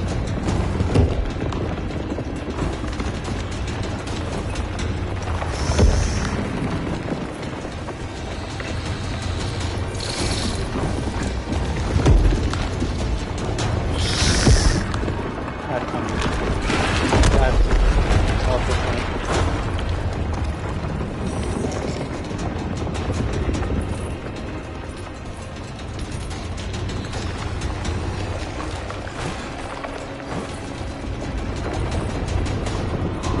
This is ready to collapse.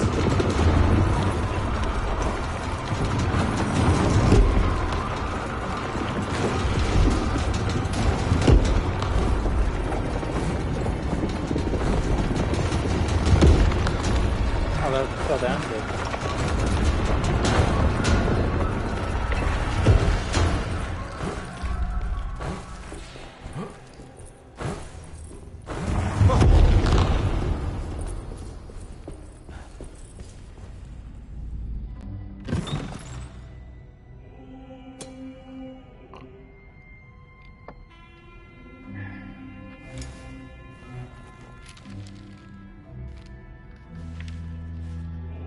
Acknowledge psychological trauma, break through barriers of self-deceit, temper manic behavior. These are the Dark Man's terms. The contract. Huh?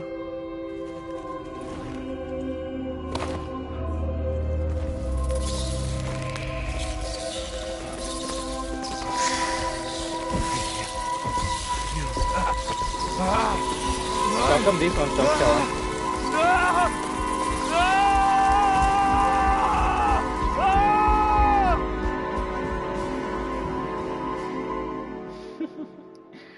Oh, so random.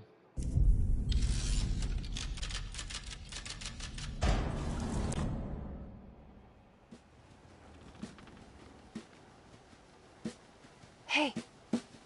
Hey, detective?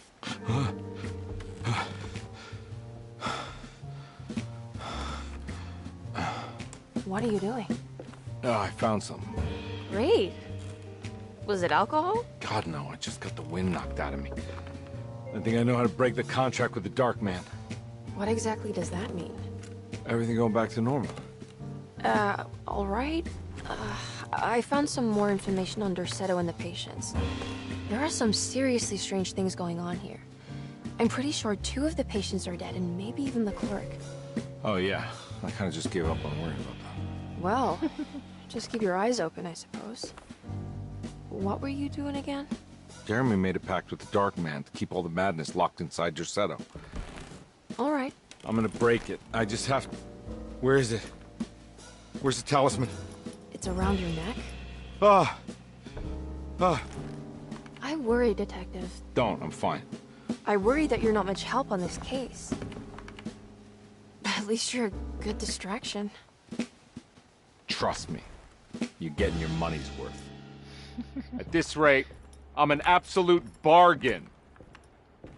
I think that's the only fucking good cutscene that these two actors have. You could actually see that, like, their talents being portrayed well there. But is that their fault? No, it's just the fucking script doesn't really give them much to work with. Every other cutscene, they're like monotone as shit. There was some emotion, some humor in that.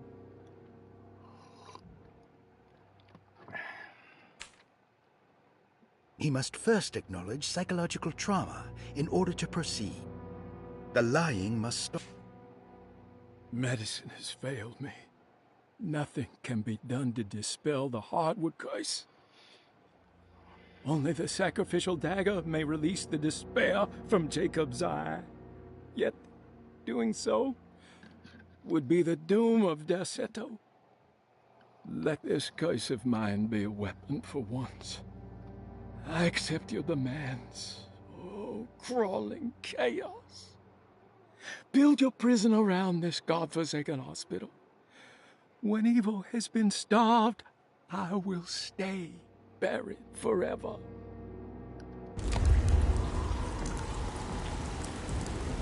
Break into Dr. Gray's office and find out what he knows.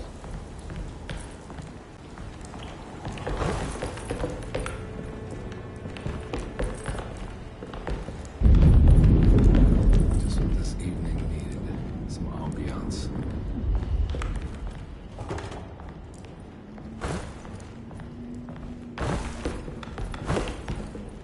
So this is either the boat's level or the trenches level. Or it could be both. Got to be around here somewhere. He wouldn't leave this house. I don't know what to think anymore. You run into that Detective Bell? Who is he? Can he be trusted? I think he one of the good guys. Well, you know, like us.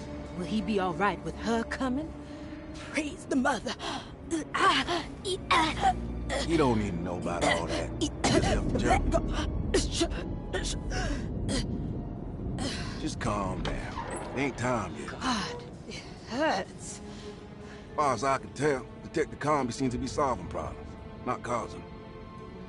Just be ready in case he starts anything. I wish the game, like, told us why the fuck she's, like, is spazzing the fuck out. It's almost as if, like, a goddamn tree's gonna burst out of her chest or some shit, but no. The two orderlies still hadn't found Jeremy. Conby figured this was good news. Emily had reminded him about some strange deaths at Derceto, and Conby wasn't sure who he could trust. Conby never thought he'd be so happy to be back at Derceto. It felt like he had crawled through a long, dark tunnel of misery and regret. Now that he was back, Conby could look into the steps mentioned in the contract. But there was one thing that gnawed on him. What exactly did this have to do with Dr. Gray? Well, I mean, he's kind of just letting this ritual shit happen under his watch, so, I mean, even if he's not the headmaster of the fucking cult, he's not doing anything to stop that shit.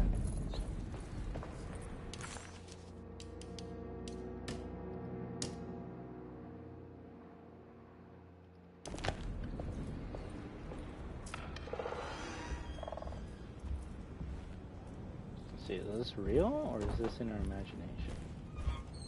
Why is it only the kitchen that gets, like, fucked up like this?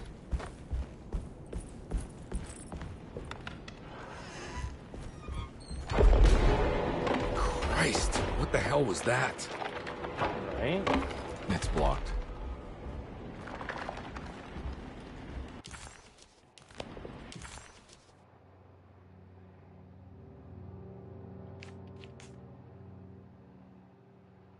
Well, I hope I don't gotta go back there.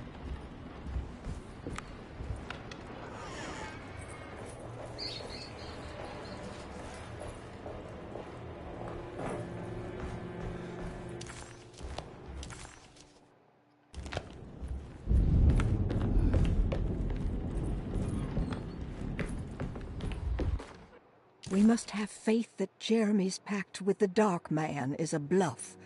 If we are lucky, our visitors will find him and prove it's all nonsense before night falls.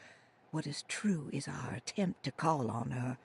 Too many things have happened for this evening to be in vain. Think of Jack and Cassandra, even Perosi, whose circumstances I can't understand. Grace is our goat without horns. She knows it and will play the role. You must talk to your brother, Baptiste. I worry that he will fail us. Just a fucking coincidence. The day we arrive is the day they're gonna do their fucking ritual. The day that, like, Jeremy goes missing and they need Jeremy so that they can do the ritual words. And then we find Jeremy. Like, it's... Lunacy in the convenient. Astarte Artist Colony. A monograph by Yael Klein. In early 1909, the old Derceto plantation outside of New Orleans was turned into an artist's colony. 3 famous European artists rented the house and the surrounding land from the owner, the Ledoux family. The colony was chiefly run by Sebastian Cortez, who was playfully dubbed the captain by his collaborators, William Arges and Heinrich Kassel. The colony existed for 6 years, until one day all 12 members disappeared without a trace. It is widely believed that their disappearance is connected to the disastrous hurricane that passed through on September 29, 1915, but nothing truly supports this claim.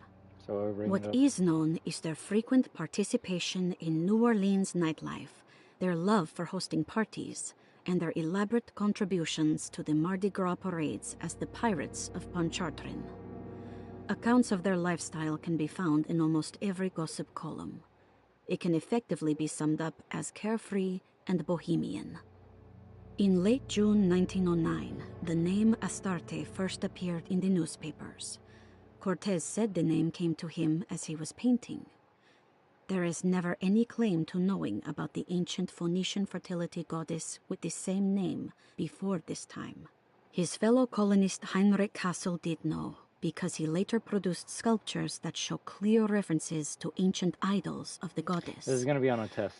It's impossible to know for sure how this name suddenly made an appearance, but it is interesting because of Derceto's history. You see, I'm giving this note some respect, a chance to maybe lead to something, and I'm feeling like it's a waste of time. Even the name Derceto never mind, is the Greek name of a Syrian fertility I saw something goddess. interesting. In the case of naming the plantation, Derceto was certainly not an accident. We know that Elijah Pickford intended to build a temple for his cult, for he had distributed pamphlets 2 years prior to the purchase of the land, advertising his intentions. His followers were estimated to be almost 100 men and women, mostly sailors, Maroons, and Cajuns, when the plantation was built. To outsiders, Derceto registered as an ordinary slave plantation, which enabled Pickford and his flock to remain hidden for decades. The official story is that the cult lasted until 1862, when the Union Army came and burned down the plantation and scattered all who lived there. Following the Civil War, new people started to congregate in the ruins of Derceto to invent a new fertility goddess, the Shub-Niggurath. As much as Derceto is a particular name to have heard of, it's not entirely uncommon among the learned. Astarte is equally known and could have been subconsciously chosen by well-read artists. Shub-Niggurath is, on the other hand, very uncommon. Almost impossible that anyone in Louisiana would have heard that name. The name is referenced only in rare books like Unaussprechlichen Kulten and the Necronomicon, and is believed to be a bastardization of Arabic words meaning pertaining to the dark young. The few paragraphs printed on the goddess are so upsetting that no one in their right mind would want to build a religion resting on such qualities. The Shub-Niggurath cult was hard to get rid of, but it is believed that despite the police jailing and killing several cultists over the years, the main culprit in the cult's demise is the cult itself, which seems to line up with every instance of cult activity on Derceto's grounds. When Captain J.W. Norton of the Union Army arrived, he described the people at Derceto as malnourished and maniacal. As much as the army tried to save them, they fought back with fervor, as Sounds if like a better nothing story was than the going game that to we're stop playing. them from slowly destroying themselves. While the disappearance of the Astarte Artis colony remains a mystery, the recurring motif seems to suggest that their fate involved lunacy and a hunger for self-sacrifice to that fertility goddess with 1,000 names. Okay, I'll say the first page is kind of just boring, but the second one talks about the cults and the fertility goddess that they worship, Shub Gorath. We'll go with that.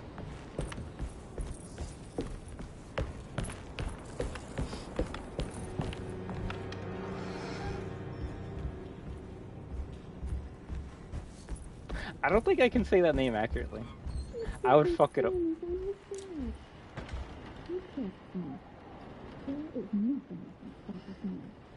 I don't remember someone being in there.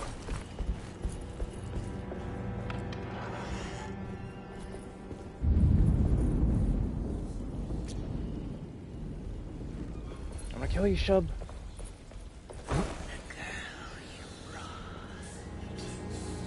What is that? You must see this through. One of the young. This is it, Edward. Now, time. Let it happen. Or does she have the same voice as the author?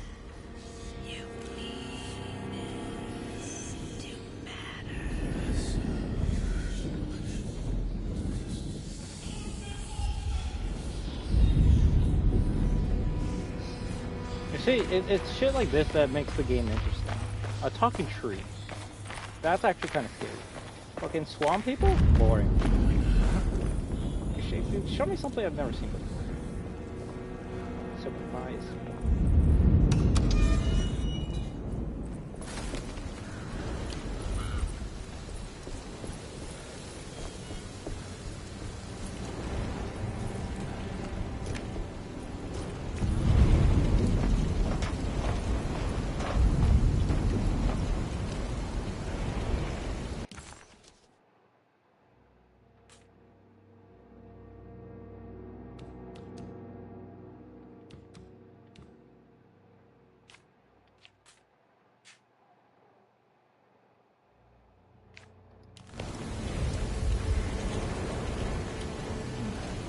I believe that's technically where we gotta go, but I need to see if we can go into a door where we heard voices. And knowing my luck, it'll probably be a door you can't enter. But the curiosity will kill me if I don't do it.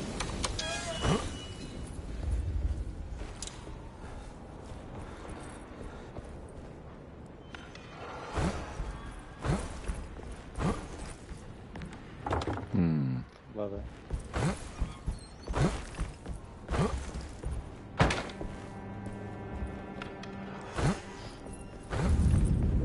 Curiosity killed the cat's time.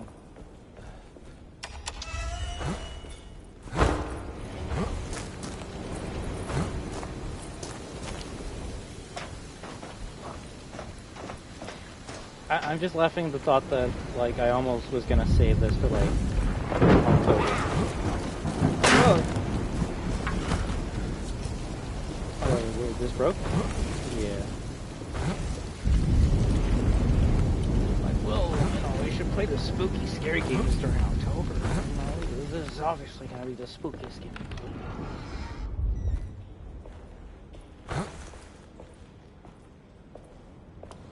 I need the key.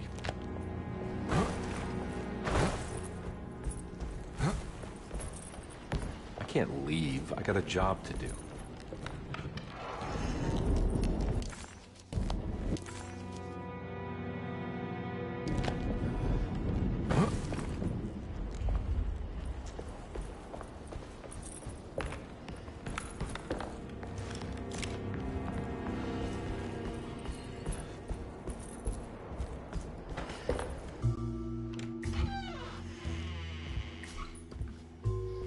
Detective Conby.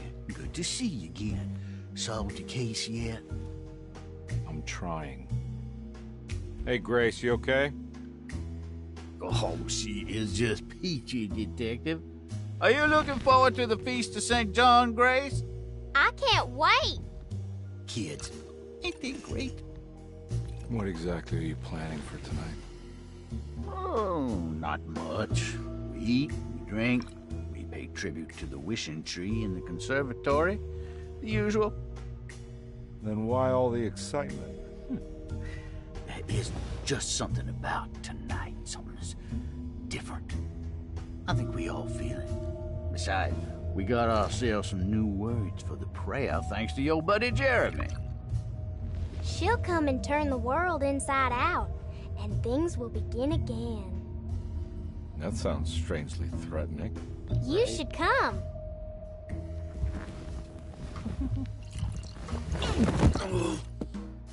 God damn it, Grace. Stay put for once.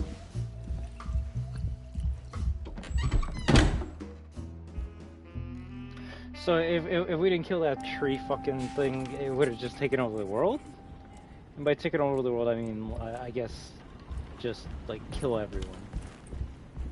And Nyarlathotep, or the Dark Man, doesn't want that, because then, if everyone's dead, he can't fuck with people. So, he's like, alright, Jeremy, we'll make a pact so Shrub Gorath can not do that. And Castulu's just chilling, the Deep Ones are swimming. All the Lovecraftian horrors are just having a great time.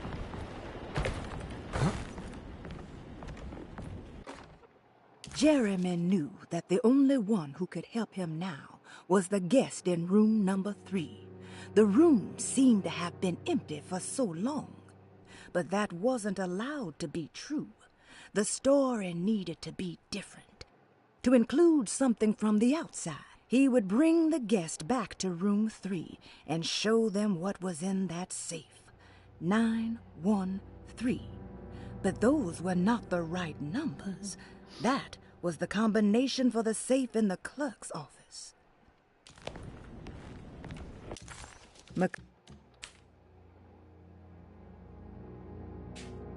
McCarthy was a deadbeat. His mere presence annoyed Conby. It was like watching the worst version of himself mock him by simply being worthless. While Conby enjoyed watching the child outplay the drunkard, there was something terrifyingly familiar about Grace. It was taunting him, like he was supposed to remember, but couldn't. Take a look inside the empty room, alright.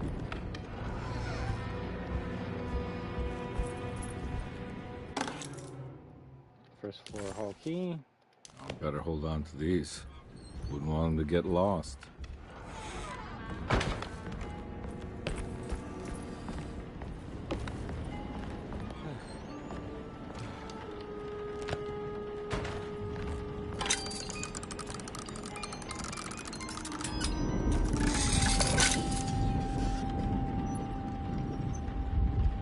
Reference.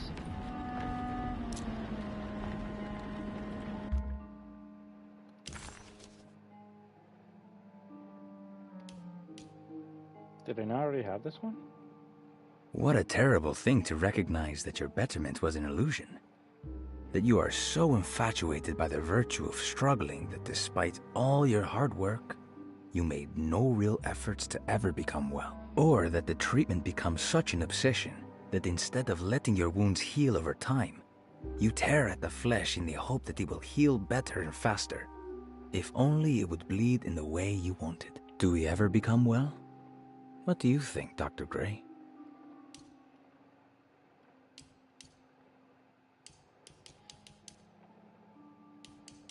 I'm missing 3 items.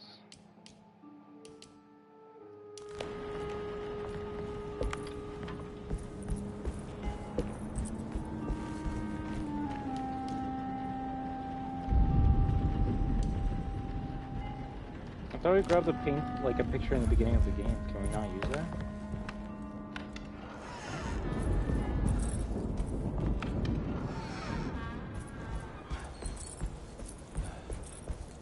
I get like a weird PS1 vibe with certain rooms and the music. That's one of them.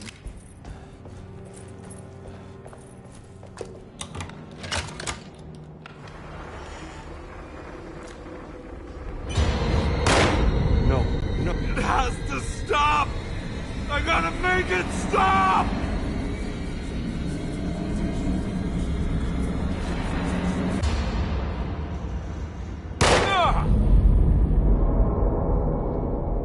Well, that's a glitch. Fucking buddy's not there, and press the trigger and still kill yourself.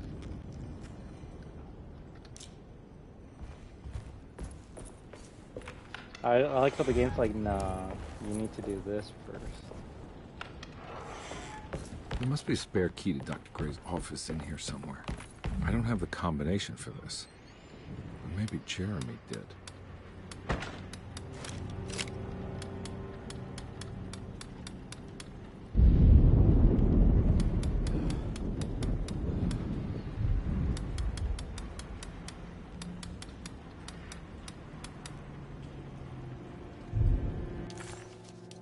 Not 913?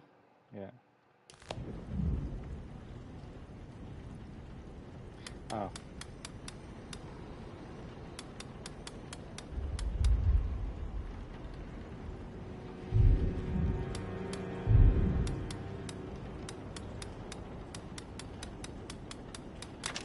It worked.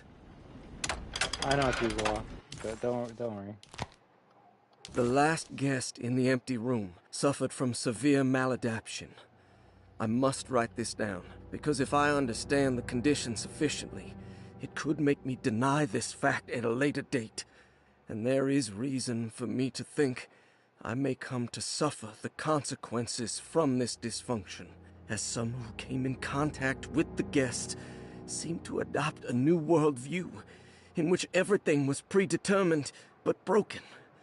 Upon accepting this worldview, some memories became unmanageable and later rejected. I do not know what this means. I cannot even remember the fate of the guest. I think they were simply misplaced one day and forgotten. Just like all documents pertaining to this guest, they have all been destroyed, or they never existed in the first place. Who wrote this? There has never been a guest in the empty room.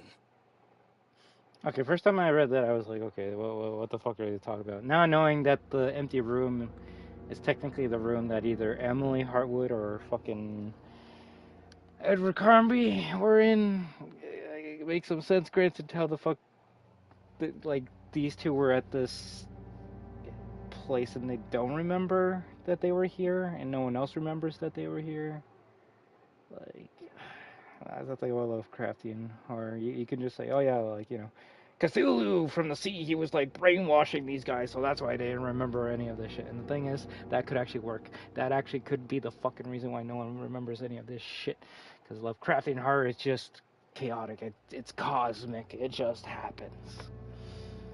So, you know, I shouldn't be expecting good answers for the crazy shit that happens in here. Fucking Silent Hill's more realistic than this. But also, I was like, okay, why is he saying there's no one ever been in the empty room? It's because he forgot. I'm assuming he forgot because... Dr. Gray's office, all to myself. Let's see if we can figure this guy out. This is upstairs?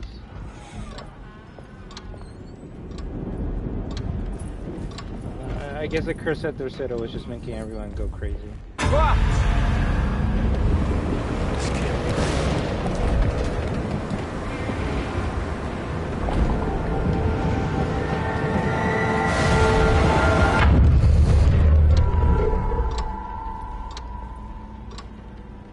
Spooky for spooky sake. I think that's the last time that happens.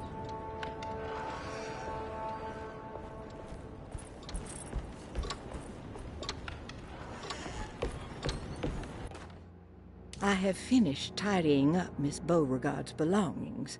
I will leave it to you to contact her agent and have them collect her things.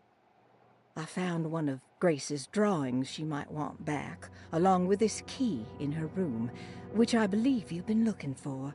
Mrs. Thompson. France.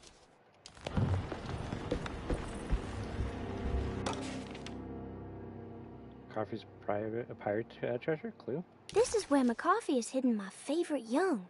It's very important.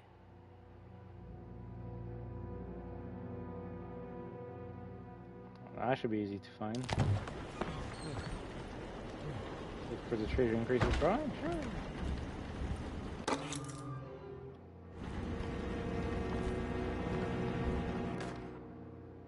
Dearest Dr. Manzetti, I find myself in a losing battle with my patient. As I've disclosed in my previous letter, his delusions have him completely captured. It's bad enough that he is torturing himself.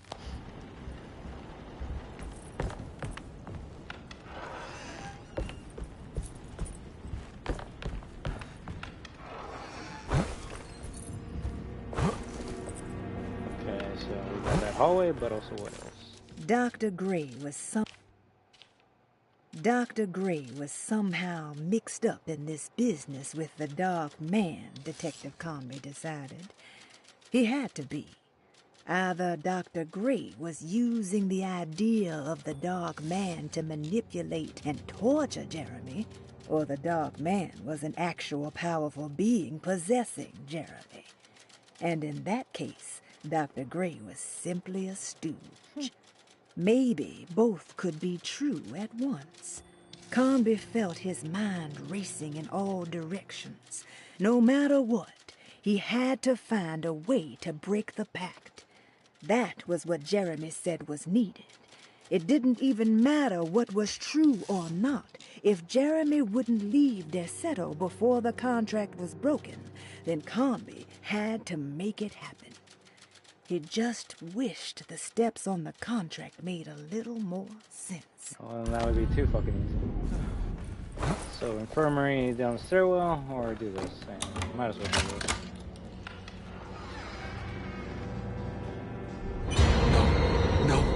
No.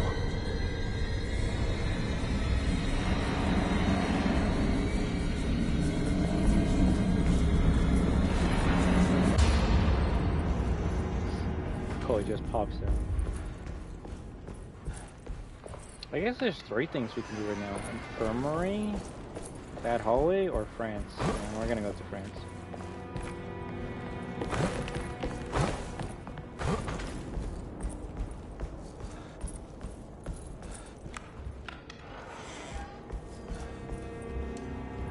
There's something missing.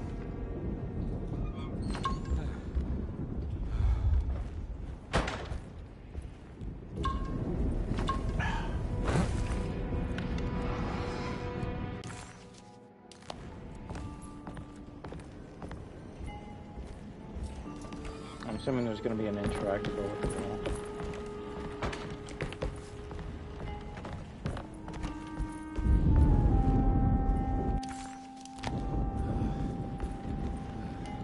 Or no.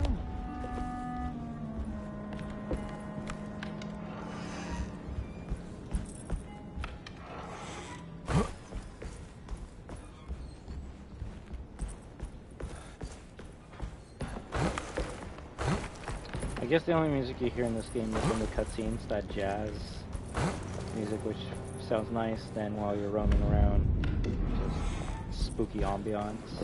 And when you're in a puzzle room, that's surprisingly good. neat. Maybe I've been selling that old barfly short.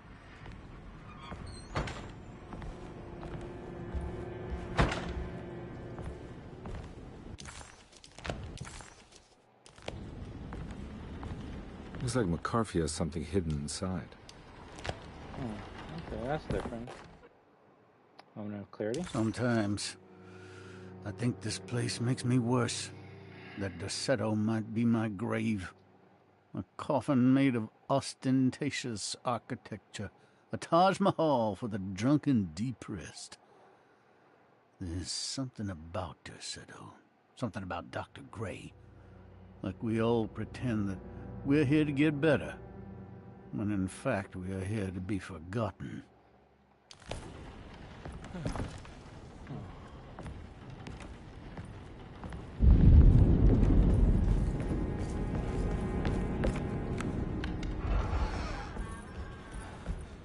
Can I open this?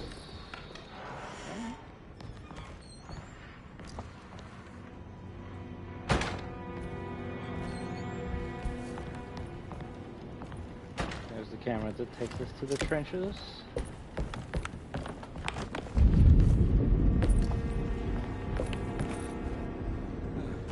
Is the game gonna tell me what I grabbed? No? Okay.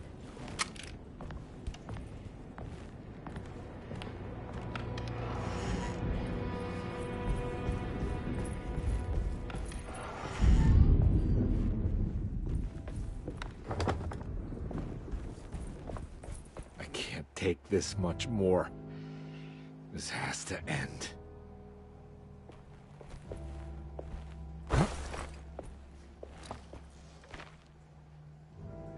Get the money.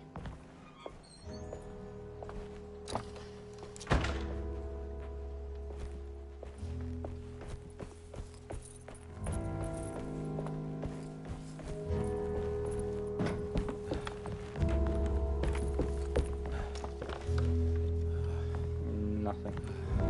And then this area just completely disappears when you exit. I do wonder if this is probably the way to the stairwell, right? Yeah.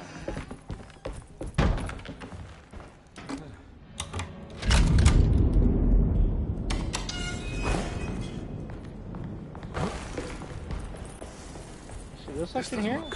Could have been actually scary as fuck. You're basically in the fucking dungeon. Basement. And they say, yeah, nah. Nothing. I need the key. Granted, that actually was kind of spooky, but other than that. Radiography. Patient Jeremy Hartwood.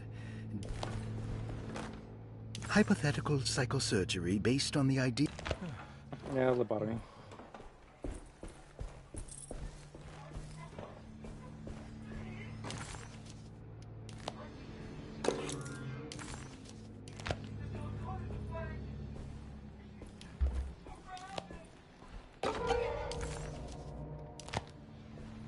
Damn, they really want you to grab a lot of items.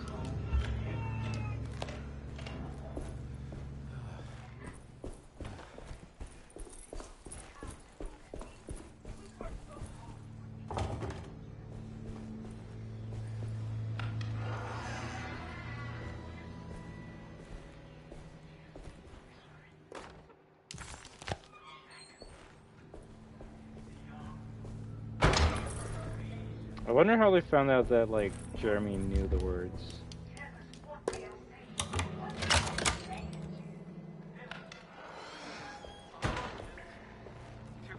Black, go to the woods. Hear us, Mother?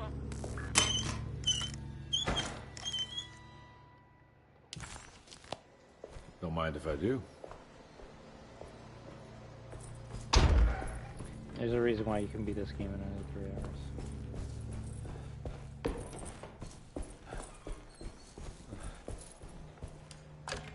You could have at least made the puzzles, like, random every time you play.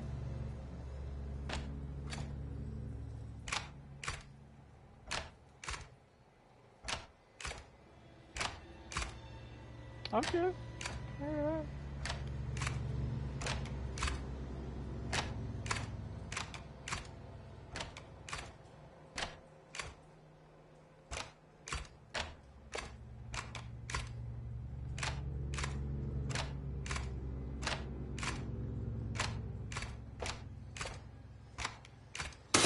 Cute.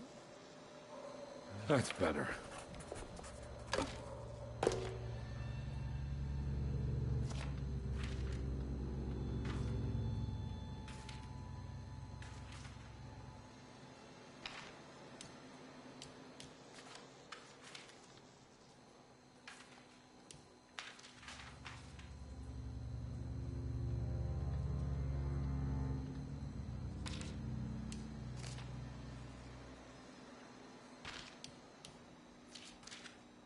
Oh, and then from here we go to the attic. Makes sense.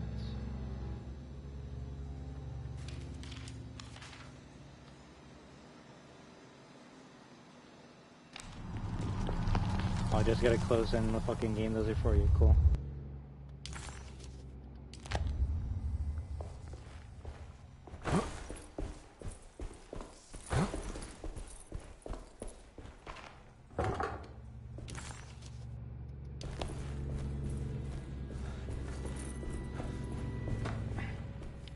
So is there something here?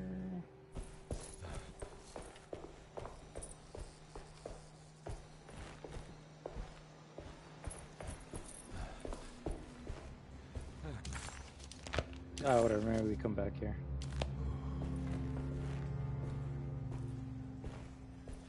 Well, this is my favorite thing about the game. It's gonna stay pink until you play the chapter that gives you the item in the room.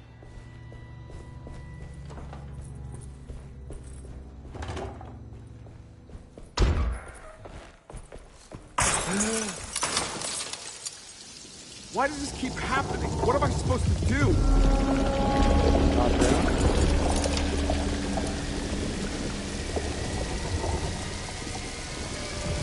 The Jack and Daxter effect.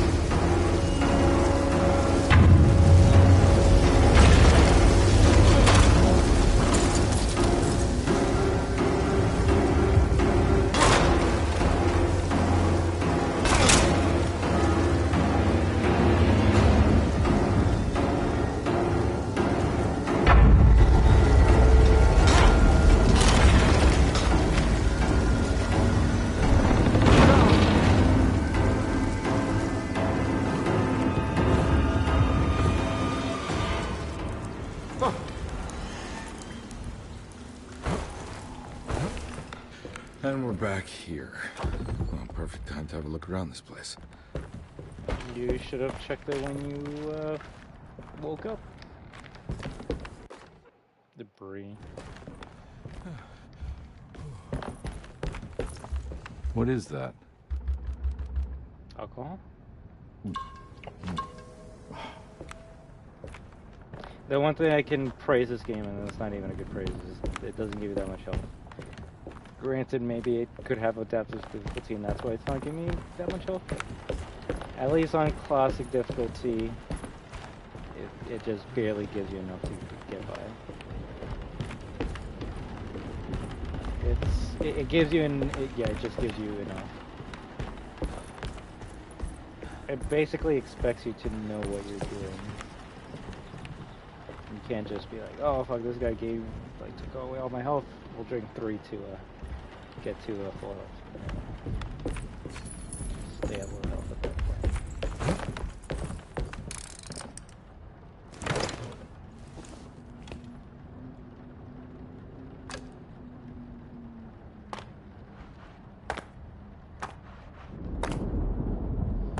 That one was confusing.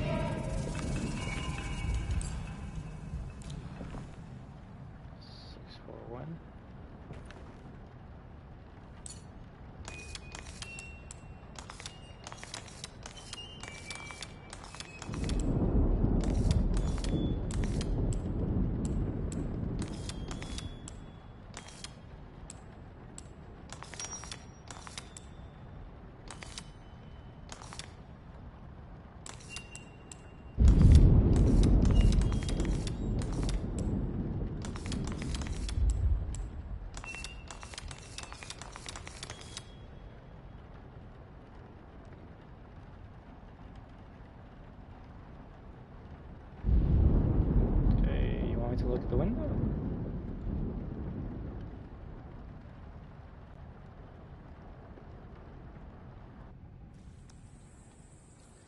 The game was taking time there.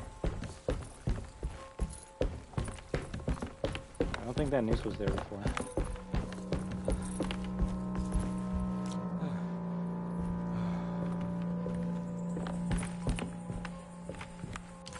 Dr. Gray had been putting Jeremy through some thorough medical investigation. He was trying to break through Jeremy's stories and get to some truth, just like Comby was. Could Dr. Gray have been trying to break the contract as well? That, or maybe make a new one.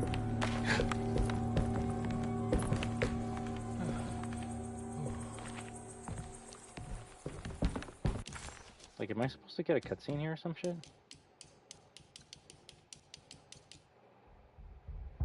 Unlocks a hidden memory in the attic.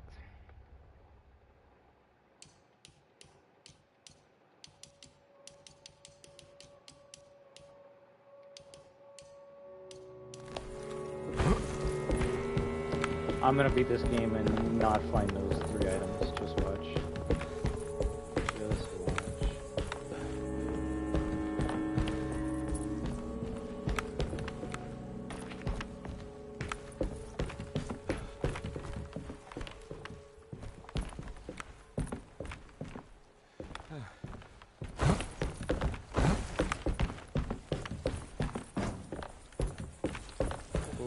Okay.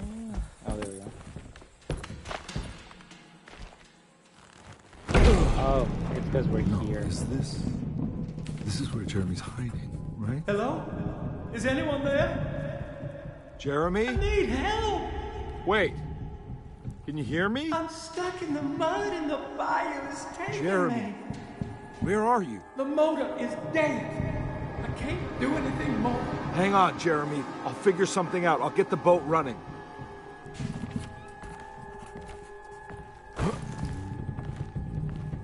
I feel like you get more story with this character.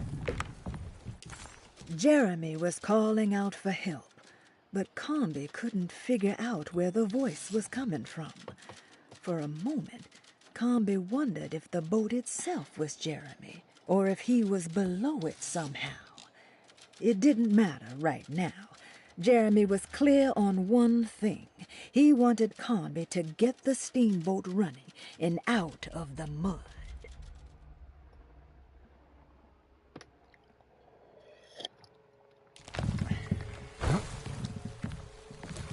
Only been playing 4 hours. Cool.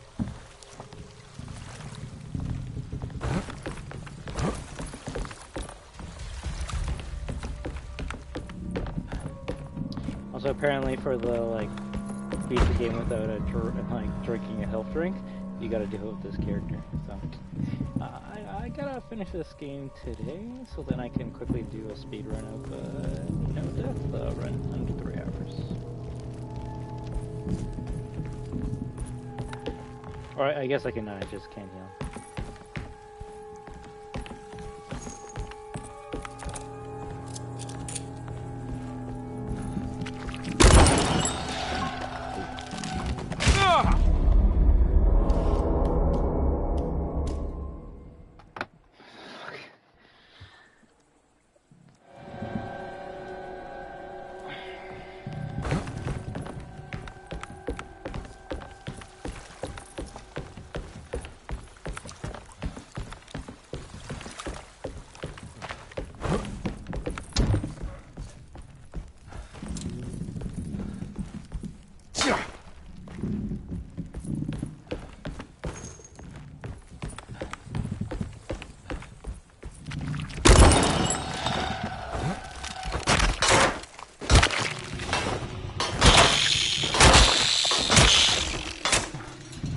That thing just mashed me away. I can't see why you would want to do anything else. Mash melee and just avoid them. The boat's wedged itself right into the bayou. If I get the motor started, I could try reversing back into the river.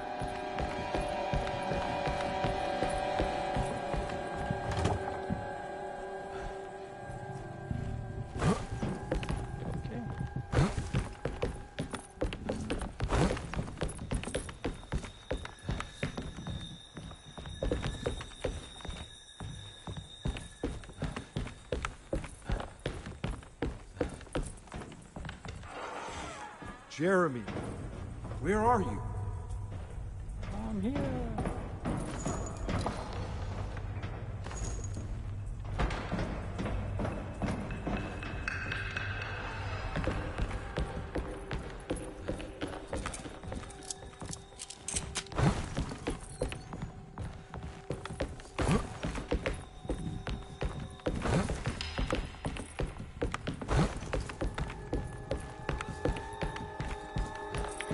think another sad thing I can say about this game is the characters are pretty forgettable.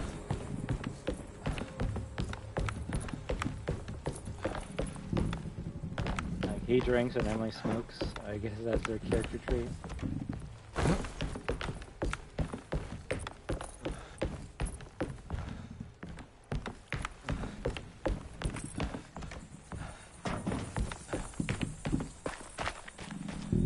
The winch is powered by electricity. I need to find a way to turn it on before I can use it.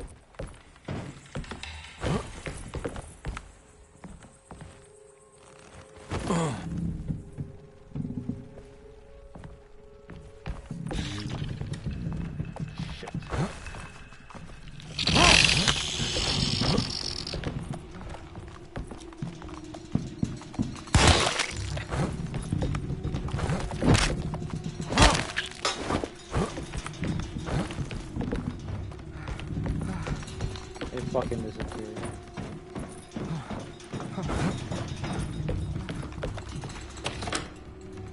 You know what? If it wants to like flip into a wall, I'm okay with that. Those things are a big fucking waste of time. Now we will have to kill a couple of them, so it's not just gonna be completely kill us. But...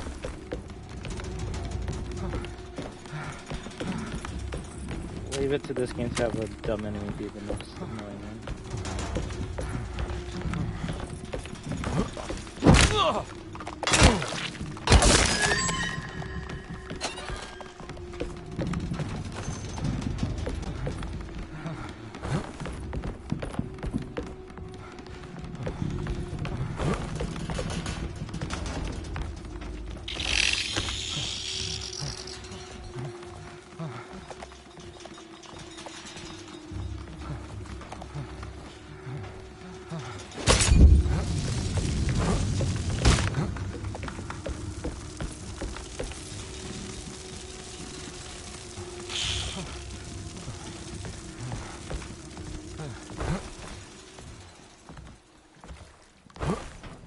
Stupid potato bug looking motherfuckers.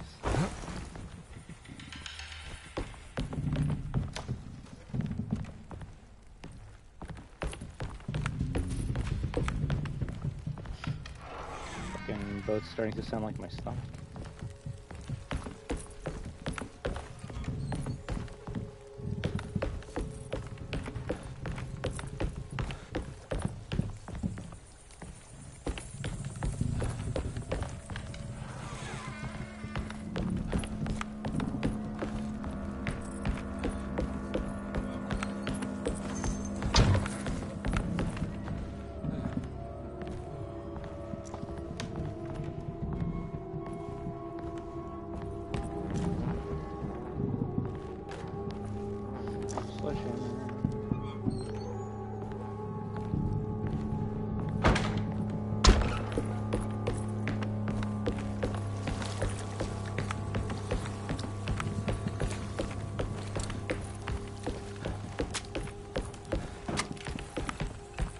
No.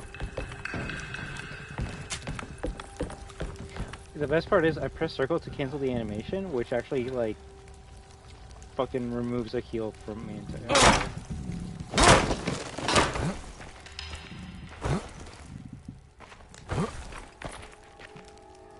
Motherfucker, are you for real?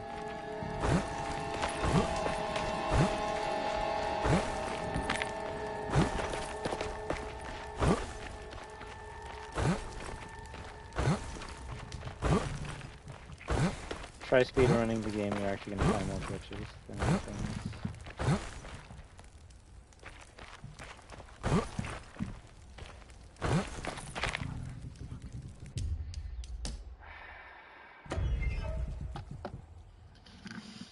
Almost done the game. Almost done the game.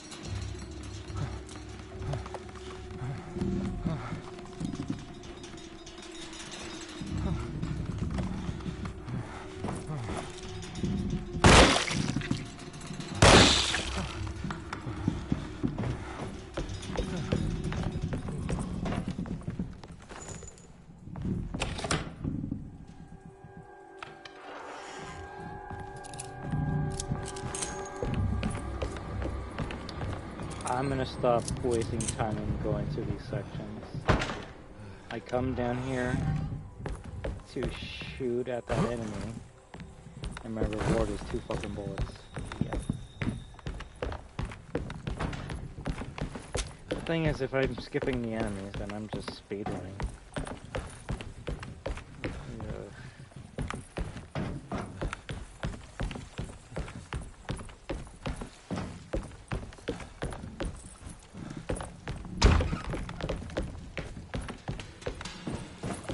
Looks pretty weak.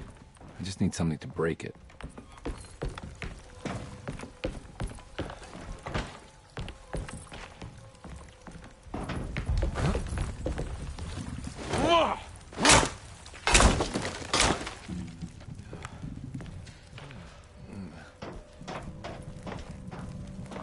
I'm gonna say just my luck that the only other weapon I have that cannot be used. I think there's some real enemies here.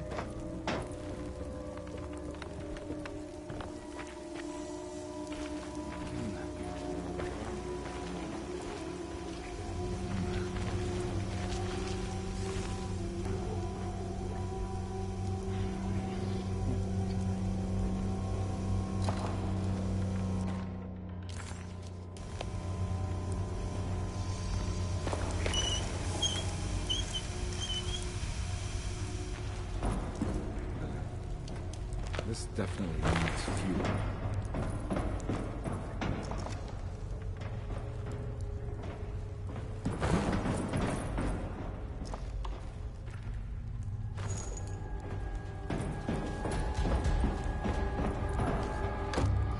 I guess the items are all right beside each other.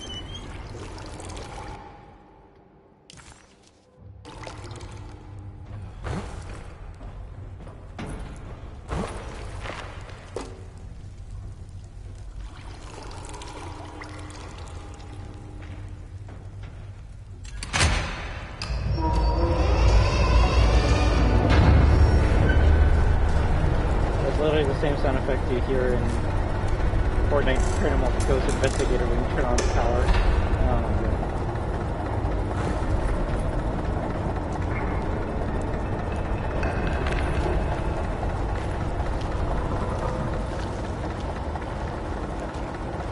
Now what, it's a race to the platform that lowers you, and usually there's like 4 or 5 enemies on the way there.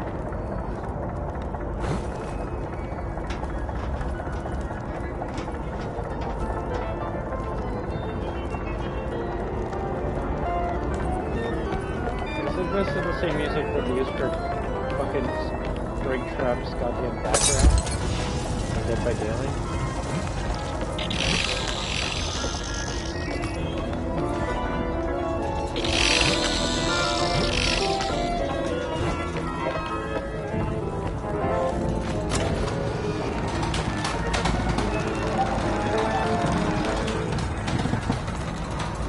Honestly, we at least skipped 6 enemies. Maybe even more. Okay, yeah, game. Like, adding fucking tanky enemies that, like there's no purpose in killing them. You're wasting time, ammo, resources. And then you got these folks to deal with. So if you, like, kill all those enemies beforehand, you're gonna have nothing for this part. Granted, you could just run past these guys and press the button, but now we're dealing with the previous enemies.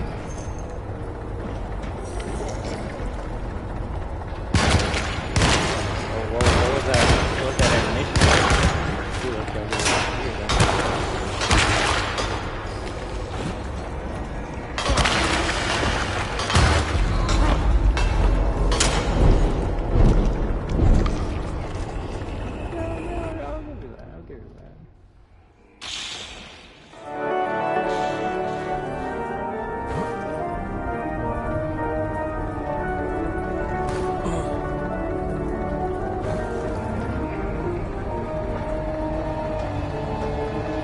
Go up to them and axe them.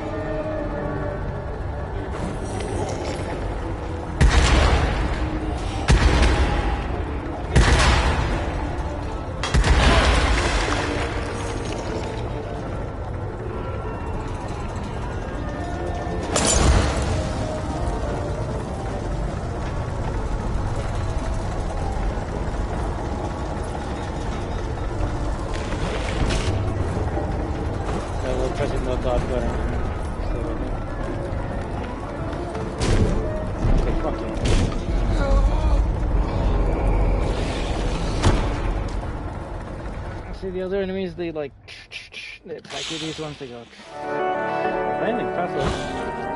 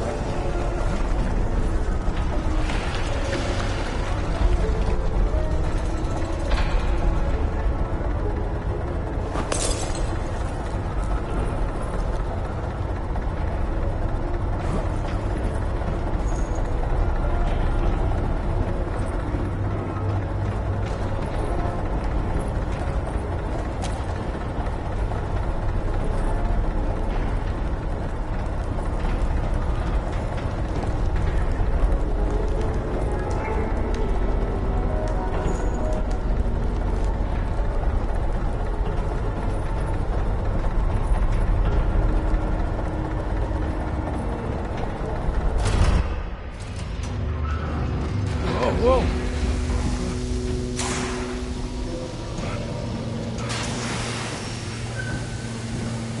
I'll try. Are you ready to tell me what happened in the attic? I put a rope around my neck, and then I strangled all life from my body. Are you under the impression that you died? Yes. No. I was supposed to die. What does that mean? That you were supposed to die? I'm the catalyst. I had to die to make the story happen. What are you referring to, Jeremy? 30 years ago, Frederic needed me to die. You're not making any sense, Jeremy. Okay, that's the funny one. Find your focus. Hey, I cheated everyone. I didn't play my part. Hey! I escaped. Hey! There's a cutscene here that makes me feel like this is like... Again, find your focus. Hey, I'm right here. The original game What's happened. going on? Now everything is wrong. Nothing is in Hey! place. I'm right here! Calm down, Mr. Conby. What do you want? Were you not talking to Jeremy right now? I haven't seen Jeremy all day. Are you all right, Detective? No. Actually, I don't think so. Well, maybe. I'm gonna go look for Jeremy. Good. Let me know if you find him.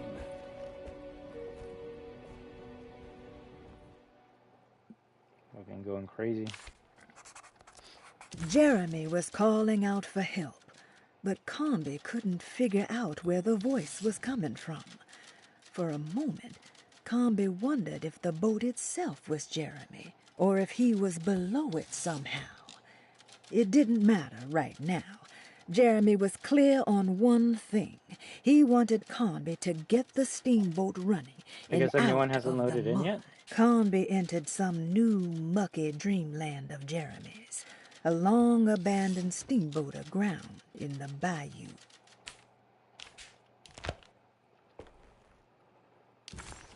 The objectives? Actually, are you still in here? Or you disappear? You disappear.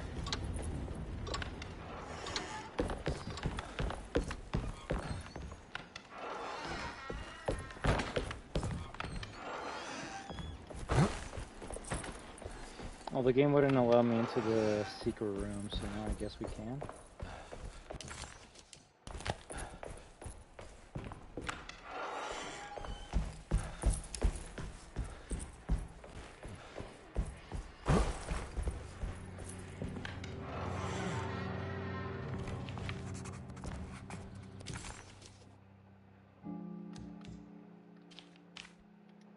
This is my room. I belong here.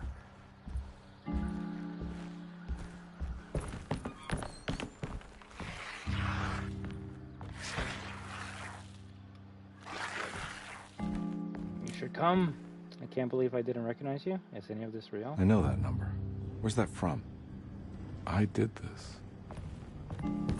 I wrote that.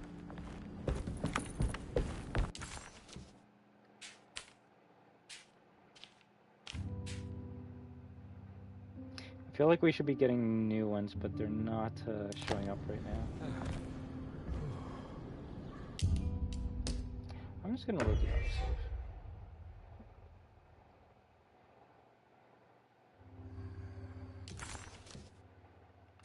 Okay, cool. Maybe there isn't anything.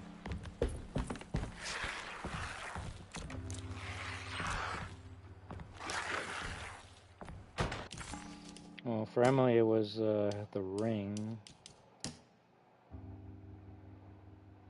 692? Yep. I know the combination. I carry it with me.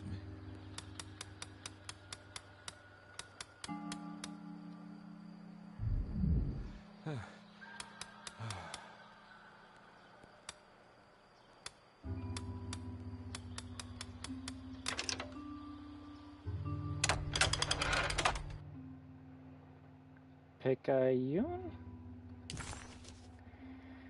An old coin from the time when Louisiana was a Spanish colony? Look for the girl, Detective Carnby. Detective, I have made many discoveries in my case. The child we want is safe, thanks to good people like me and you. We're so similar, but you don't see all the things I do. To find your man, Jeremy, you also need to look for the girl. It has always been that way. The young deliver us all. You should have a look in my room. There's a piece of the puzzle you will need. Yeah, there's something in the grate. Take care right? now. My coffee. Detective. How long have I been here? This is my room. Apparently long enough to be buddy-buddy with some coffee. I belong here.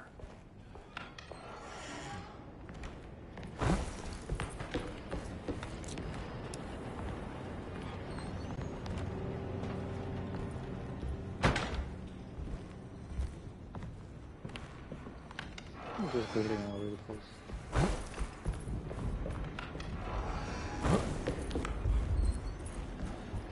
Looks like McCarthy has something hidden inside. Yeah, because we really needed that coin for that. Missing picture, key item? What the hell is that? Why would McCarthy lock this up? Was he trying to keep Grace from completing the shape? If so, couldn't she have just made another drawing? Right. Oh, fuck. What the hell happened in here? Yeah, I don't remember that.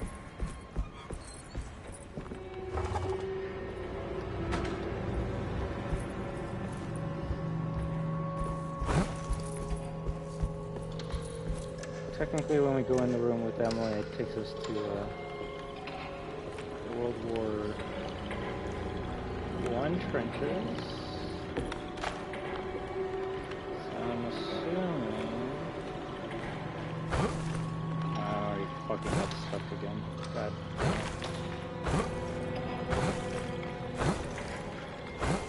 I take a shot every time I fucking get stuck in some of these dumb spaces.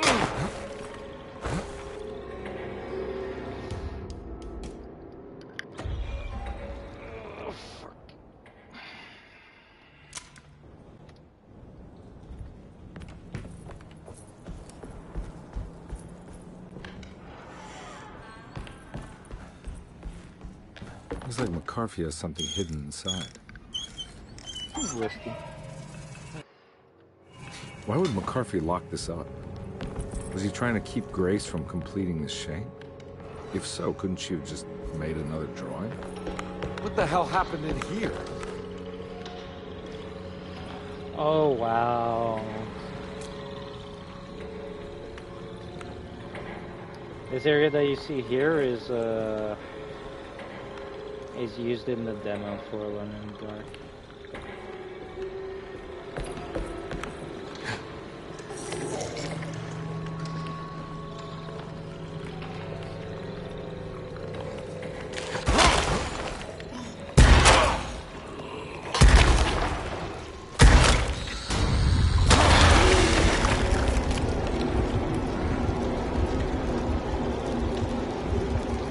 thing is, because this section is new to me, I won't be able to tell what's meant to be in here and what's not. But there.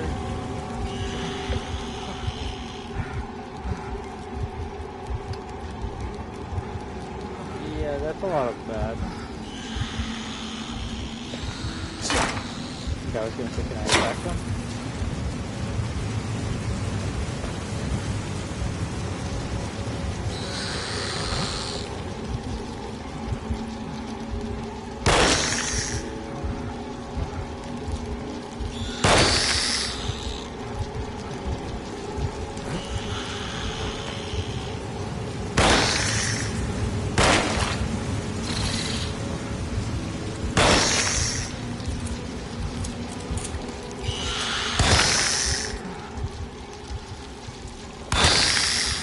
There could actually be an unlimited amount of them.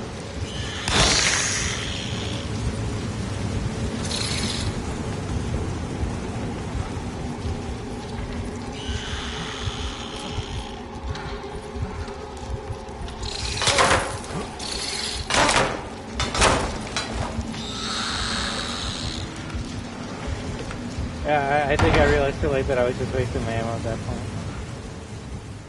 I guess that's gone.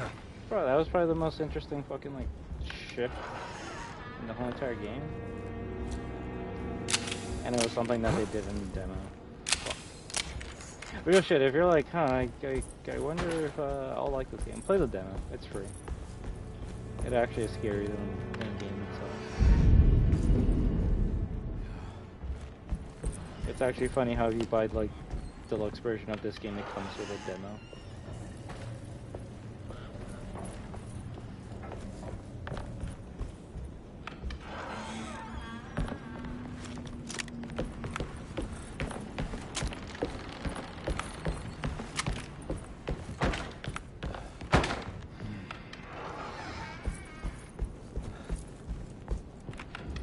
Like real shit, I had to play RE4 remake on the PS4 application, just so I can be like, yeah, video games can be fun.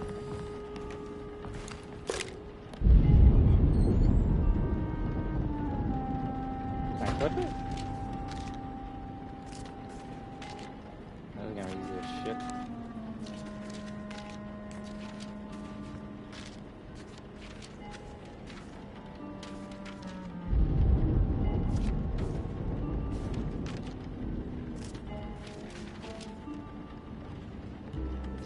Or maybe not. Maybe I spoke too soon.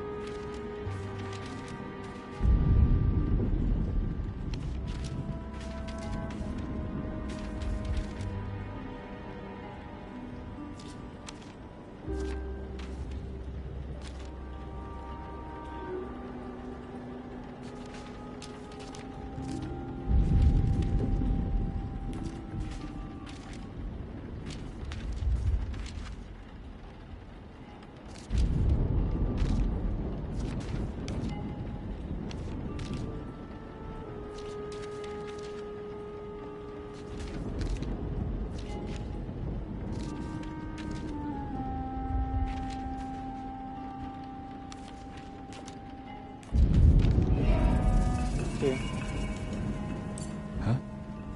What?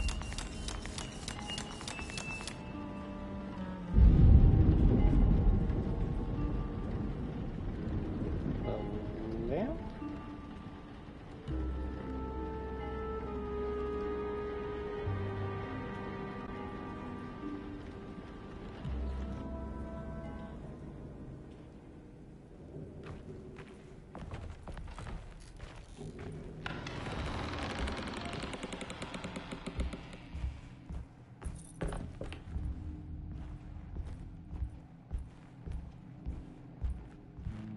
This is different.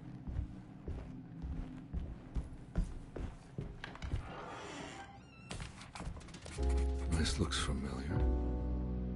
How am I back at the office? Jeremy's never been here.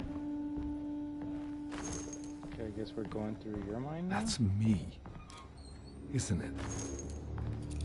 How long has it been since I drowned myself in drink and depression?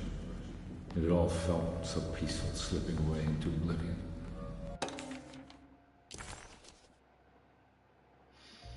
Telegram from Gabriella Saunders. My husband has returned to steal one of my most valuable paintings. I'm sure he means to sell it. If you hurry, I'm sure you can track him down. A welcoming, dark voice wrapped around my mind like a heavy blanket. It turned off suddenly as I woke up from the sound of my office door closing shut. A messenger had left a telegram from Mrs. Saunders. She had a lead on where to find her husband and her kidnapped daughter.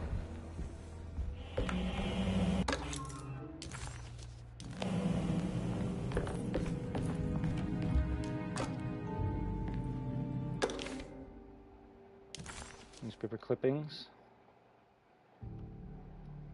Philanthropist Teddy Saunders goes mad, kidnaps child. God, I used to drink so much back then. When was this exactly?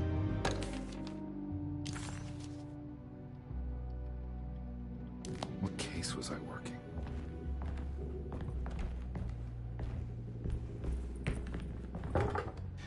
I think I need to figure out where I'm going first.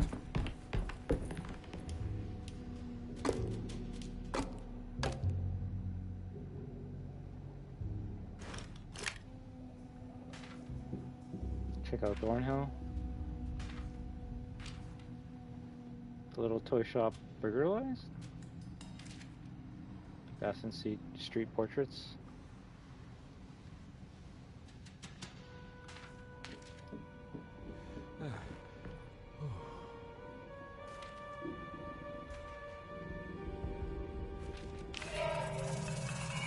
I remember this case. Some kid got taken by her father, headed out of state, but he had made a mistake by selling a painting that his wife actually cared about to a collector named Thornhill to fund his venture. That's how I tracked him down. At least I think so. At least that's what my memory says, maybe.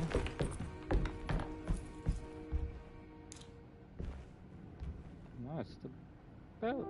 That's interesting.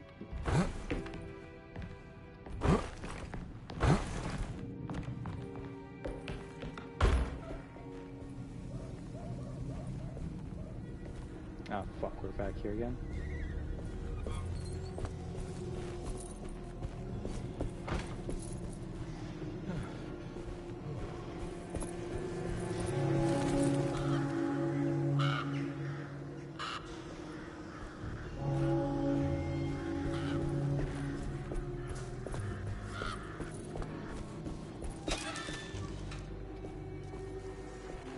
There's 2 rings. Still AM.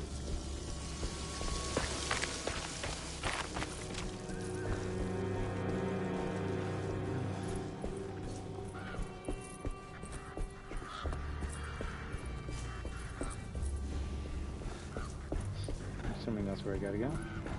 I can't go that way. Like, not this way. Again, I don't know what's with the bell. Maybe they wanted to make a trophy where you gotta, like, ring the bell.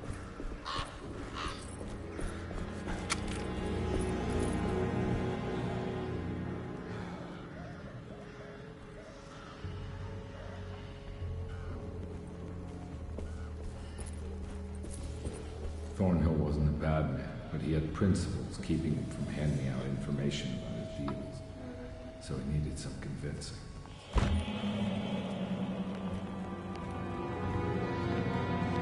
Well, every case can't be squeaky clean.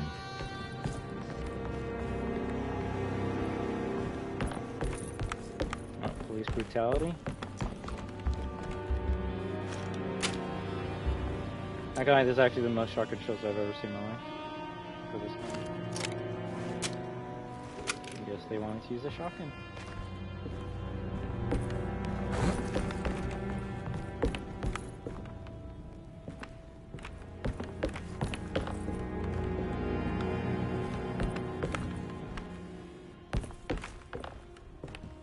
Mr. Saunders had sold a valuable painting to Thornhill, hoping the money would carry him to wherever he was going. The painting, now leaning on an easel in Thornhill's bedroom, had a certain mesmerizing gloom that seemed to call out to me, telling me I was needed for something important. I felt myself falling into the painting, only being brought back by Thornhill, thrusting an address to a Hotel St. George into my hand, and asking me to get the hell out.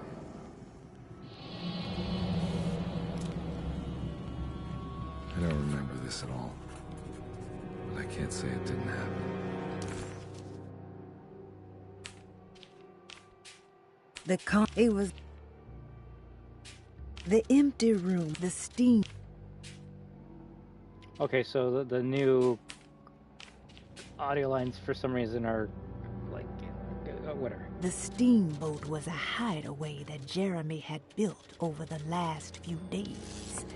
Having seen his memories extracted and expanded into physical realms by the Dog Man, his unconscious mind had decided to take the chance that Jeremy could manifest a world in secret.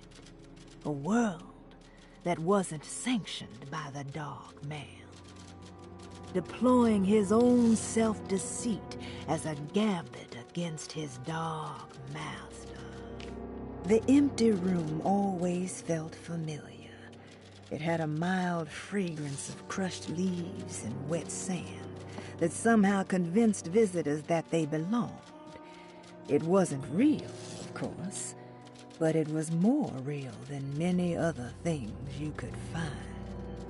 He was back in the French Quarter, his office to be exact, a place Jeremy had certainly never seen. It could only mean that the Dog Man had reached inside Edward's mind and conjured this place for him to suffer. Okay, that makes sense. Conby vaguely remembered the case of the missing child. She was kidnapped by her estranged father.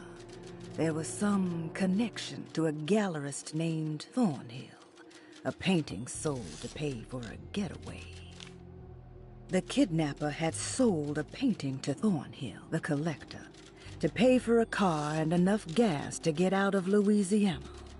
Detective Conby was suddenly reminded of shaking him down to find out where the kidnapper was hiding. St. George's Hotel by the park.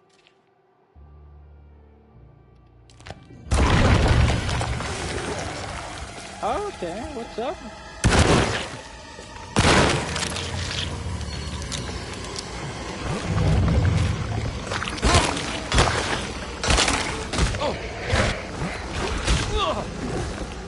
Okay. No, I don't give a fucking Muddy just wants to triple tap me. Cool, cool, cool. Mr. Saunders had sold a valuable painting to Thornhill, hoping the money would carry him to wherever he was going. The painting, now leaning on an easel in Thornhill's bedroom, had a certain mesmerizing gloom that seemed to call out to me, telling me I was needed for something important. I felt myself falling into the painting, only being brought back by Thornhill, thrusting an address to a Hotel St. George into my hand, and asking me to get the hell out.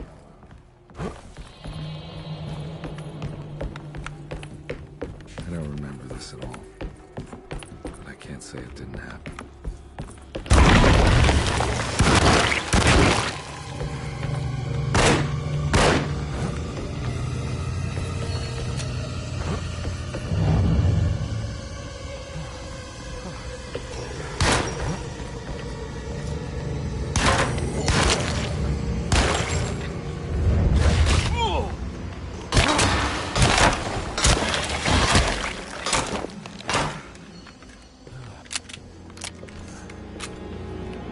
Not enough time to charge it.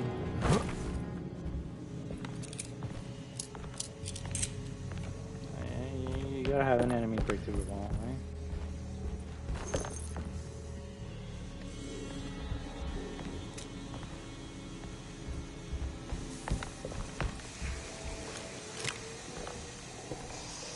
Oh, what the fuck?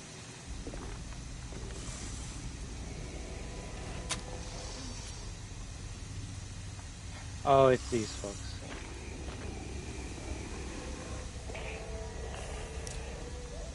Why don't you fight them through the swamp?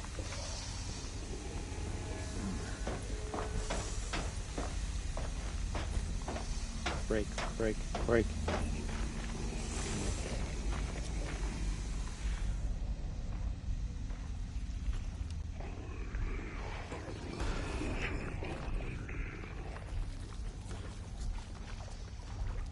I press the sneak button. I press the sneak button.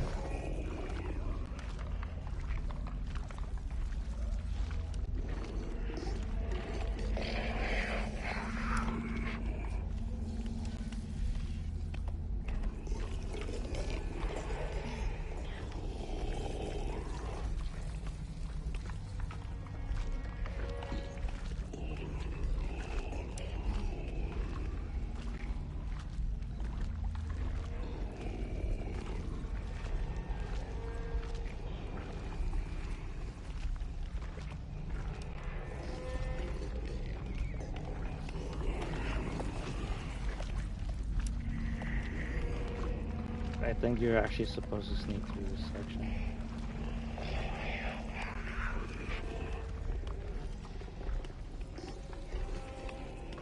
Also, the fact that just pressing triangle, which is like a slight crouch, makes you invisible to these guys is fucking hilarious.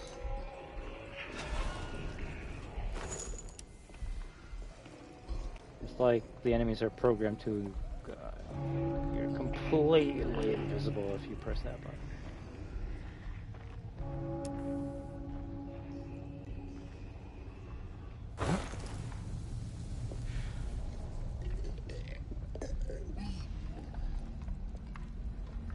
So the fact that there's red rope here, oh, there's red rope over there too.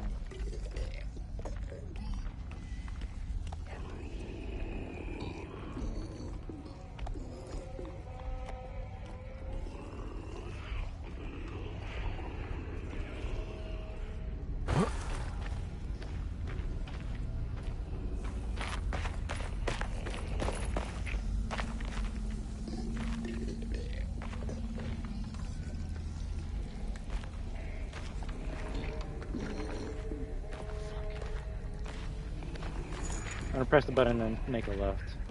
There could be an item that I need over there. Oh, okay, yeah. You see, now that's kind of telling me there's nothing gonna be on the other side.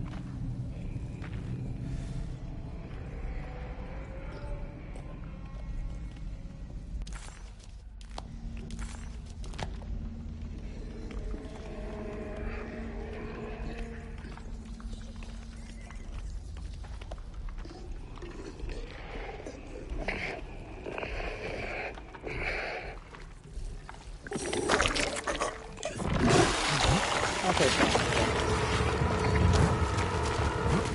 that is actually faster.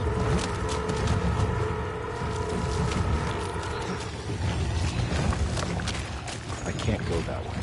Oh, nice, cool.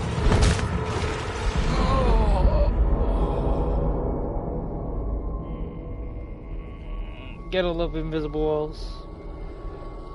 Oh fuck, I should have just kept on going the way I was going. I forgot, linear ass game.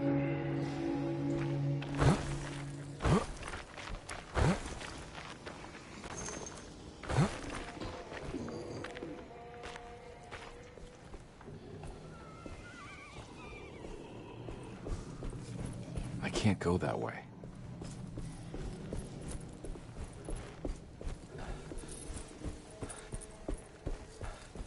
I can't go that way.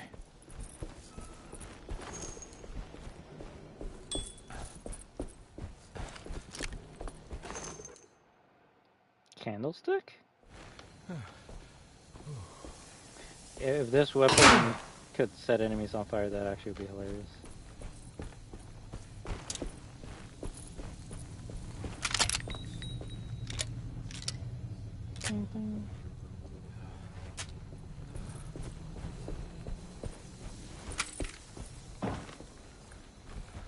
I feel like we're gonna finish this game within the next hour. And then when I wake up, we'll platinum it, and delete it, and be happy. And then I guess I'll figure out what will be the next single player game we play. Unless there's something I need to like finish or clean up, that is in like Detroit Become Human.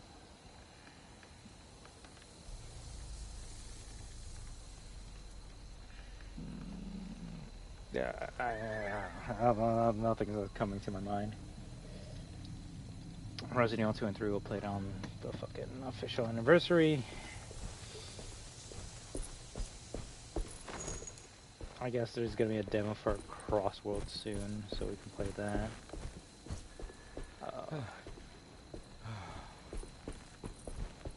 Pac-Man World Repack? That's the only one I can think of that's like new. And then there's just a bunch of old games that are like, I kind of dropped some trash, like Sonic Colors. So, we'll see. But if anything, I'm glad that I was able to get back to games that oh, fucking god, that I wanted to take a look at and see if I would enjoy. And This actually has to be the worst, if not the most disappointing game I played all year.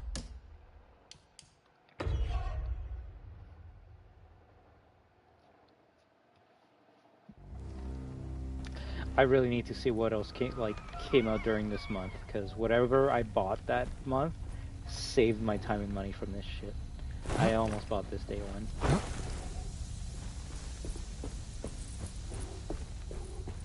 It'd be fucking hilarious if it was the RE6 playthrough. And you know what? As a video game for fun, I would rather play that over this. For atmosphere, mood, creepiness, I guess you could go with this one, but you know. You don't always just play a game for the way it looks. At least for me, I play a game because of the way it makes me feel.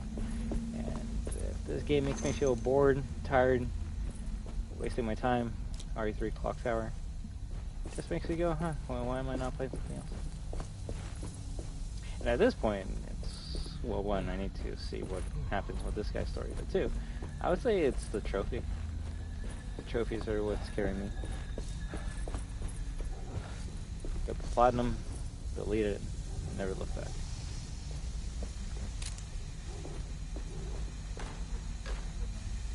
Is that me?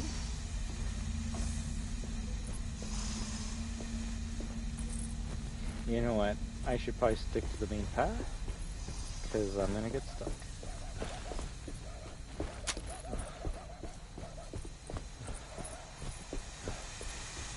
On my way to the hotel, the Morton gang caught up with me. I owed them money, a lot of it. I can't remember what for, probably some dumb gambling debt growing in size for each payment missed. I punched one of them out, and I sent the others packing. It was a stupid move.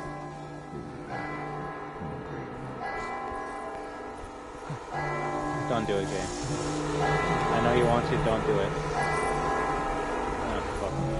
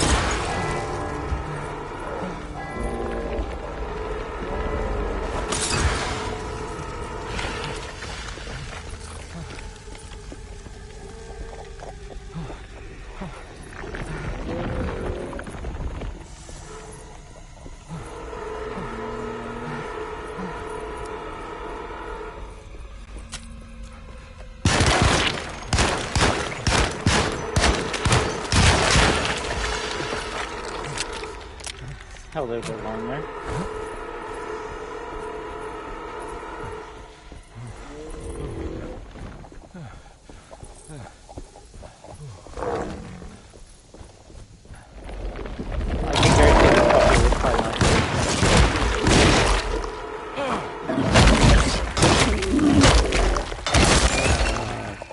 That was weak.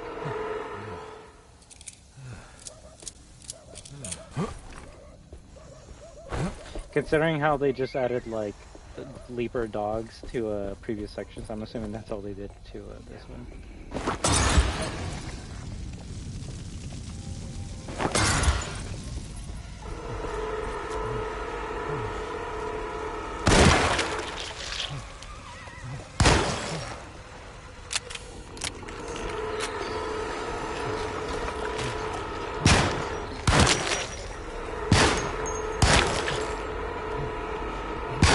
Why does this game have fucking hit spread?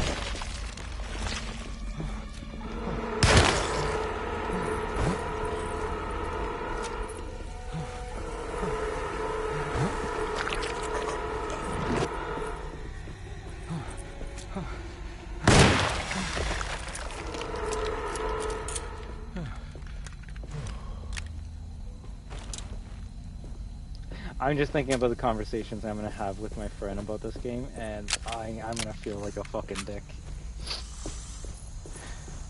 Well, granted, I don't even know if they still continued playing this guy's campaign part past level 1. We're on chapter 4 right now, or whatever. But I don't know. This ain't it.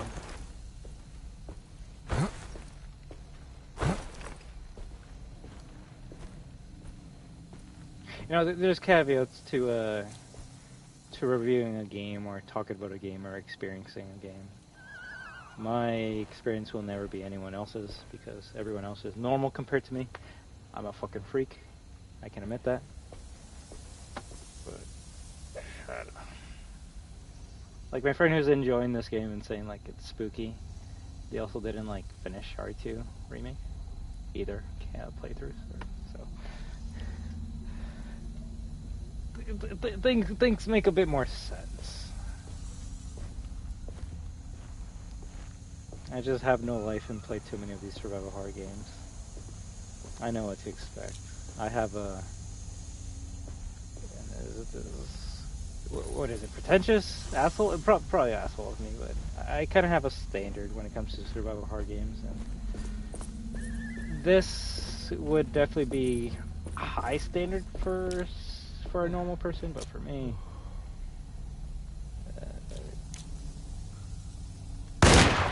Damn. GIG's not returning, Cliff Vodka. I don't know.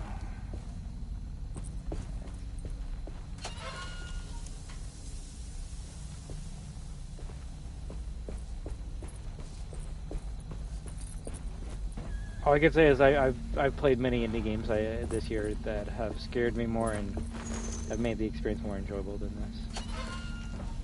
The only thing I can think of is maybe because I'm on hard, easier difficulty, you get more bullets to shoot at enemies, but even then, also that's scary stuff.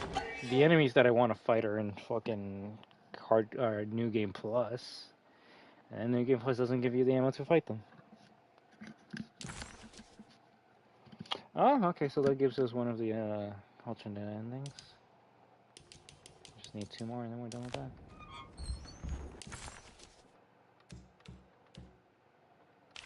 The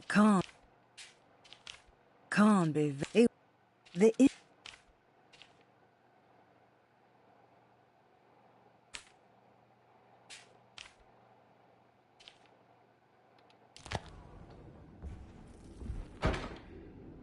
Give the kids something to play with.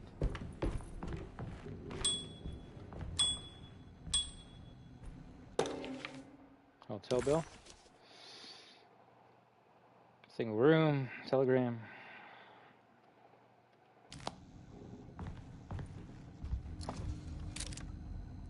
I found him.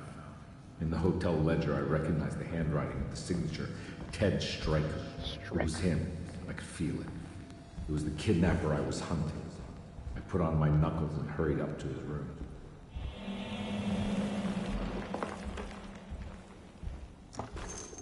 Something about that name, Ted Stryker, rings a bell.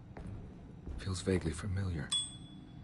I think the video I watched said like Ted Stryker's your partner in Alone in the Dark too. So yeah, reference that only fucking 50-year-olds would understand. Gotta love referencing the OGs. Can't wait for fucking RE1 remake to reference the fact that like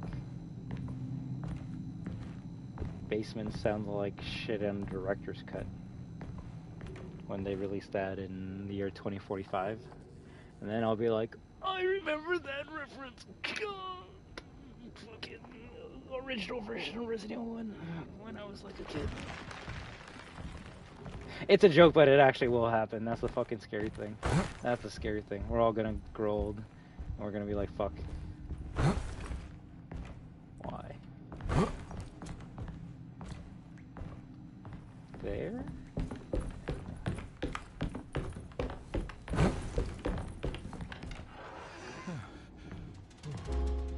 I recognize this room. But I didn't catch up with them here. I must have followed them. But where? Business card? David Thornhill's business card.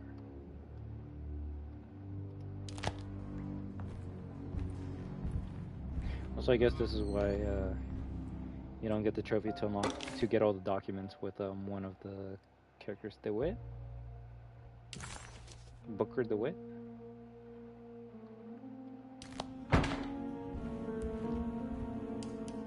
Don't get this shit. I actually don't get it what this like puzzle wants me to do.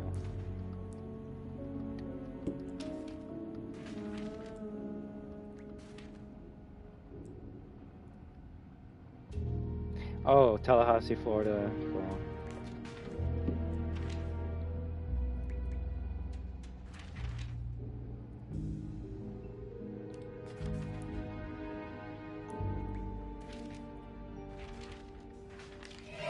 That's right, he was running away, ditching his old life and marriage in New Orleans to find something better in Tallahassee. And he took his daughter with him against the will of the mother. That's why she hired me. But I stopped him. I caught up with him at the Pearl River Bridge. How do you forget like this, but then have like specific details about this shit?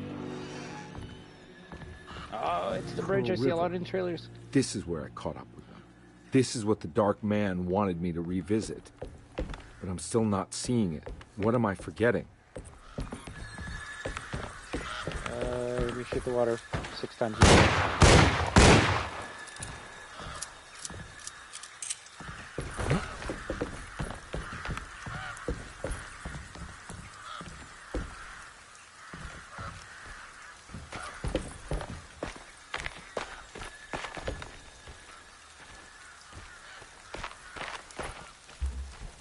See, I would grab a hatchet here, and then an enemy just jumps out from there. That's pretty scary.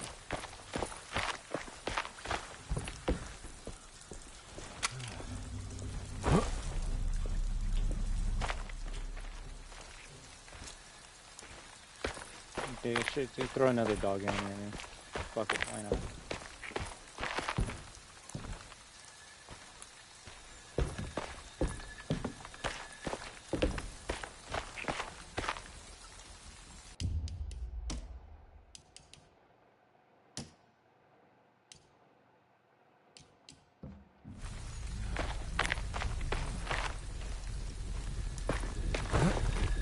I can't go that way.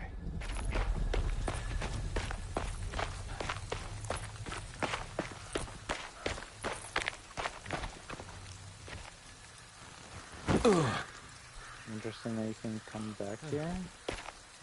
You see, my video game senses would be telling me that this is going to be like a boss area where you're being chased by something and you can like loop it and try and survive, but that sounds way too fucking cool and more than likely not going to happen, so.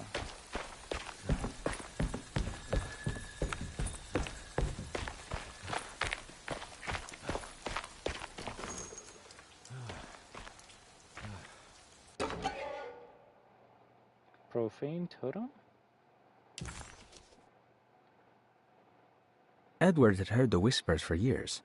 When he lived in Brooklyn, it was only on rare occasions, like when he as a child climbed that tall tree in Central Park, or when he almost drowned in the Hudson River, trying to save his despaired mother. The whispers became more common as he moved to New Orleans, but still rare enough to be ignored. Now as he walks the halls of Darceto, he knows what is calling him. He doesn't want to admit it, but the dark young in the conservatory is telling him to sacrifice the Cabris and corn. So I guess that explains why he's hearing fucking whispers in the game, because he's just been hearing whispers throughout his whole entire life. Okay, you know, that's some lore to throw on us. There are many ways to cross a threshold. The easiest one is being invited. A door swung open, leading you inside. Another is sleep, hypnosis, or even sudden fright. There are those who fold spaces that challenge Mobius, or jump through angles that defy Euclid. If you learn to properly use your talisman, you could go anywhere. You wouldn't even need to rely on the fluttering wings of the shrieking Biakis. I'm assuming the Byakis are those beetle bugs that we fight. As the world moved into the new decade, America was spiraling into a maelstrom of debt, drought, and death. It was called the Great Depression, and ruined many families. It was a fitting name, for poverty also breeds madness through desperation. Yermi was of course no such victim, for he already witnessed the darkness within. He knew the shadow that stood on his threshold very well. It wasn't new. It was something that had always been with him. Life is a stage play performed to no one, applauded by no one, and wanted by no one. A story already written, meant to play out in one way only. I wrote my book in order to explain that there might be more to life, that free will isn't truly free unless it moves against the expected. In retrospect, I think my ambition was hubristic. Yermi had a much more humble suggestion. What if we all just went home? Let's just go home, fuck it. Asleep, with an anesthetized mind, Yermi filtered these words from Darceto's gangrenous ground. Ever their praises, and abundance to the black goat of the woods. Hear us, mother, and take pity on us. Accept our sacrifice, and judge our worth. Ia, Shubnigrath. Ia, Shubnigrath. The black goat of the woods with 1,000 young. That's not in the fucking text. But I guess that's the additional words that are going to be said at the Bull end. worship is common throughout history. For Christians, this can be seen in Exodus when the Israelites turned to worship a golden calf in Moses' absence. This passage shows the people falling back to the worship witnessed in Egypt, known as the Hapis bull. Another famous example is the Minoans on the island of Crete. Their worship of the bull gave rise to the myth of the Minotaurus, the half-man, half-bull monster that reigned the labyrinth. But for this particular case, I think I should tell you about the deity Astarte that brought the Taurus constellation to life to attack Gilgamesh. Even for a mythical hero, this celestial bull would prove difficult to defeat. Only by distracting the bull with a golden sail was Gilgamesh able to pierce an eye with the spear, which bled the bull to death. Yo, I'd rather fight fucking Gilgamesh than goddamn Darkman. That's the thing, like, they talk so much about fucking Lovecraftian lore, and you really only deal with the Darkman and Shub-Niggurath right at the end. It makes me wonder if the original game was really into Lovecraftian lore. I know the 2008 one was doing its own thing.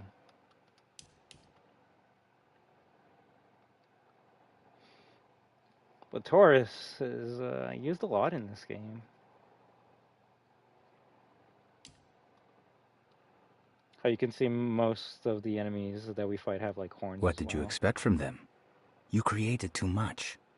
There wasn't any room to breathe.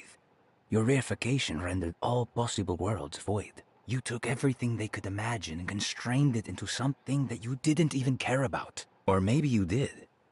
Perhaps you cared the most of all. Maybe you tried to save them from themselves, and that is why you had to die. What did you expect from them?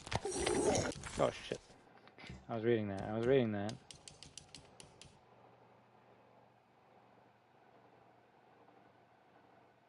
Death of an author? I guess that's the author that died in that jail cell. Oh my fucking god.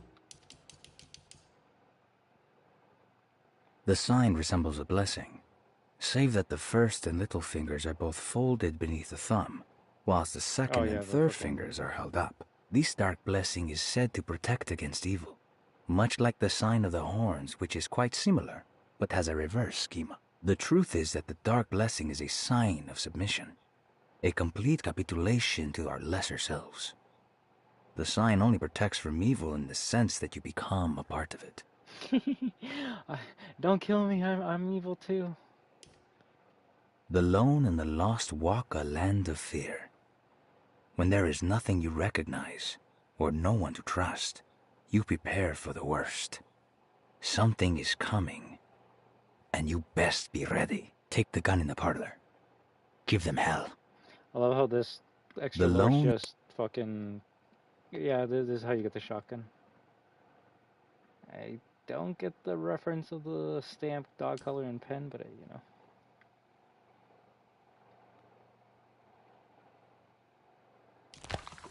Already read that one. New Orleans lies southwest of Derceto, along the great Mississippi River.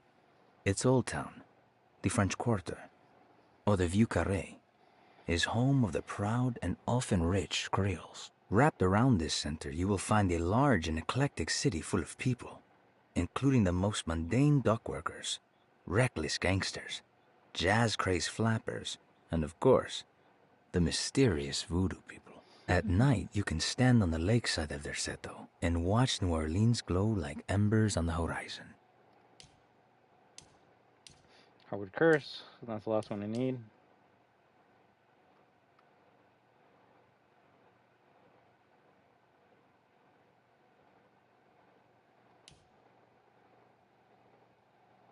The artist spent a lot of time boating on the vast Lake Pontchartrain. Poetry, painting, photography, everything seemed to become better by the shimmering water and the opalescent sky. One night, as the sailors returned to Derceto, they found a masquerade ball taking place. It must have been Perosi and Nora who invited their friends from the theater. The sailors quickly fashioned masks out of plaster of Paris and joined the festivities. They enjoyed themselves for hours before realizing time was not passing. Nor could they find their friends. As they began to worry, they demanded that the guests unmasked. But they could not, because they were not wearing any masks. You see, that actually is pretty creepy, because it makes you wonder, like, what the fuck happened next? What did the people look like? It's the horror in this game is mostly in the text, making you imagine. Derceto stands on a breeding ground for the grotesque, a temple devoted to rebellious growth, the most ugly and cancerous side of nature. You may be able to shield your psyche for a while, but rest assured your soul will come to pray to that hideous god in time. That is the story of every man and woman who gather around that ancient arbor. They all croak, bark, and bleat, because their own bodies are afraid and they wish to repel the evil those words conjure. Iya! Iya! Instead of that blasphemous name, they gossip in hushed whispers the name of Derceto, Astarte, and the Black Goat of the Woods.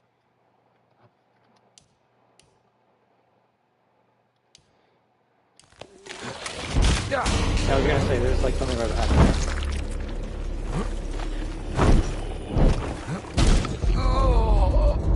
Funny thing is, I think I was like clipped into the wall, so I couldn't fucking run out of there. The Black Goat of the Woods. Oh fuck. Where am I?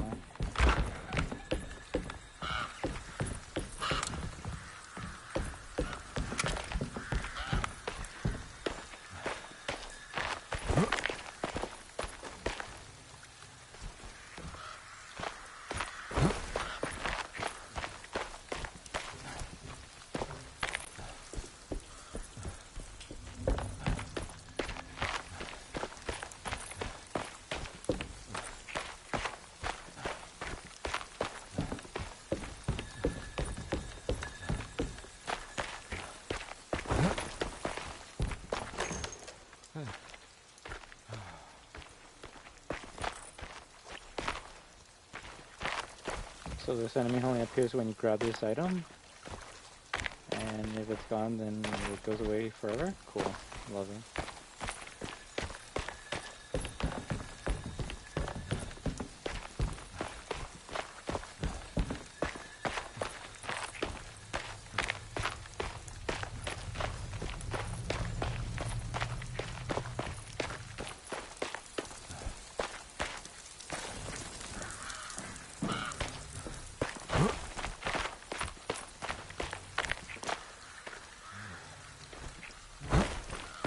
I don't know why. Well, we'll see. Maybe something breaks. Oh no.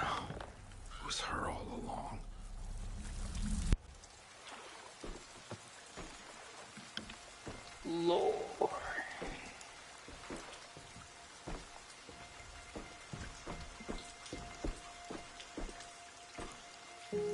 I can't believe I didn't recognize you. I looked a little different back then, I suppose. Was any of this real? How do you mean? This day, just... so much is happening. I can't... I think I've lost my head. Do you need me to apologize? I mean... I am sorry. I don't think I need to begin to explain. You're just a kid, Grace. I'm really sorry. I didn't mean for it to happen. Lies. More lies. No, really. I thought I was being a good guy by handing you over to your mother. I didn't know. I couldn't have known that she wouldn't care about you. Gets the daughter back and then puts her in, like, a mental I don't know how institution. this works. What is this for? Some form of admission of guilt. Maybe acceptance. It's what the Dark Man wants. I guess we just watch my father die again, then. You think he's alive? I know he is. He's down there, scared that he won't be able to get out. That he will drown with his daughter again. What are you saying? We gotta save him. We? Do it yourself. I'm down there with him, remember?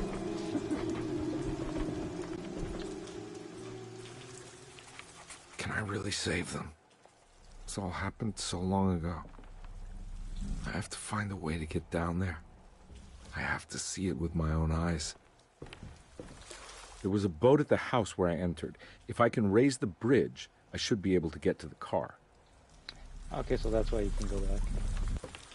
There must be a way to save you both, right? Why else would I be here?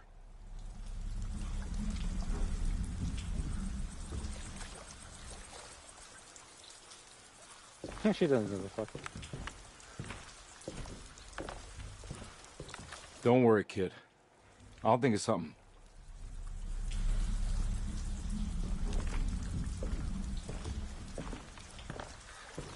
Just the two? Comby had run their car off the bridge.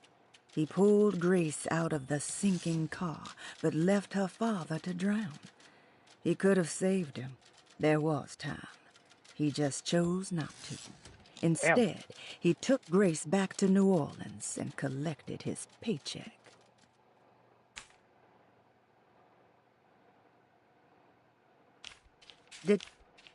Detective Comby didn't recognize the bridge across Pearl River.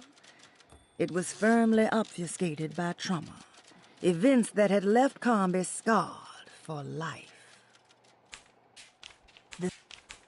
The steam. I think I read them all.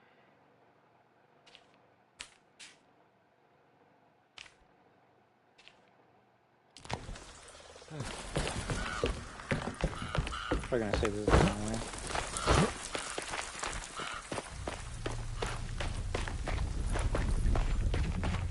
I can't go that way.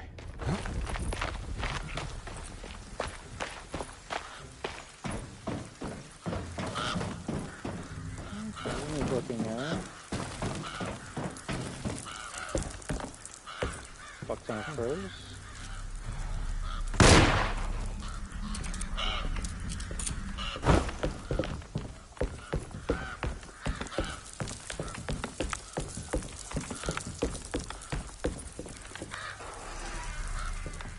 Surprises somewhat.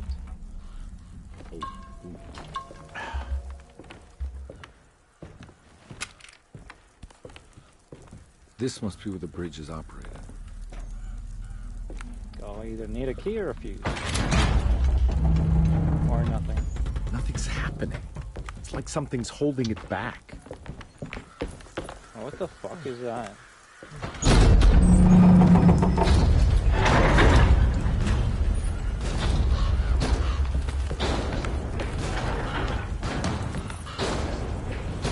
Fuck, I'm gonna die, I'm gonna die. That noise only tells me one thing. I I got like 20 seconds to do something, otherwise I die. Oh yeah, of course.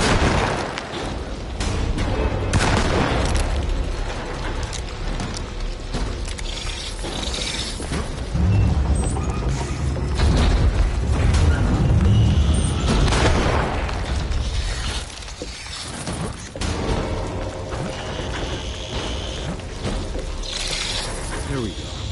Should be able to pilot the boat.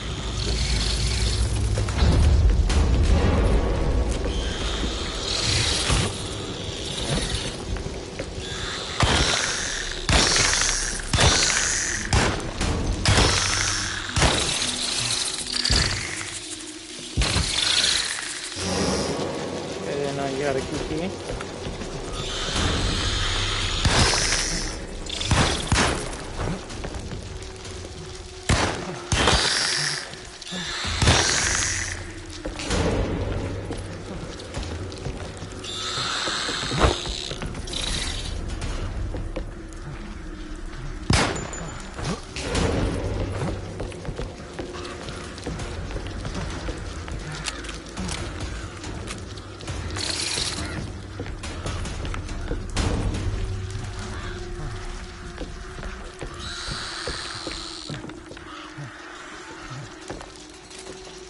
Flying enemies can get worse.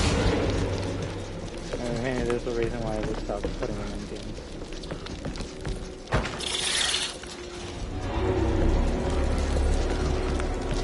The thing about flying enemies is it's kind of hard to balance them. You don't want them to be too spongy. You don't want them to do too much damage, but you also don't want them to be like weak as shit. And you gotta make sure they don't bug out like this one is.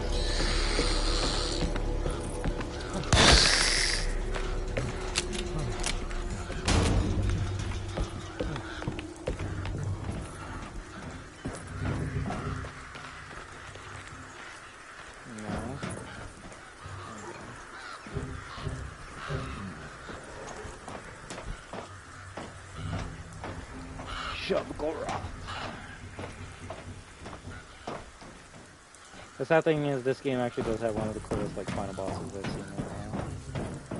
It just comes out of fucking nowhere.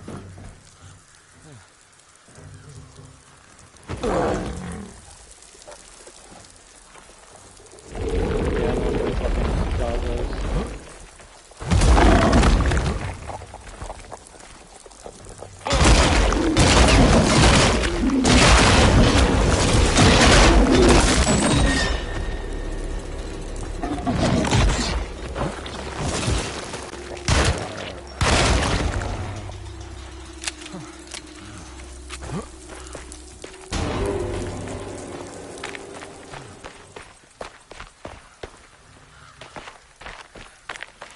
I'll never ask for anything ever again.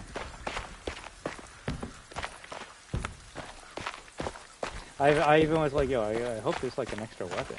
Give me an extra weapon, and guess what? That extra weapon gets no fucking ammo.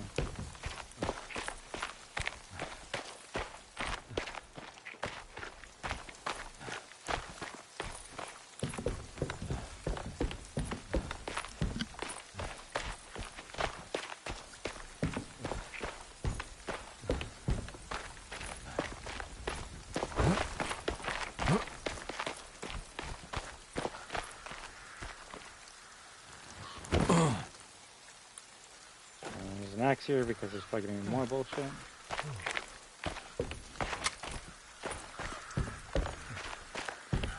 Okay, I don't know. Give me something to give me something to fight.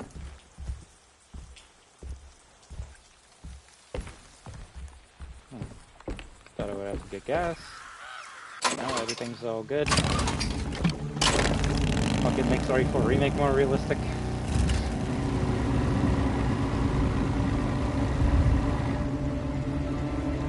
I actually do like that part of the remake where you gotta get gas for the barrel.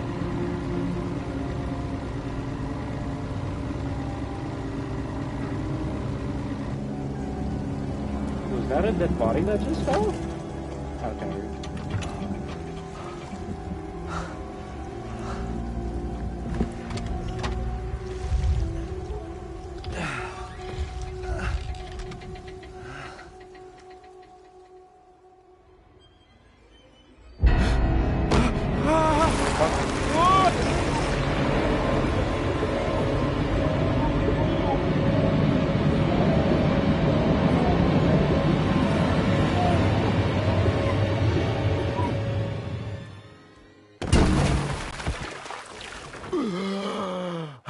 My God, Carnby. Are you okay? Don't leave me alone. What the hell have you been doing? What's going on here? Look at this mess! I'm sorry, Mrs. Thompson. Don't make me kick you out of this house. Now get out!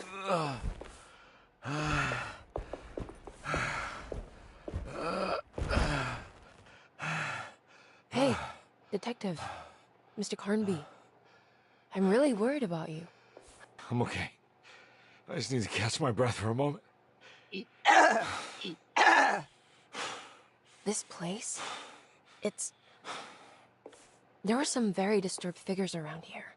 And I don't think it's just the patients. I've been reading some things about how Derceto has a deranging effect on people. I think it might explain... things. What? Just take it easy, okay? I'm gonna go find a way into Dr. Gray's apartment. I want to know what he's hiding. Emily, don't worry. I think I'm close. I'm gonna set everything right. Just be careful. Considering the endings you can get with this character, he's not wrong. I stole the child and let him drown? I went up to your awful past, alright. Wait, what? Okay, got the trophy. Even the trophies are glitched. Gave me that trophy twice. Let's see what I got left. Save New Orleans from the Black Goat. Cool.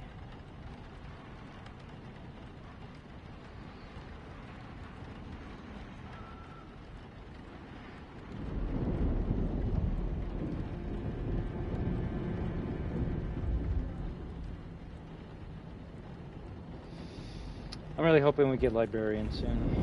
Read all the clues.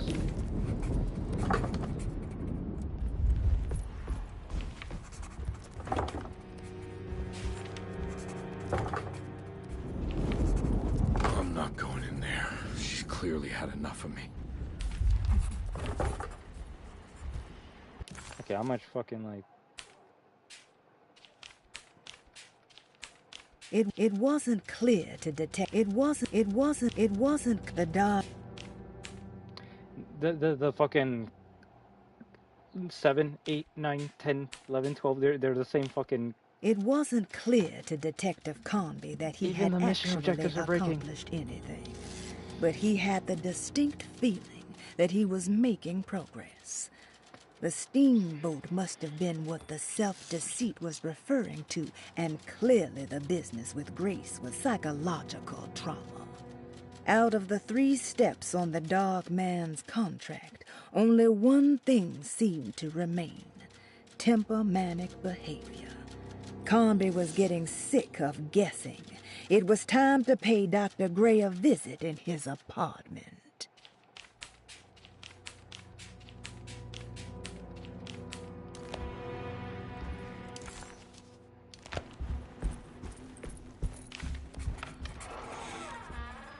Another new objective? It wasn't. The dark man had forced Conby to face his memories of Grace and her father. How he ran him off the bridge at Pearl River and carried on to steal his child as he was drowning. He then handed Grace off to her mother because that was the job, and you don't question the job. You take the money and get drunk. Damn. As Conby slowly accepted his trauma, he started to wonder why it was his and not Jeremy's. Saw you being taken over.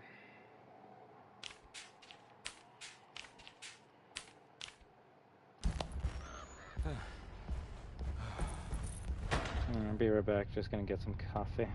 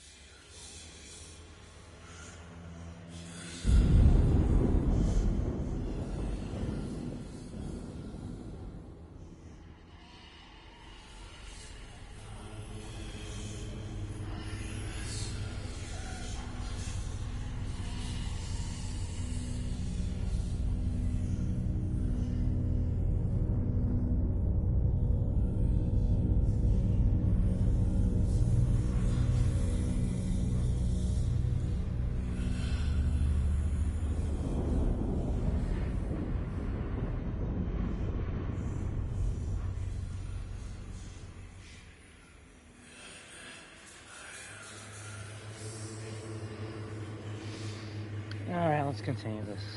Let's fucking finish this game.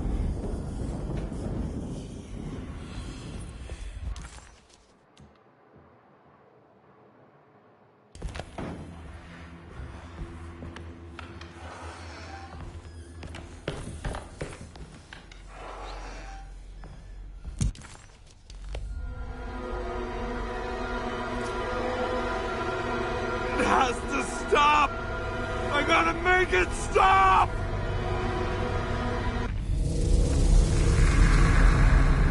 Cool, just freaky shit. Almost died there again.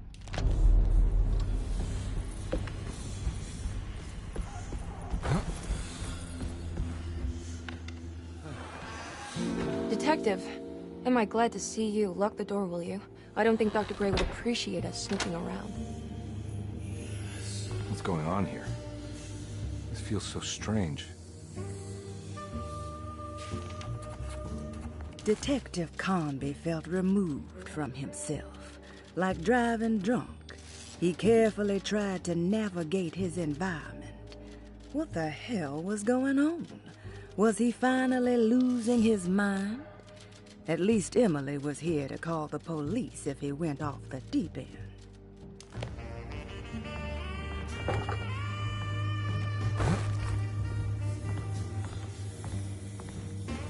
Have you found anything? What? Yeah, I've seen some things. Okay. Let me know if there is anything you want to talk about.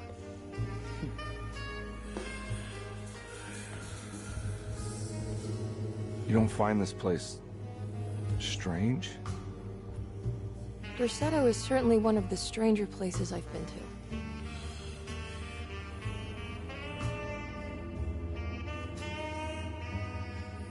This room feels too real. Hyper real. More than anything I've ever experienced. Weird. Okay. I don't see what you mean. Forget it. I gotta get back to breaking the contract. Yeah, that's what I was doing.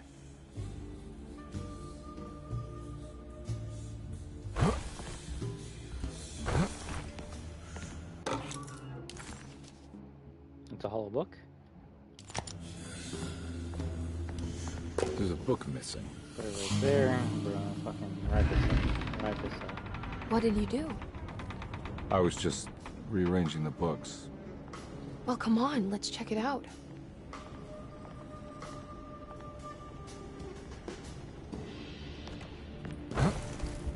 I think I'm beginning to understand.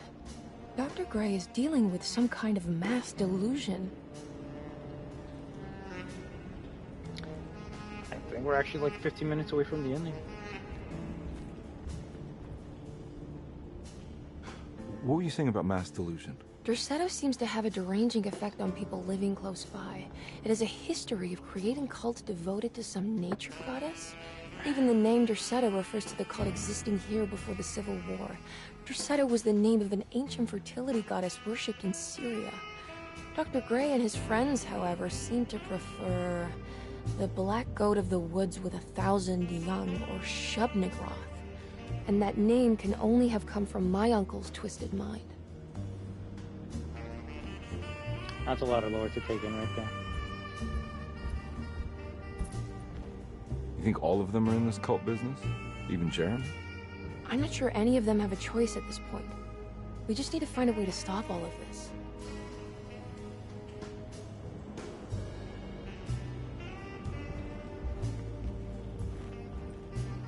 I've been so busy trying to free your uncle from the promise he made to the Dark Man. I guess I kind of just let everything else go. Don't worry, Detective. I feel like we're close. I'm sure Jeremy will turn up. If he is part of the cult, he wouldn't want to miss the Feast of St. John. I just need enough information to make him see the truth. I hope you're right, but I doubt he'll show up. Not as long as the Dark Man's got him hiding. Oh, let's get him. That mark on the floor looks like talisman positions, but from which direction should I look at it? Good to finally meet you, Mr. Hartwood. I'm here on the behalf of your brother Philip. You were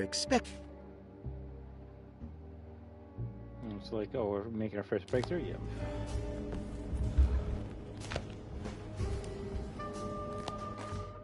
The Snake Dagger, a monograph by Yael Klein. In Ludwig Prin's book on pagan rituals called The Mystery of the Grave, as translated by Nicholas Vachy, there are several references to a sacrificial dagger called the Snake Dagger.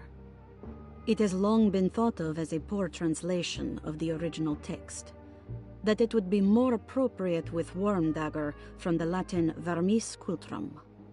This seems natural following the recent consensus that the original title of Prin's book, De Vermis Mysteris, should literally translate to the mystery of the worm.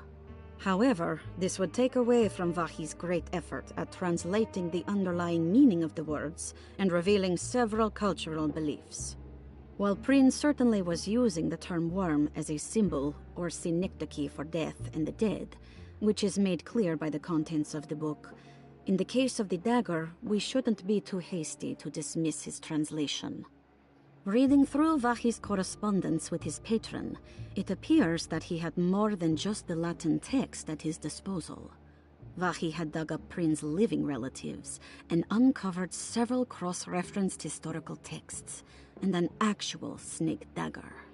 The dagger was dated to the early Middle Kingdom of Egypt and had such a clear shape of a wave that Vachy considered calling it the sinusoidal blade. Knowing the full story, it seems prudent that he chose to translate it as snake and not worm. There are several reasons why this choice of word helps us understand the pagans that Prin's book attempts to describe. Okay, I hope next page describes why this fucking dagger is important. The symbolic value of the shape becomes more apparent when reading about the use for the dagger. In the passage of possession and exorcism, we find the snake dagger poisons the poisoner within the victim and is therefore pacified. Okay, so the dagger where the literal removes text would tell us that Dark the Man from worm Jeremy. dagger trumps That's the why. demon possessing the victim, it tells us nothing of their reasoning. Only that somehow this dagger wins against the demon, like it had the better hand in poker.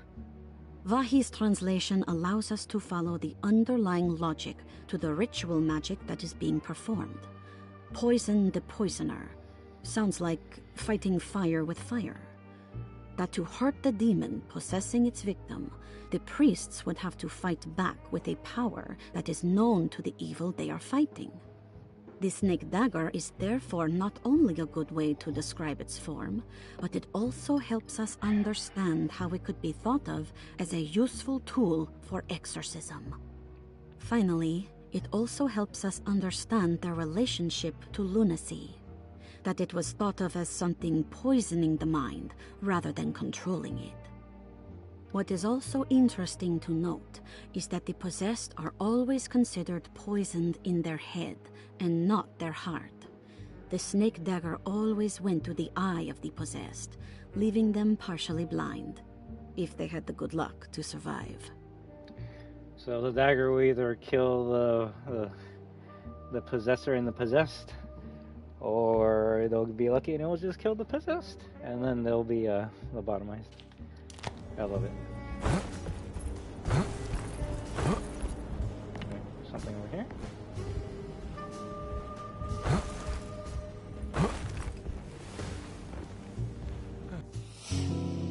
Furniture key. Huh. Has that been there this whole time?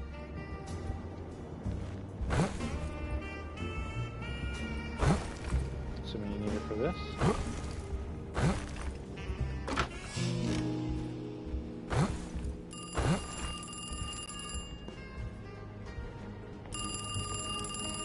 Automatic cutscene.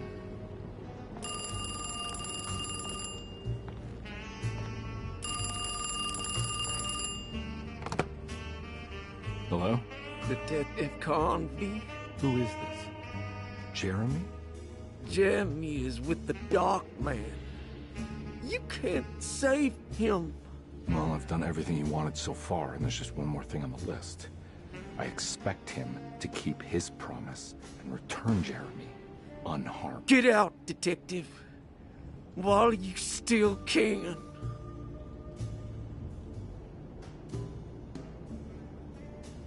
Maybe the Dark Man uses the person he's possessing's voice?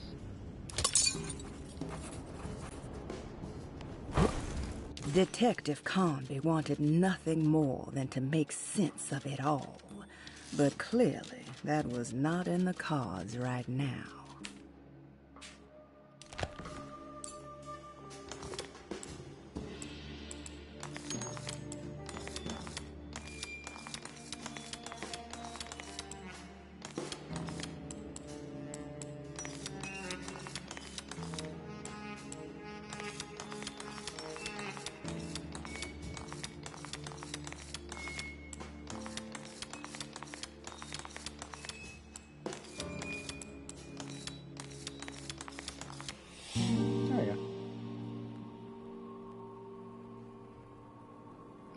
Do I gotta get the numbers too?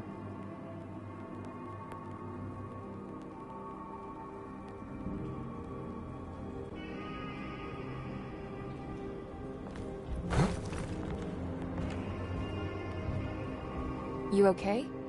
You look a little frazzled. Just stupid telephone. I know. I tried calling the police earlier. The telephone is completely dead. It's not... Yeah, no, the telephone isn't working. Like, yeah, at this point I just gotta go with what she's saying, otherwise she's gonna think I'm Detective Conby was worried Emily could tell, that she could see the madness written on his face. But what if he was the only one seeing the truth? Could that still be the case? If only he could find evidence that would make her understand that he had seen beyond the veil, or at least something that would show her he was worth the money she was Yeah, paying. at least that one. She's gonna be like, fuck, I hired some crazy guy to do this job for me. Great. Miss Hartwood, I think you're gonna want to see this. Is there something in the closet? Yeah, there is. You don't see the very obvious gate leading to whatever Jeremy's madness is serving up next? I don't understand. Are you making some kind of fashion metaphor? I'm sorry, I don't have time for this. Can you just tell me what you're doing? You don't see this. It's fine. It's fine.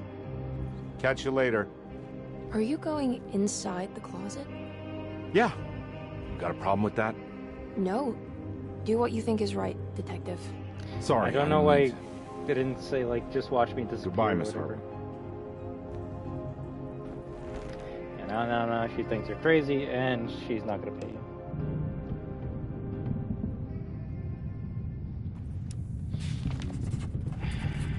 I could do this section in, like, what, 3 minutes? But what if they add something new? Disheartened by his failure to make Emily understand what he was doing, Detective Conby actually felt better seeing the frozen hell before him. There was a finality to it. Its clear symbolic opposite to the dark man's desert made him realize this was the end. Soon it would all be over.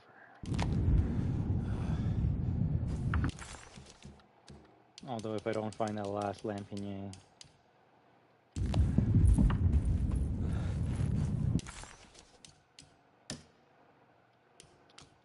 I have a feeling you're supposed to get that before Chapter 5. I believe Chapter 5 you just fight the boss. You can't even, like, explore the house, so... Oh, whoops.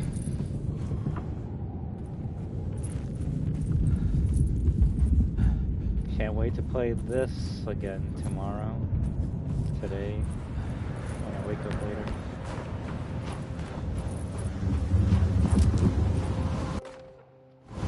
I just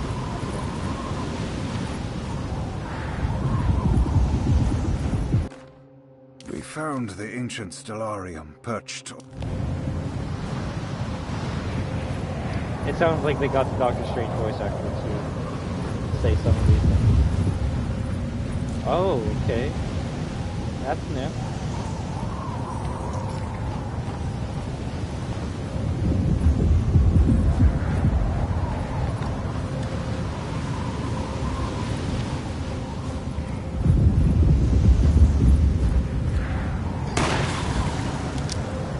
Funny enough, this is what I expected on the first playthrough.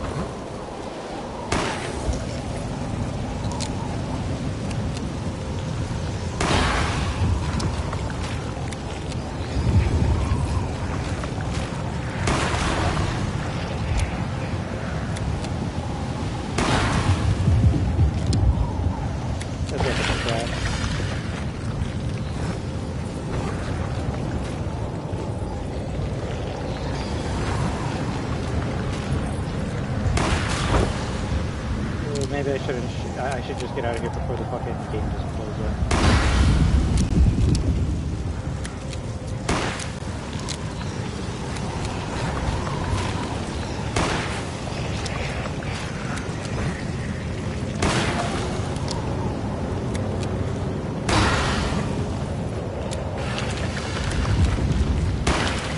So, not really a scary game when you have a section that didn't have enemies before, and now you have enemies. Now you have enemies. Which, hey, that's cool. I want that. But then you give us a weapon that, like, okay, it's kind of trash. It has unlimited ammo, basically.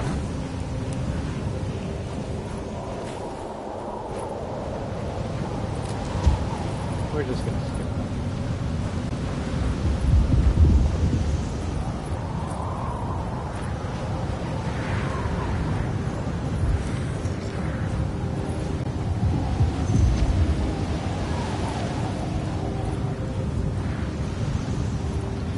I'm actually surprised they didn't have any dog enemies in here.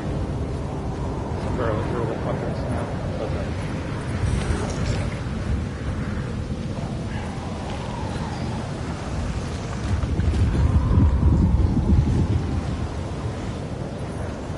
I'll say once the AI sees you, they chase you down.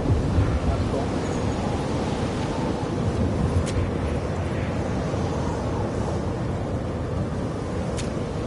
Okay, I was gonna say I can't even like run,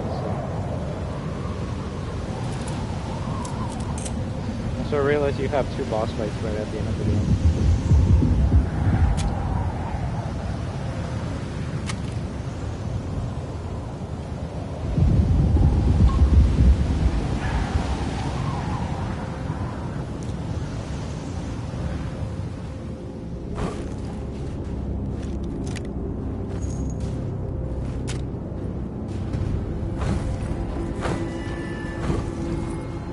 Hey, you! What are you doing here? What is this place?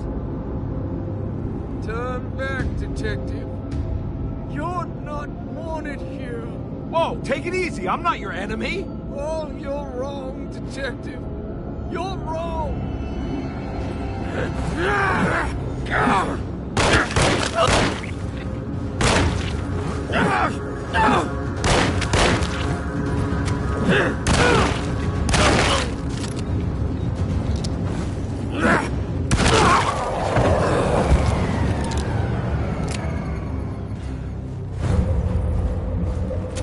Oh, he's dead? He didn't even like teleport? Okay.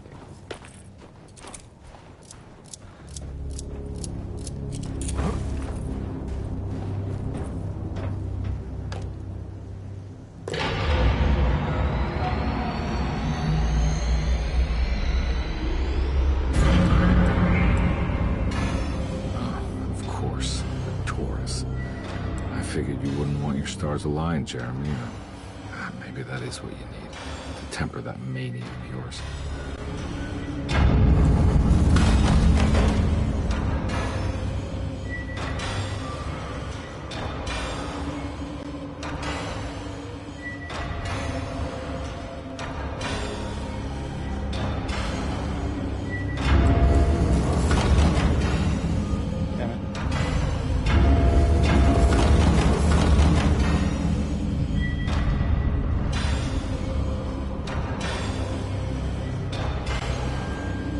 Card does look cool.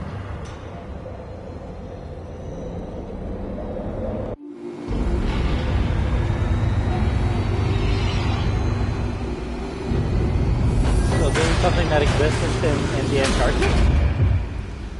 Is it the first time humans contacted this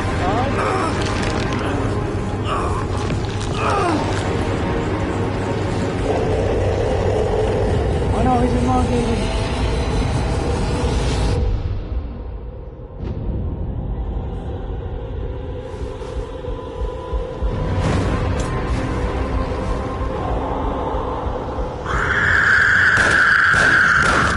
God's sake, stay dead, will you?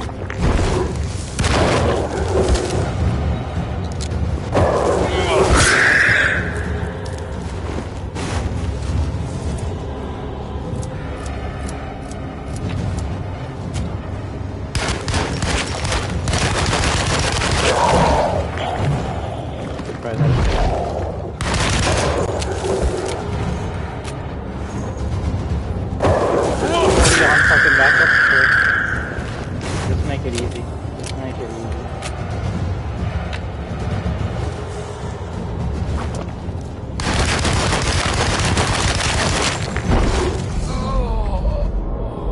Granted, I honestly, if he smacks you once, it's just a GG, so, you know.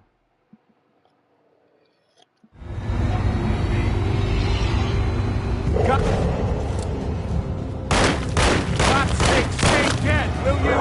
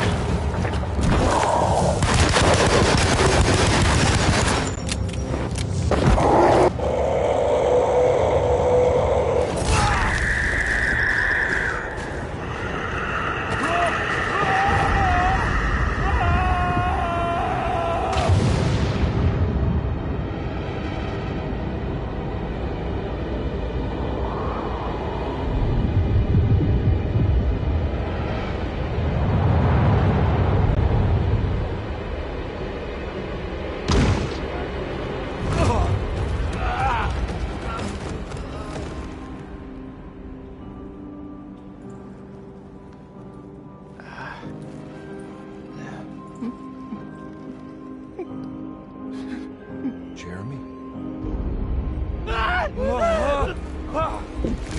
Oh, he's here now.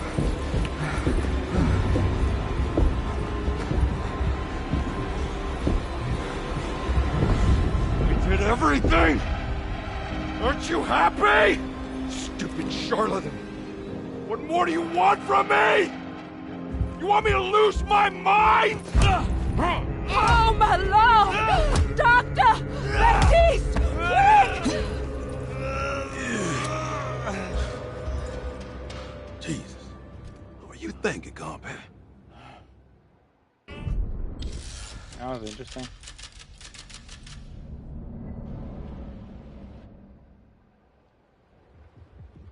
Why is this even a chapter? It's like 10 minutes long. If you probably less than that if you skip the cutscenes.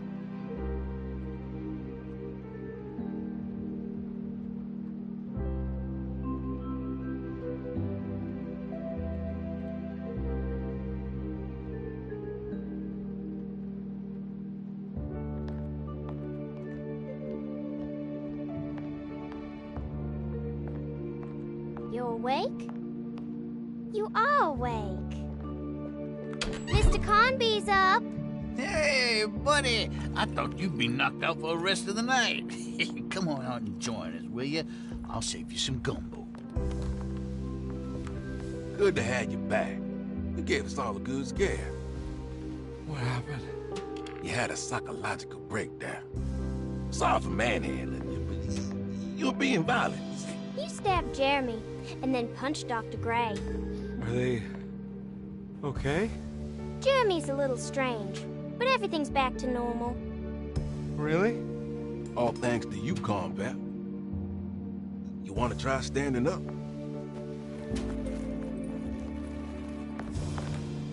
Such a weird way how it just ends like this. Well, if it isn't the hero of the day. I initially thought this was like... How are you feeling, Detective? Never better. How about you two? Hey, Jeremy, I didn't do too much damage, did I? Things are fine. Very quiet. What's up with him? Painkillers? No.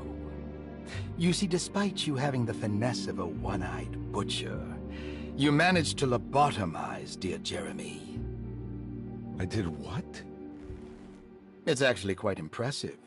It's not like I hadn't considered it myself. I just wish Jeremy could have been helped without reducing his personality to that of an oyster. But he's gonna live. Of course. As long as someone keeps feeding him, he'll outlive the best of us.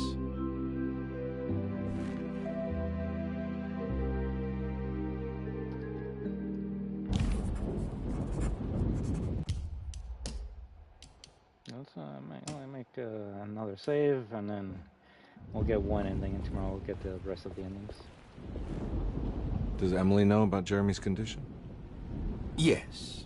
She seems to be handling it quite well under the circumstances. I was gonna say, like, bro, I hired you to, like, protect me, not lobotomize the person. Does she still want to take Jeremy get away out? from Derceto? I will have to insist that you do. This is not that kind of institution. Jeremy, hang on for a little longer, okay? We'll be going back to New Orleans soon. Oh, good. I do so miss the city lights.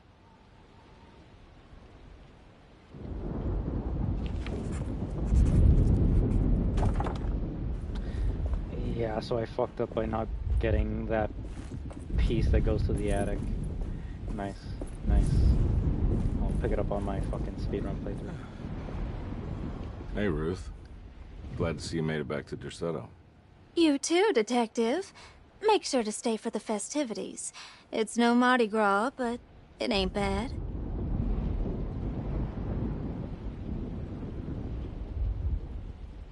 You seen Emily around? I saw her packing some things into that old jalopy you arrived in about an hour ago. I'm sure she hasn't given up on you yet.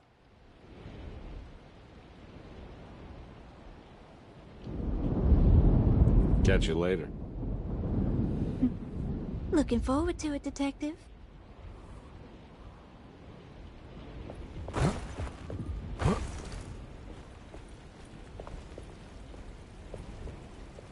Good to see you back on your feet, Detective.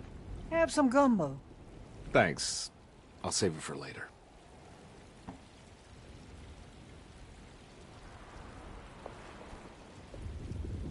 Seems like everyone's in a pretty good mood. The Eve of St. John is the most important date of the whole year. It's the only day when the black goat of the woods tends to her young.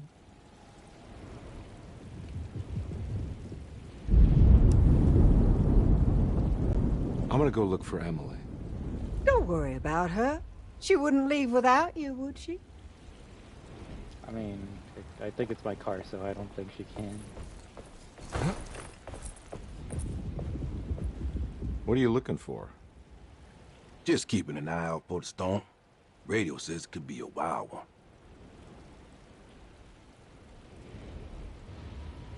You don't know where Emily is, do you? She's packing some of Jeremy's things. Said she wanted to take them away. I'm sure she'll come and get you when she's ready. I should probably get a move on then. See you around, compare.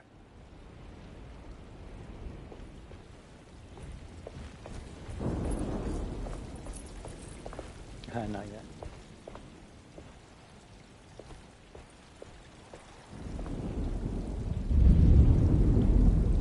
That is one impressive tree. More impressive than you could ever imagine. Giving off evil villain. So how does this all work? You dance around chanting? For the ritual, I mean? Stay and find out, Detective. It might just do you good.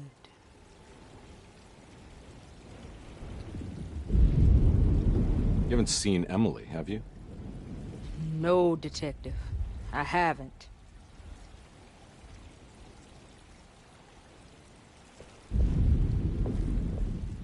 All right, tell me, what the hell's about to happen here? Every year we have a little turn-the-page ceremony by the tree. It's symbolical. Symbolic? It's like life has its cycles of grief and happiness. You know? Just like a tree facing the seasons. Things change, but remain the same.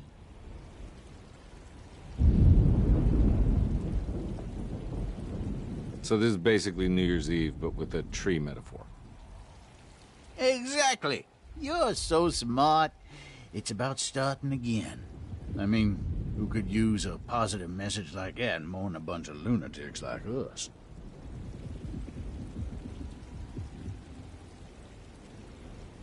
Are you a lunatic or are you actually just drunk?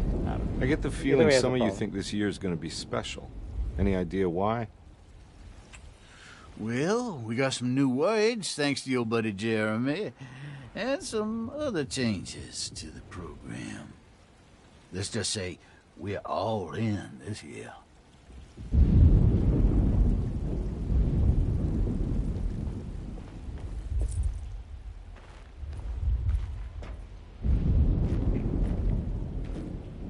Hey, kid. What are you up to? Preparing for the ceremony. I don't want to disappoint Mother. Mother? What's your part in this? I'm the Cabernet Corn. It's very important. Only I can settle our debt. Creepy kid. You know, I had my doubts, but you are in the right place, Grace. I think you might be right. For once.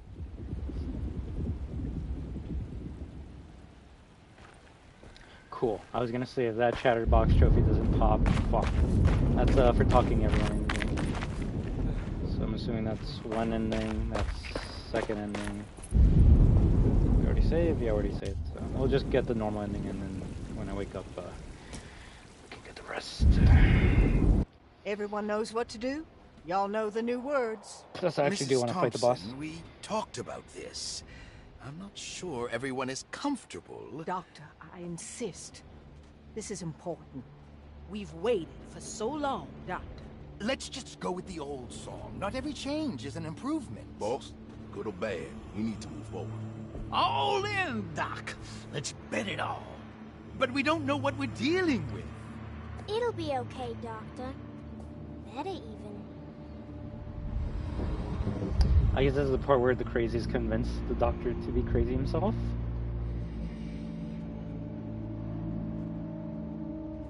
Ever there are praises in abundance to the black goat of the woods. Hear us, brother. Take pity on us. Take pity on us. Ever Hear there us, praises Mother, and praises abundance to the black goat of take the pity woods. on us. Hear us, Mother, and take pity on us. Take pity on us. Ever there's praises and abundance to the black goat of the woods. Hear us, Mother, and take pity on us.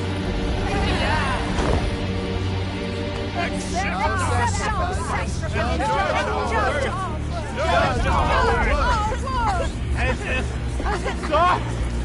Are you crazy? This deal's released the happy call, Grace! Stop! Stop!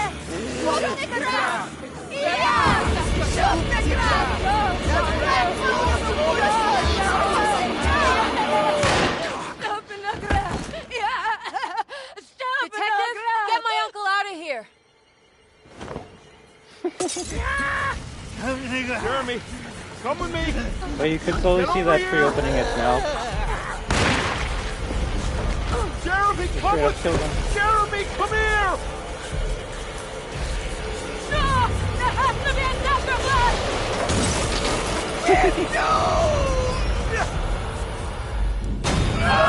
the same cutscene?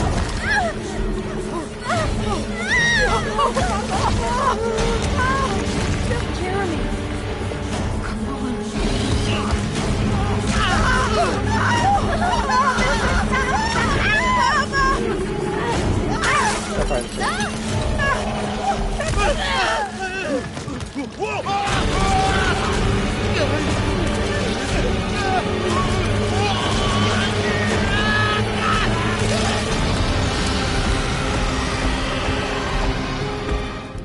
Why didn't it kill David Harbour?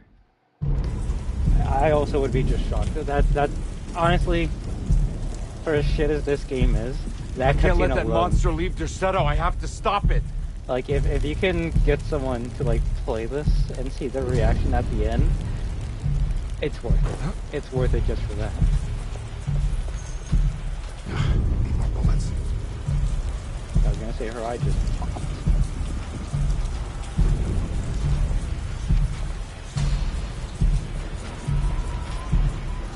You're still alive, right? You got this, right? You're okay. You're okay.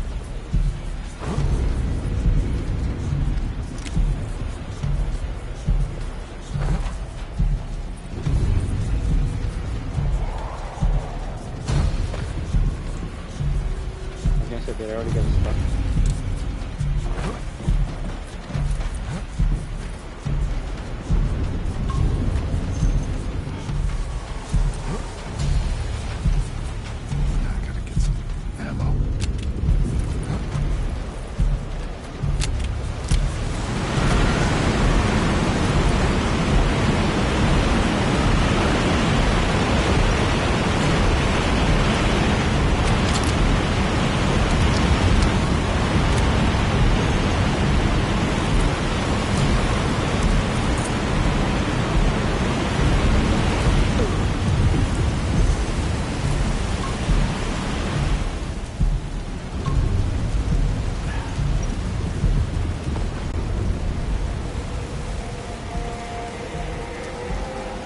Let's do it.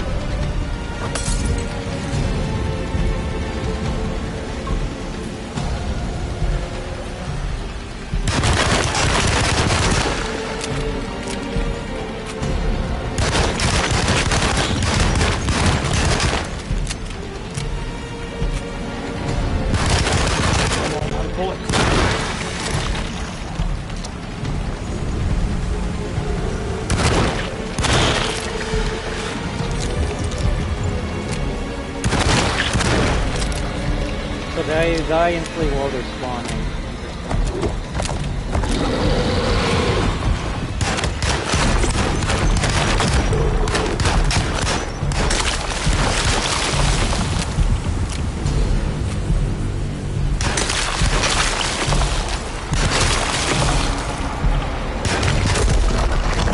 I was gonna say, he dies already.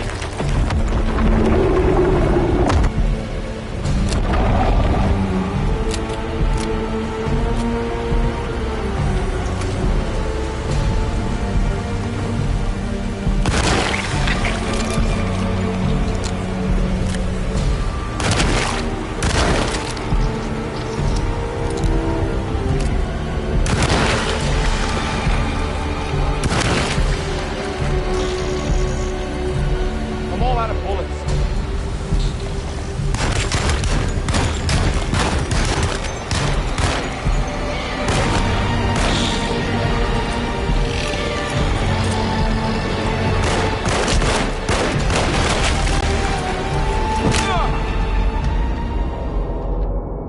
But the fact that the fucking tiny little bug does more damage than the giant fucking tree, that tells you something. That fucking tells you something.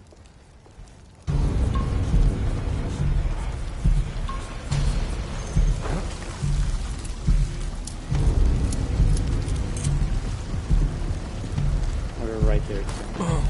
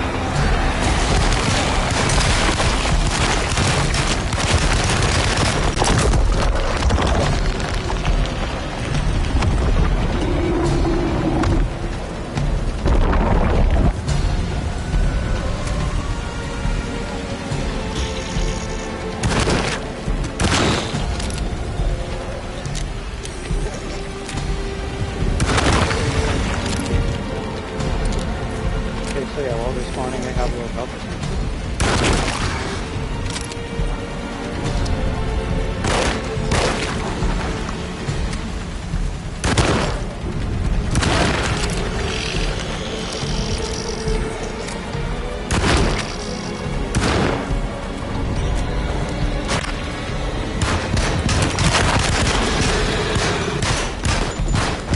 I'm all out of bullets.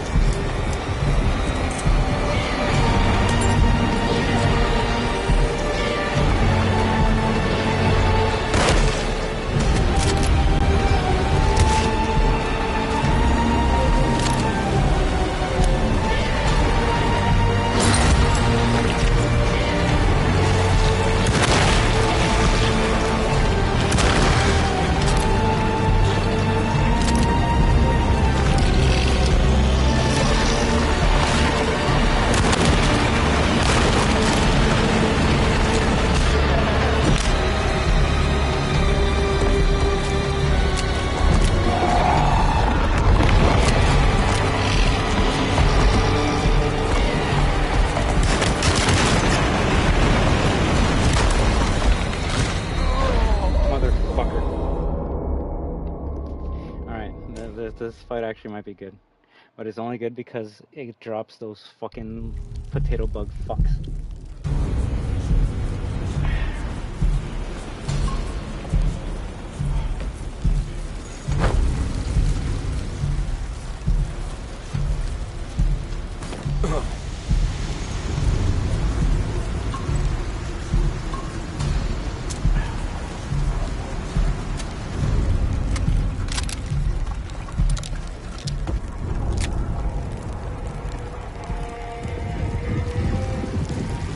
Just pure machine gun for boss and pistol shotgun for everything.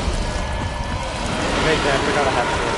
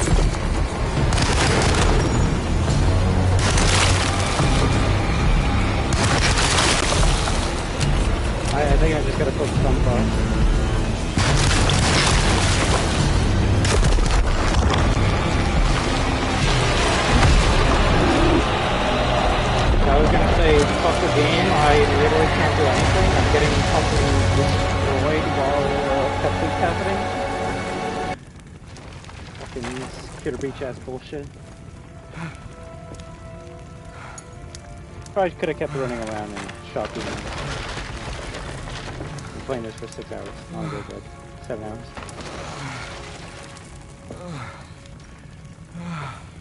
Detective! Oh, what the hell was that? I tried to tell you. There was so much evidence. Their devotion to the Black Goat was like nothing I've ever seen before. I felt so dumb believing any of it, but I'm glad I did. Are you okay? Everything is out of order. This isn't the way the story goes. I shouldn't be alive. Reference to the original game? Oh, you're welcome, buddy. Which I guess meant that Alone in the How are Dark you 2 doing, could have sweetie? gone differently. I kinda like it. You ruined everything, but I'm not mad. In this new universe. Now the real question is, do you think they would have fucking got David Harbour and Jodie Comer to come back for the sequel? Yeah. Alright, you ready to head back to New Orleans? Come on, Jeremy. We're leaving. Can I come? I thought you said you didn't need saving. Don't leave her. She's important. Of course we're taking her with us. Yay, I'm important. Wait, was he actually gonna leave her there?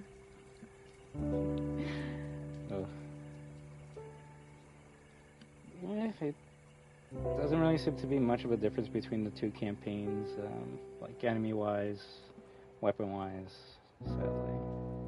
The story is pretty much the same. It's only specifically the second half of Chapter 4 that changes.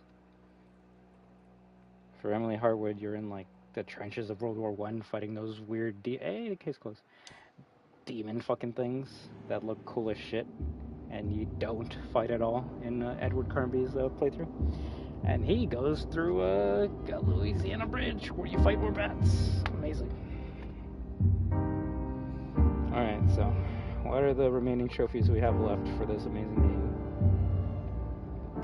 Ah, fuck me. Well, there's Librarian to read all the clues. Teal Towler, finish the game without drinking from her flask. Look at all the free stuff I got, find all the lightning APs. You can't keep me out, open all the safes and locks in the game. Amazing. Finish the game in under 3 hours. Give Grace a present. One of 1,000 young. Nobody knows what happened. And then Alone in the Dark Platinum.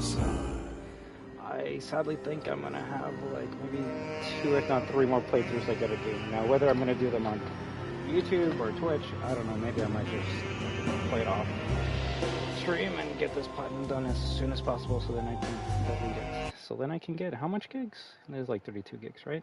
31.04 gigabytes back. So. I don't want to talk about the game right now just because I feel like I'm just going to shit on it too much, but the only thing I can say is it's disappointing. Extremely disappointing.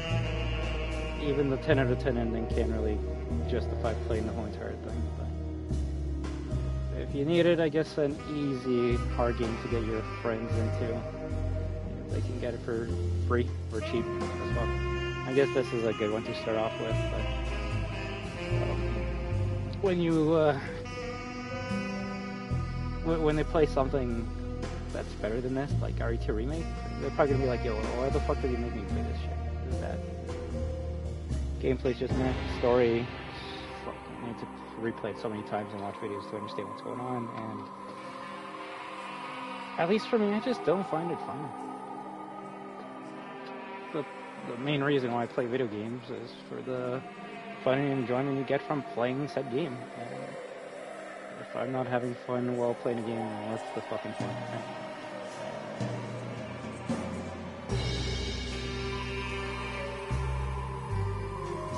I'm trying to think what's the funnest thing I like doing in this game.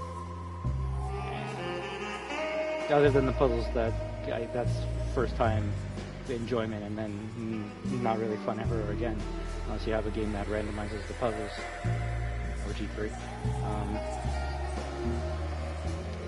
I guess throwing mollies at people because it's funny.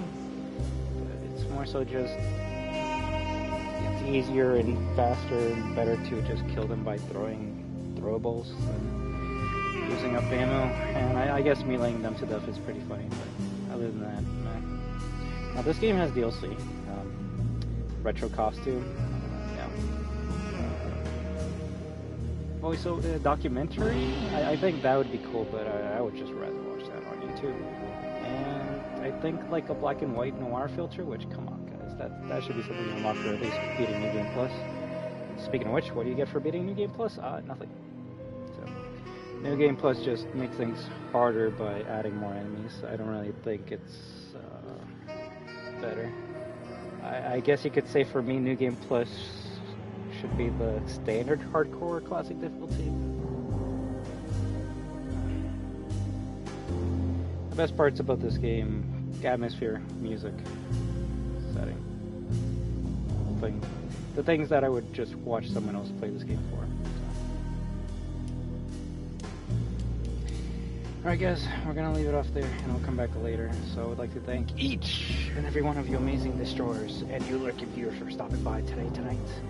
You have been watching I Am Destruction with Alone in the Dark, Part 4, out of hopefully 5.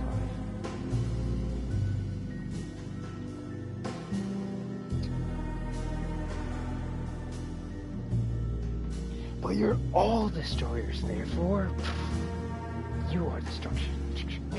And when we team up with each other, we are destruction. So have an amazing day, night, week, weekend, month, and 2025. But until next time, everyone, have a good one.